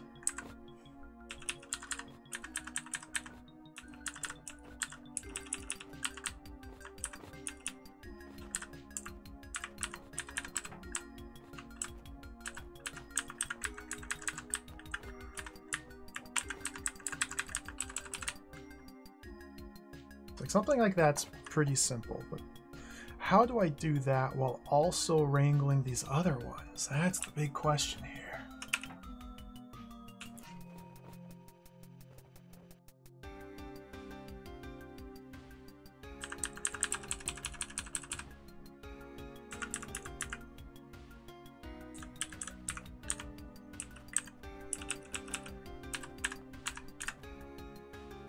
Like I need to somehow be pulling these left and up while these ones go right and up. But no, they're never going to be going right.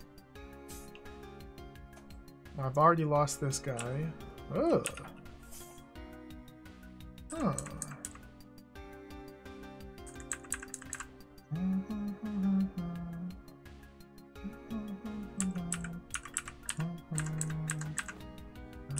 Don't do that. Don't do that.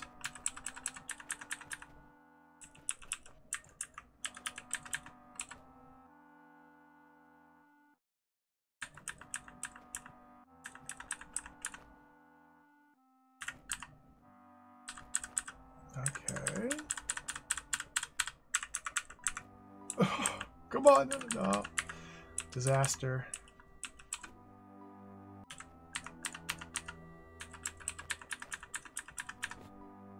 What in the world?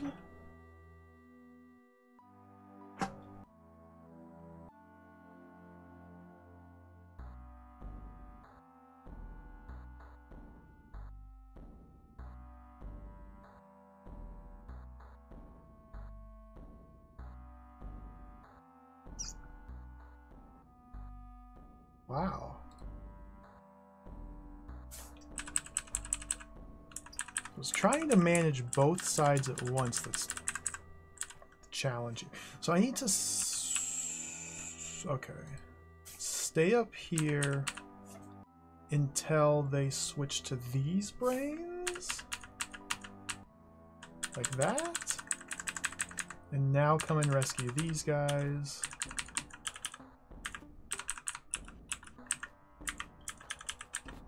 Not quite. Okay, okay.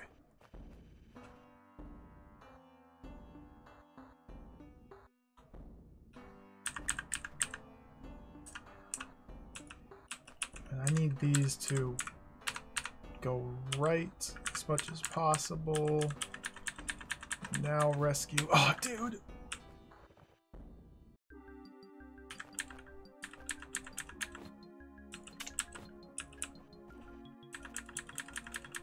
Oh, man. Okay. So when do they switch targets? It's on this column? Does this column also work? It does, okay. Gives me another turn. Another set of turns.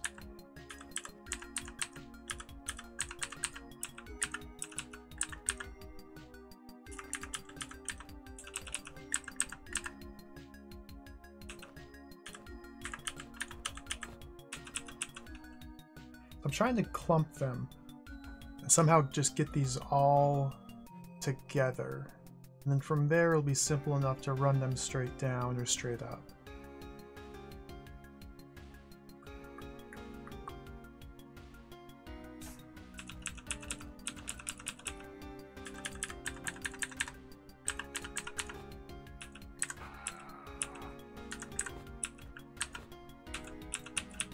Yikes. Can I run any earlier? Can I run now? I can, okay.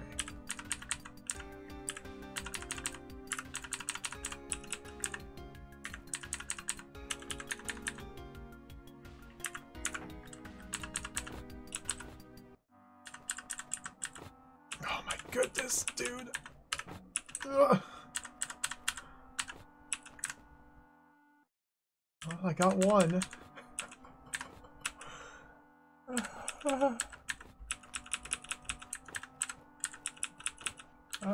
I didn't.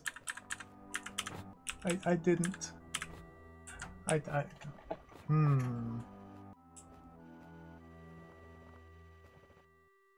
shouldn't run up and over. I can pass through here.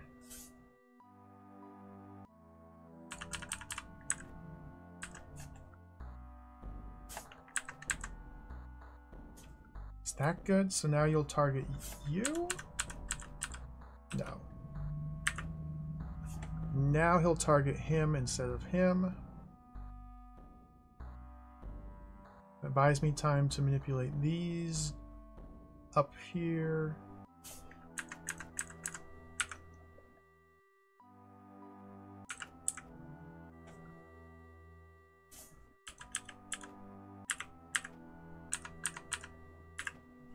No, no, no.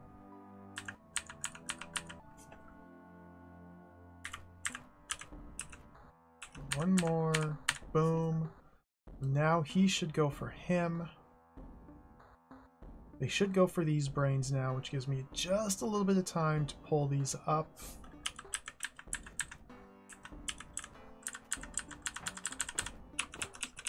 Good gracious, man.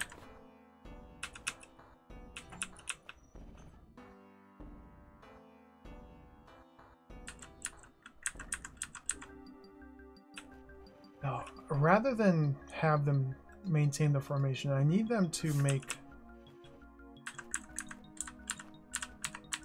moves like that. And then not split like that. Oh, you dingus.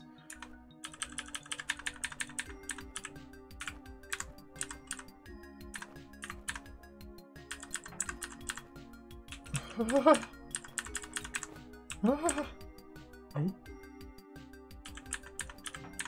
Oh.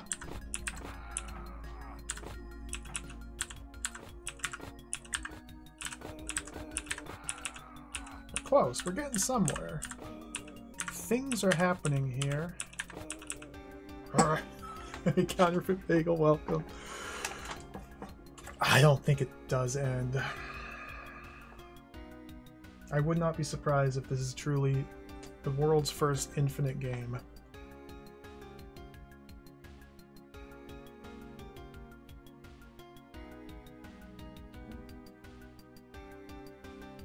I'm close here.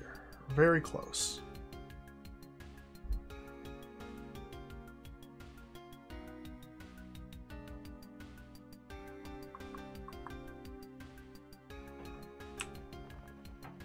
Maybe creating this configuration was bad. Maybe we don't do that. Maybe we do that.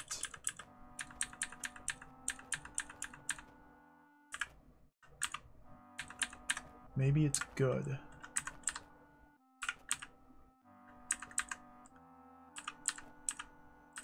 This is not good. Oh my goodness, man.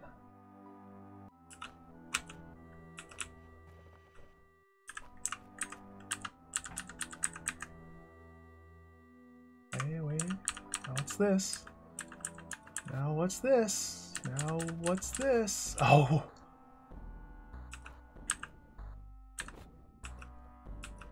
This is really close.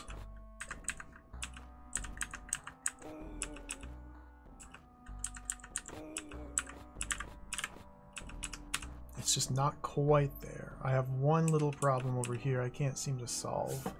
Is there any other different movement patterns I can make? This might be okay. This might be beautiful. Okay, I think it's solved.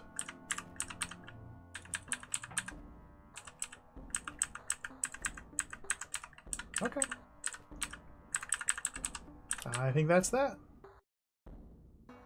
One of those puzzles where the solution was to kind of awkwardly fumble around and undo and redo and undo and dance over here and dance over there and just make it work. That was interesting. It was kind of fun. Interesting considerations having to manage both sides at the same time and dance back and forth. That was a decent room. Two more. Two more rooms. Okay, this one didn't make a lick of sense. I didn't try very hard, but I didn't make any progress. In 10 turns, the powder keg explodes. There's no way for Beethro to get to the powder keg quickly enough to stop it from exploding. When the powder keg explodes, it creates 12 balls of puff, which must be used to kill these 12 brains. Because they are set on Oramites and Force Arrows. A Force arrows could be very important here. Basically what we need to do is somehow split the puff and send one puff per brain. If two of them go for the same brain, rather than kill the brain, they just congeal with the fluff. You can't have that. So they can't ever combine.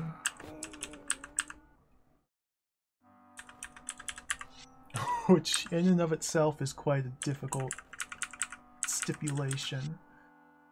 Did that kill one? No. Spike traps don't do anything. Okay, so if we can just kind of keep a stable...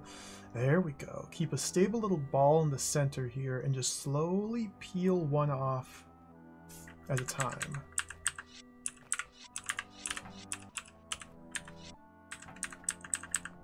Being very careful not to ever... Okay, that's not good. That is good. It seems okay. In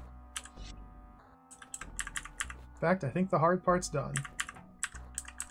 I think we're pretty much out of the woods.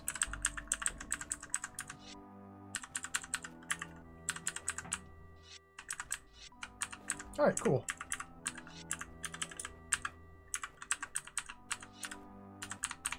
I mean, I could not, like, rationally, logically explain how to solve this room.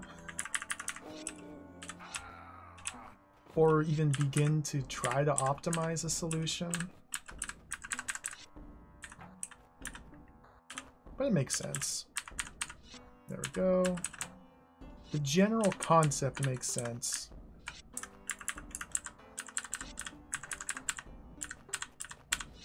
There we go. No, there, okay. This guy's being problematic. He can just stay there for now, though.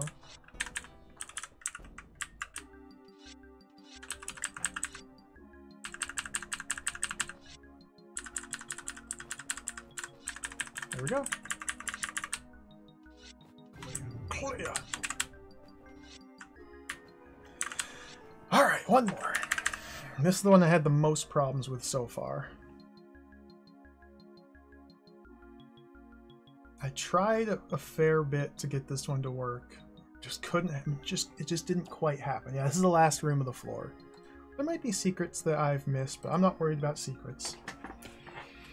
So, I understand what's happening here.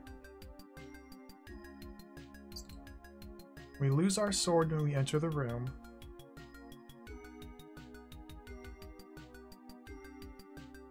There's a mechanism here of brains on pressure plates, and roaches, and force arrows, and ortho squares, a whole bunch of nonsense that basically boils down to, in 30 turns, this fluff event will produce a puff.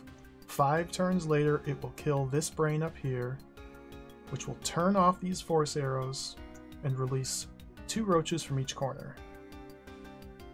Brained roaches from each corner will be pursuing Beethro. We can use these mirror blocks here to create a configuration where we have 8 balls of puff down here and 8 roaches attacking us. I think that's the correct approach. And then from that point we have 30 turns to try and kill these 8 roaches and get back into position, create 8 more puff balls, kill the next set of roaches, rinse, repeat. I think. I just couldn't get it to happen last time. Maybe my problem was my reluctance to touch the mirror blocks after setting them.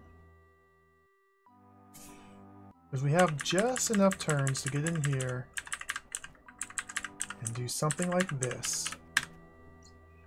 We have a couple extra turns, in fact. So if these 4 tiles are blocked, then the center fluff doesn't expand, but rather it produces puff. Now we have 8 balls of puff. And once this guy decides to move, we'll have 8 roaches to kill. So this is the point where, to me, this opening seems solid. There might be other configurations of mirror blocks and B-throw that would give me more puff. Could there be? No.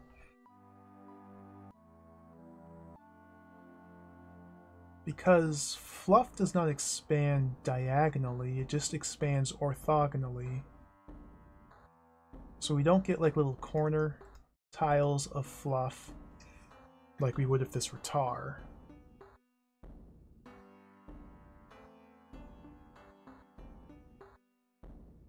If the mirror blocks were anywhere else, it would create a stable fluff pattern and not individual puff balls.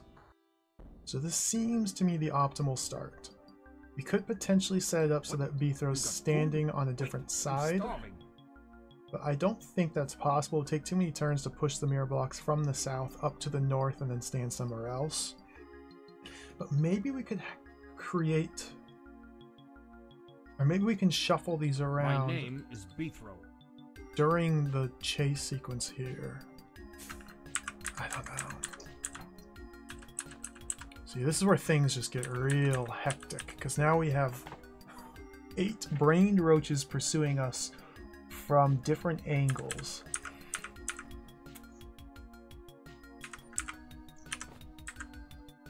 And I died, okay.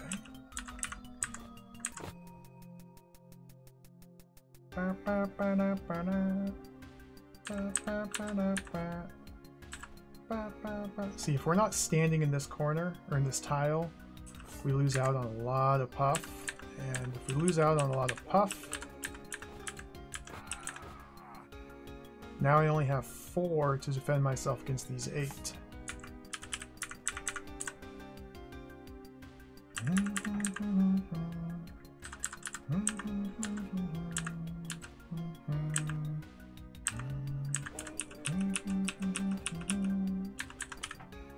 I like this song.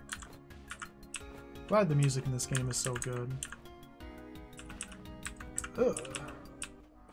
See, it feels like if I don't optimally use all 8 puff to kill all 8 roaches, it's just a losing battle.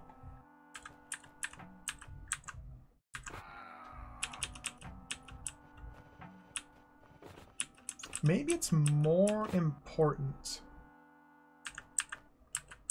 rather than focusing on trying to kill the roaches, still want to do that though, maybe it's more important to be generating 8 puff. If I can't kill all the roaches, then instead I need to make sure I'm still creating enough puff, which I'm failing to do.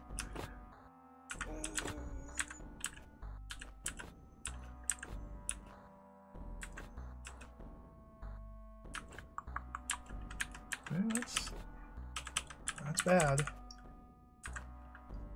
Hey, G, welcome back. Hope you rested well. Naps are very good.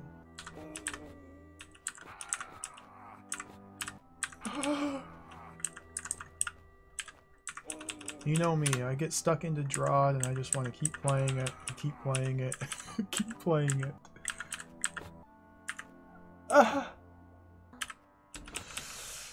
Man, it's just a nightmare.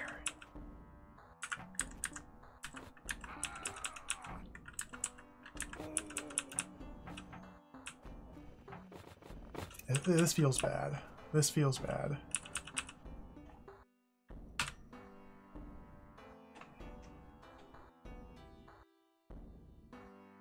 Judging by the way the room is set up and how it's cycle based, meaning every 30 turns a swarm of roaches comes out,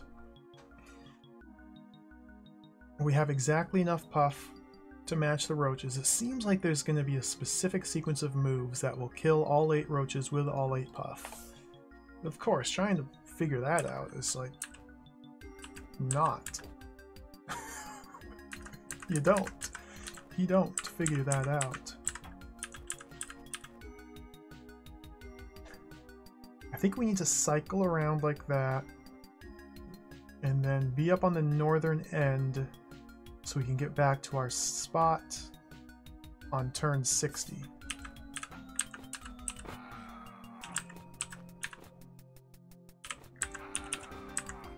See, the thing is, they just bypass the puff.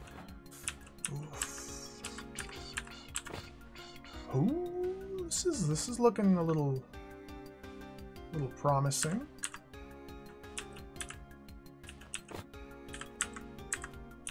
It was clean. And then the roach.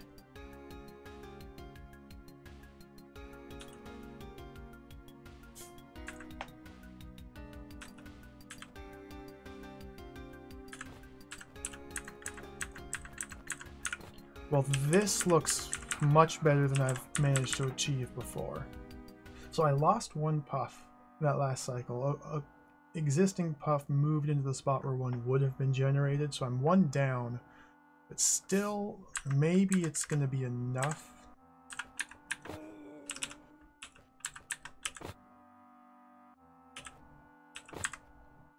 Oh, shucks.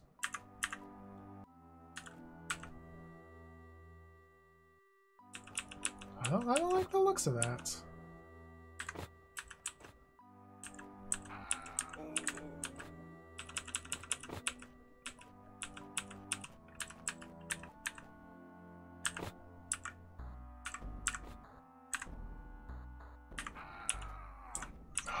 This is close.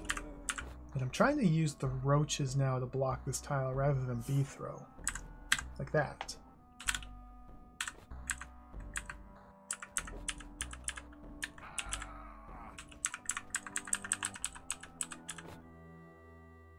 Why did that... Oh, they conjoined. Okay, that's fine.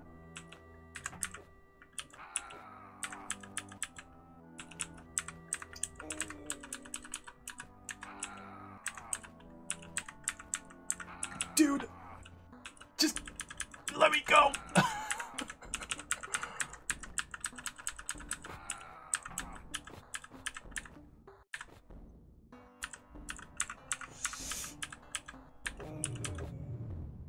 They've unbrained. Oh, this is close. We're almost there.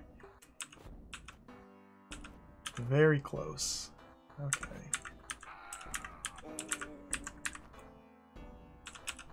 If I can be in a safe spot when they unbrain, man, that'd be so cool.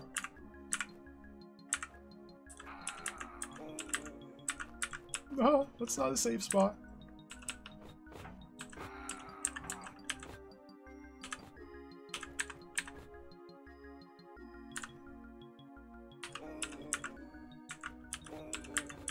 This is not a safe spot. Oh.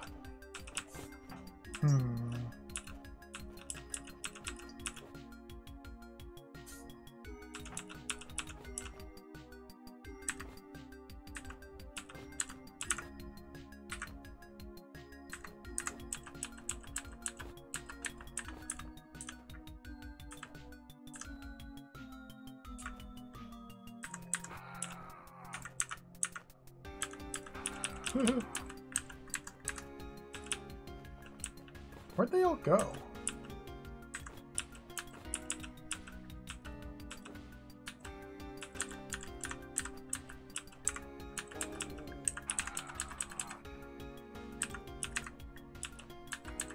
Good gracious, man! Get off me!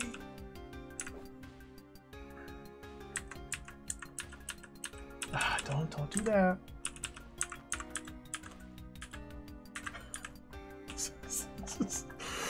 Oh, this room is ugly. I don't like this room. It's just this sort of fiddly puzzle does not feel good to solve. I don't feel like I'm solving anything. I feel like I'm fumbling aimlessly. It's not a good feeling.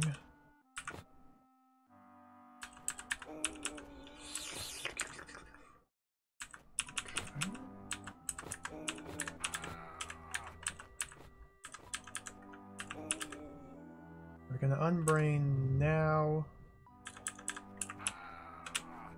so close.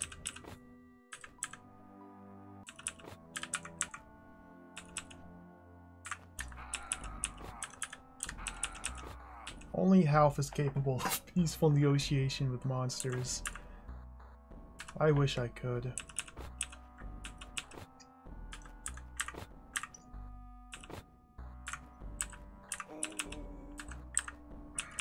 Man. Brutal. Hey, hey, hey, what's this? What's this? 1. Oh my goodness, 1. Okay.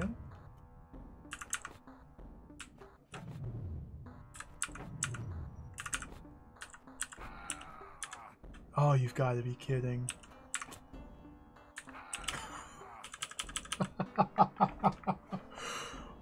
One away.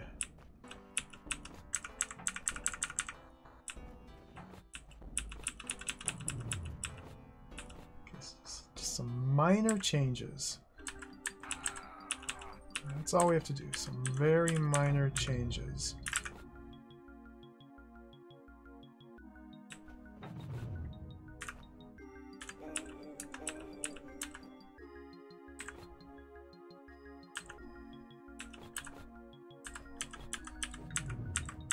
Like that. Okay, I could never do that again, but we did it once and that's all that matters. Alright, let's get out of here. Glotharad saved. Gates open. No one will need to stay here any longer than they have. Whew. My work here is done. Hope they make it. That was tough.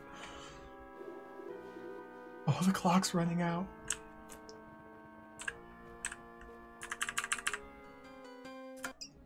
Alright, good floor. That was fun. Good floor. Good stuff.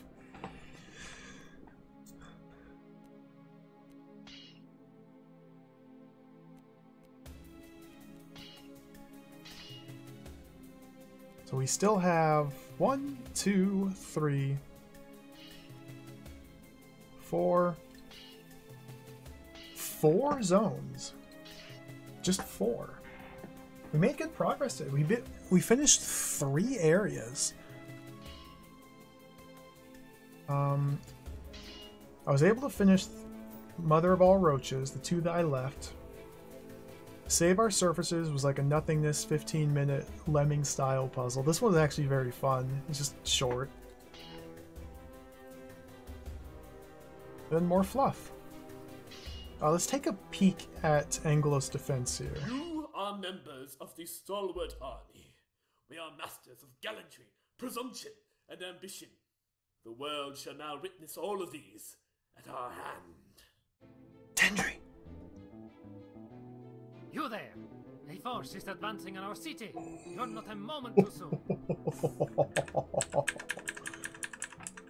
Our scouts have spotted 3 waves of incoming hostiles. You're the strategist. Help us defend the walls. You'll have a team of engineers at your disposal. I'll watch from above to relay your progress to command. Huh? Good luck!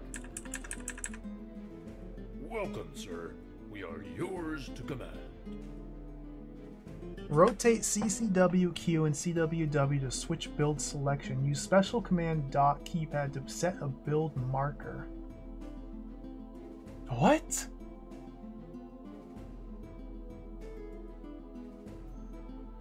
Huh? Tower defense? We're playing tower defense. Store is open for business. What's happening?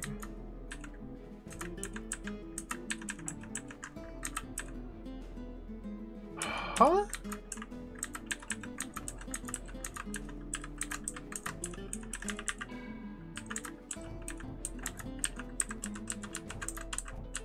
Inventory, defense 10.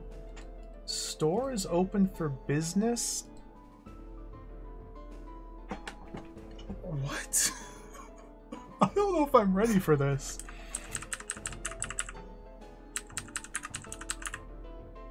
Welcome to DAA Outpost. Recruit another engineer 5. 5 what? Buy a speed potion 20, buy a clone 25? 25 what? Turns? Inventory?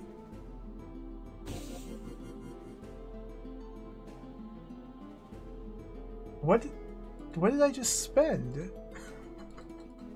What is going on? Okay, my inventory. I spent inventory. Whatever the heck that means.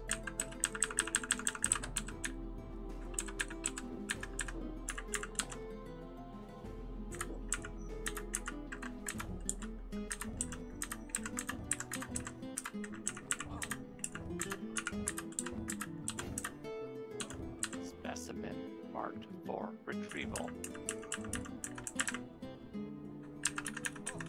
What?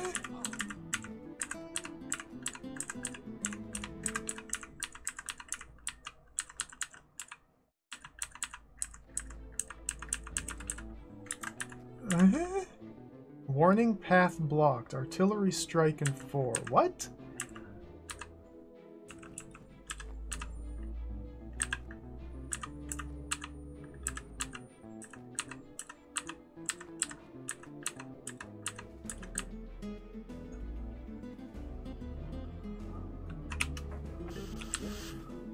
Coward! Say it! Fight! I'm not ready for this yet. I'm not ready. I'm not ready. Let's just peek at this one. Hey, Uncle Beethro, what are those? What, those squares with the blue triangle thingies? Ortho Whoozits? Why? Why doesn't anything like to walk over them? No, They you don't have look no that scary welcome. at all. What even is it? Just some weird square? I mean, I don't get it. Not even cute little roaches want to cross them. Extra brainy roaches won't either, you know. That's what I'm saying. Do you know, Uncle Beethro? Nope. Can't we just walk over them and travel like 100 times faster? My feet hurt. No. Why not? Because it'd be a very regrettable thing to do, and everyone and everything knows it. But why? Listen, if it makes you feel better, go right ahead, walk over the arrows, be my guest. I can't. Exactly. Can you turn them off? What, force arrows? No. One day I'm gonna turn all of them off because I want to go where I want to. I'm sure you will, Half. I'm sure you will. Now, can you get that orb for me? Going. I don't want to catch the Zealot's plague, but I don't want the Akandians to die either. The Zealot's Fortunately, there's wide plague? open space here. Too wide, actually. And too open. Gotta clear this area to open the way forward. Okay, this looks pretty fun. Maybe we do this one next. This looks fun.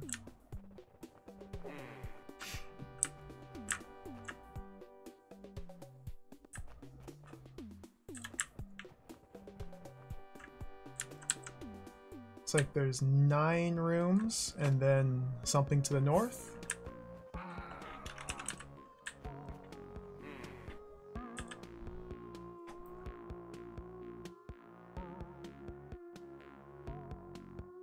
Some mechanisms. Alright. I just want to peek at the remaining floors.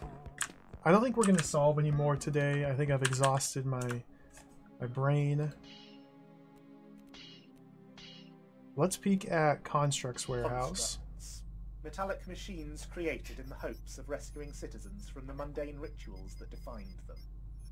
Robots would be programmed to perform any basic task desired with the untiring accuracy. Oh, that only Constructs. machines Constructs are could cool. The VATs had only produced living organisms in the past, but scientists realized that by adding inorganic materials, the VATs bore creatures with metallic shells. After years of experimentation, a revolutionary formula was developed that created giant metal beings. Only after the first mass-produced batch of constructs had been created did the scientists realize that there was no way to program the near-brainless Goliaths. Monstrous iron giants, capable of crushing a man in one blow, and incapable of following orders, were deemed a hazard that needed to be eradicated immediately. The scientists refused to allow the destruction of their brainchild, so they entombed the constructs in an enormous underground warehouse that they might reopen someday, when a method was developed to control them. The constructs are machines, of course, even though the ancient above-grounders had all but forgotten about them. They were tirelessly working on something. I thought the Razorans would stand a chance, but I see the patrons have put together a whole grebbing facility of self-replicating constructs to subdue them.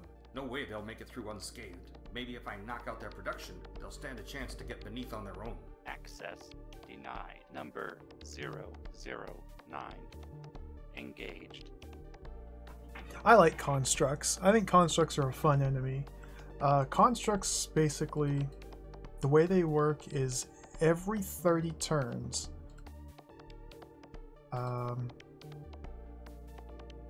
basically you kill them and they create corpses, and then every 30 turns the corpses reanimate and they come back to life, and you have to kill them again.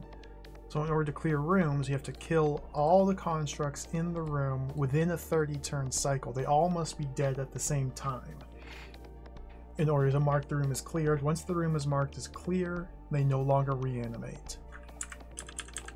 So I think they're a really neat monster type. They allow for a lot of really interesting puzzles.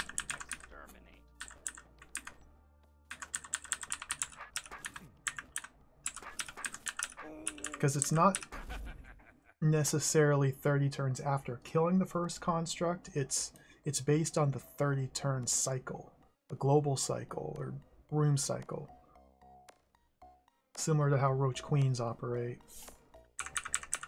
So you often have to construct specific sequences and set it up just so when you kill one of them, kill the next, the next, the next, and so on, so you kill all of them within that 30-turn cycle. They have unique movement patterns similar to Ompliches, I believe, where they'll sidestep obstacles.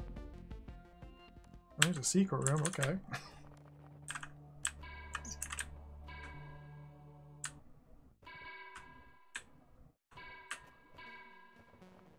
One. I'm not even looking at any of these.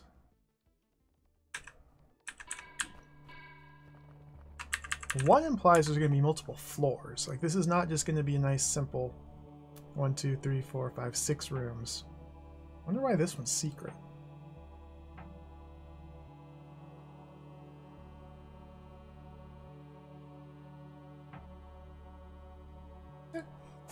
Cool. So is that everything I have to pick from? Let me just make sure. These are done. Empty space looks like it's going to be fun. We'll probably start with empty space next. Anglos defense. That'll be cool. It's just, I'm just not ready. Look at these guys, man. Look at these. Braxium below. This is an optional area, not required for progression. It gives us one of these passes, which lets us play Picross to unlock another optional area. I do need to do this one still. I've just kind of been putting this one on the back burner since it's not required. I don't think. It might be required. This seems to revolve around fluff. And now that I did the last fluff floor, I should be pretty well equipped to do this one.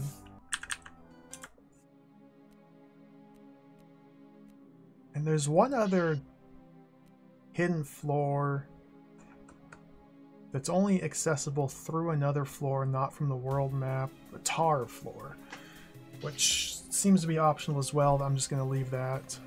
Alright, I think we'll leave it here for the day.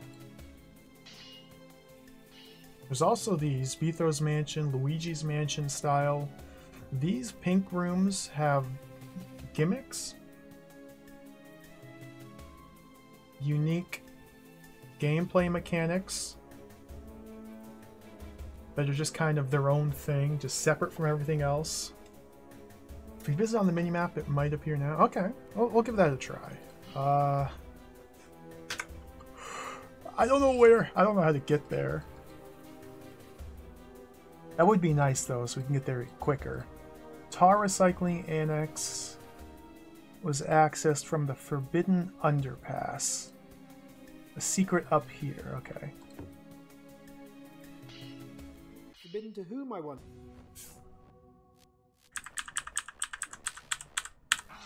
I died.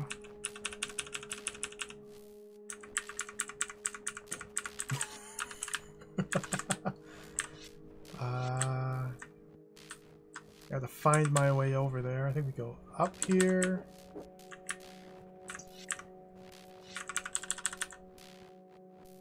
Yeah, there's a little bit of a puzzle to try and travel north here.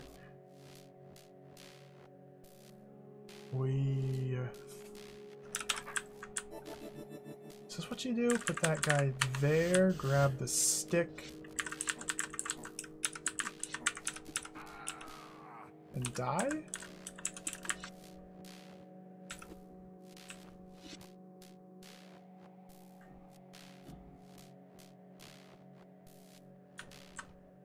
No. We're there.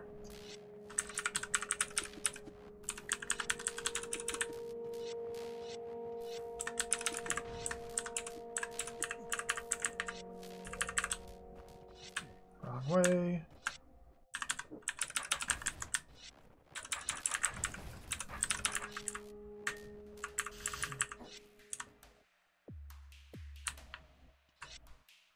I have to clear this room somehow. I thought I already did this. Place one decoy so that all of this gets popped. Is that gonna work?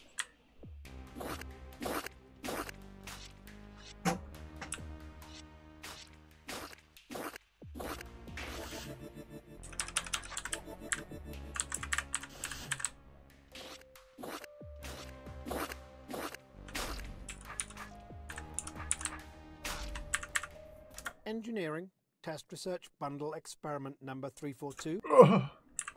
Okay. So now we're out here. We've gained access to the Tar Recycling Annex. There's another Picross. Let's just immediately leave. Head back to the world map.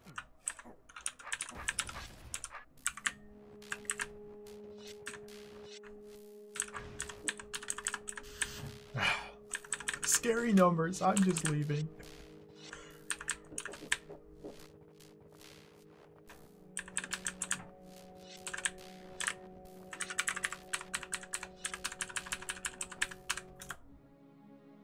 There it is. All right, thank you.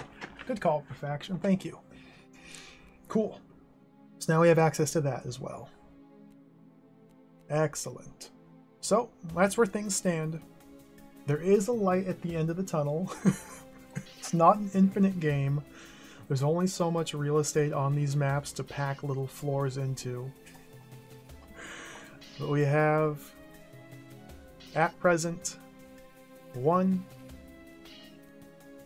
2, 3, 4, 5, 6, 7, 8. 8 separate areas to pick from, 3 of which are required for progress. 2 of which. I think only these green ones are story progression floors. The yellow ones are optional. Okay, so yeah, 3 of the 8 are required for progress. Good. Good stuff. Good stuff. Good stuff. Let's... Hey, Uncle... I'm going to park B-throw in here. Touch a checkpoint. We'll pick things up from there next stream. Oh, what an excellent game. Man, I'm so happy to play Draught again. This game rules. Oh, so good. Thank you all for watching. There's Dan Firth. There he is. Oh, I think we've seen just about all of these now. Remember Gentry Eye?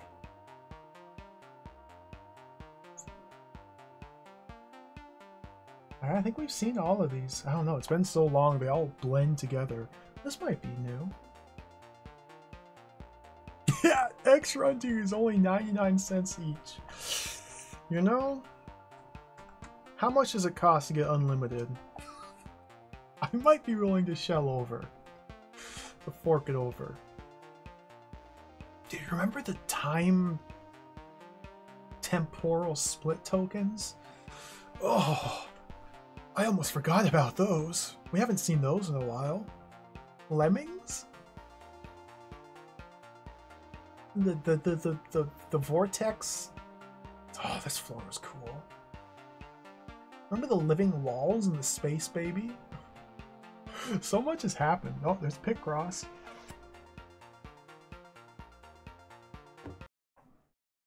Welcome to the stream. Thanks for watching, everybody. That'll do it for today. I don't want to overdo it on the Drod. Oh, I had so much fun. Let's do this again tomorrow.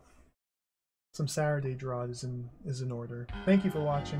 Sheriff Ramp, thank you for the resub. 12 months. Thank you. Thank you for the cheers. Thank you for the subs, the resubs, the follows. Thanks for hanging out. Let's do it again tomorrow, shall we? Let me find somebody to raid. I gotta go. Enjoy your weekend. More puzzles to come.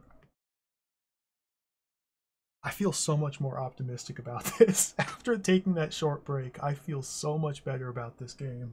Like, it just got overwhelming. It was just too much. It was just too much. But taking a step back and breathing and just focusing on other things for a while really helped me clear my mind. I feel so much better about this. Let's raid Duke Donuts. I love Duke Donuts stream. Duke Donuts. Big Friday Gaming. We do have the whole year, yeah. I have other games I want to play this month. I want to play La Mulana again once we finish Drod. And I really want to play Xanadu as well. I want to try, those are my 3 big goals for this month. Finish Drod, play La Mulana, and at least start playing Xanadu. Maybe we'll squeeze in a couple one-offs in between now and then, but that's the plan. I'm excited. Games are fun. Take care, everybody. Thanks for watching. Adios.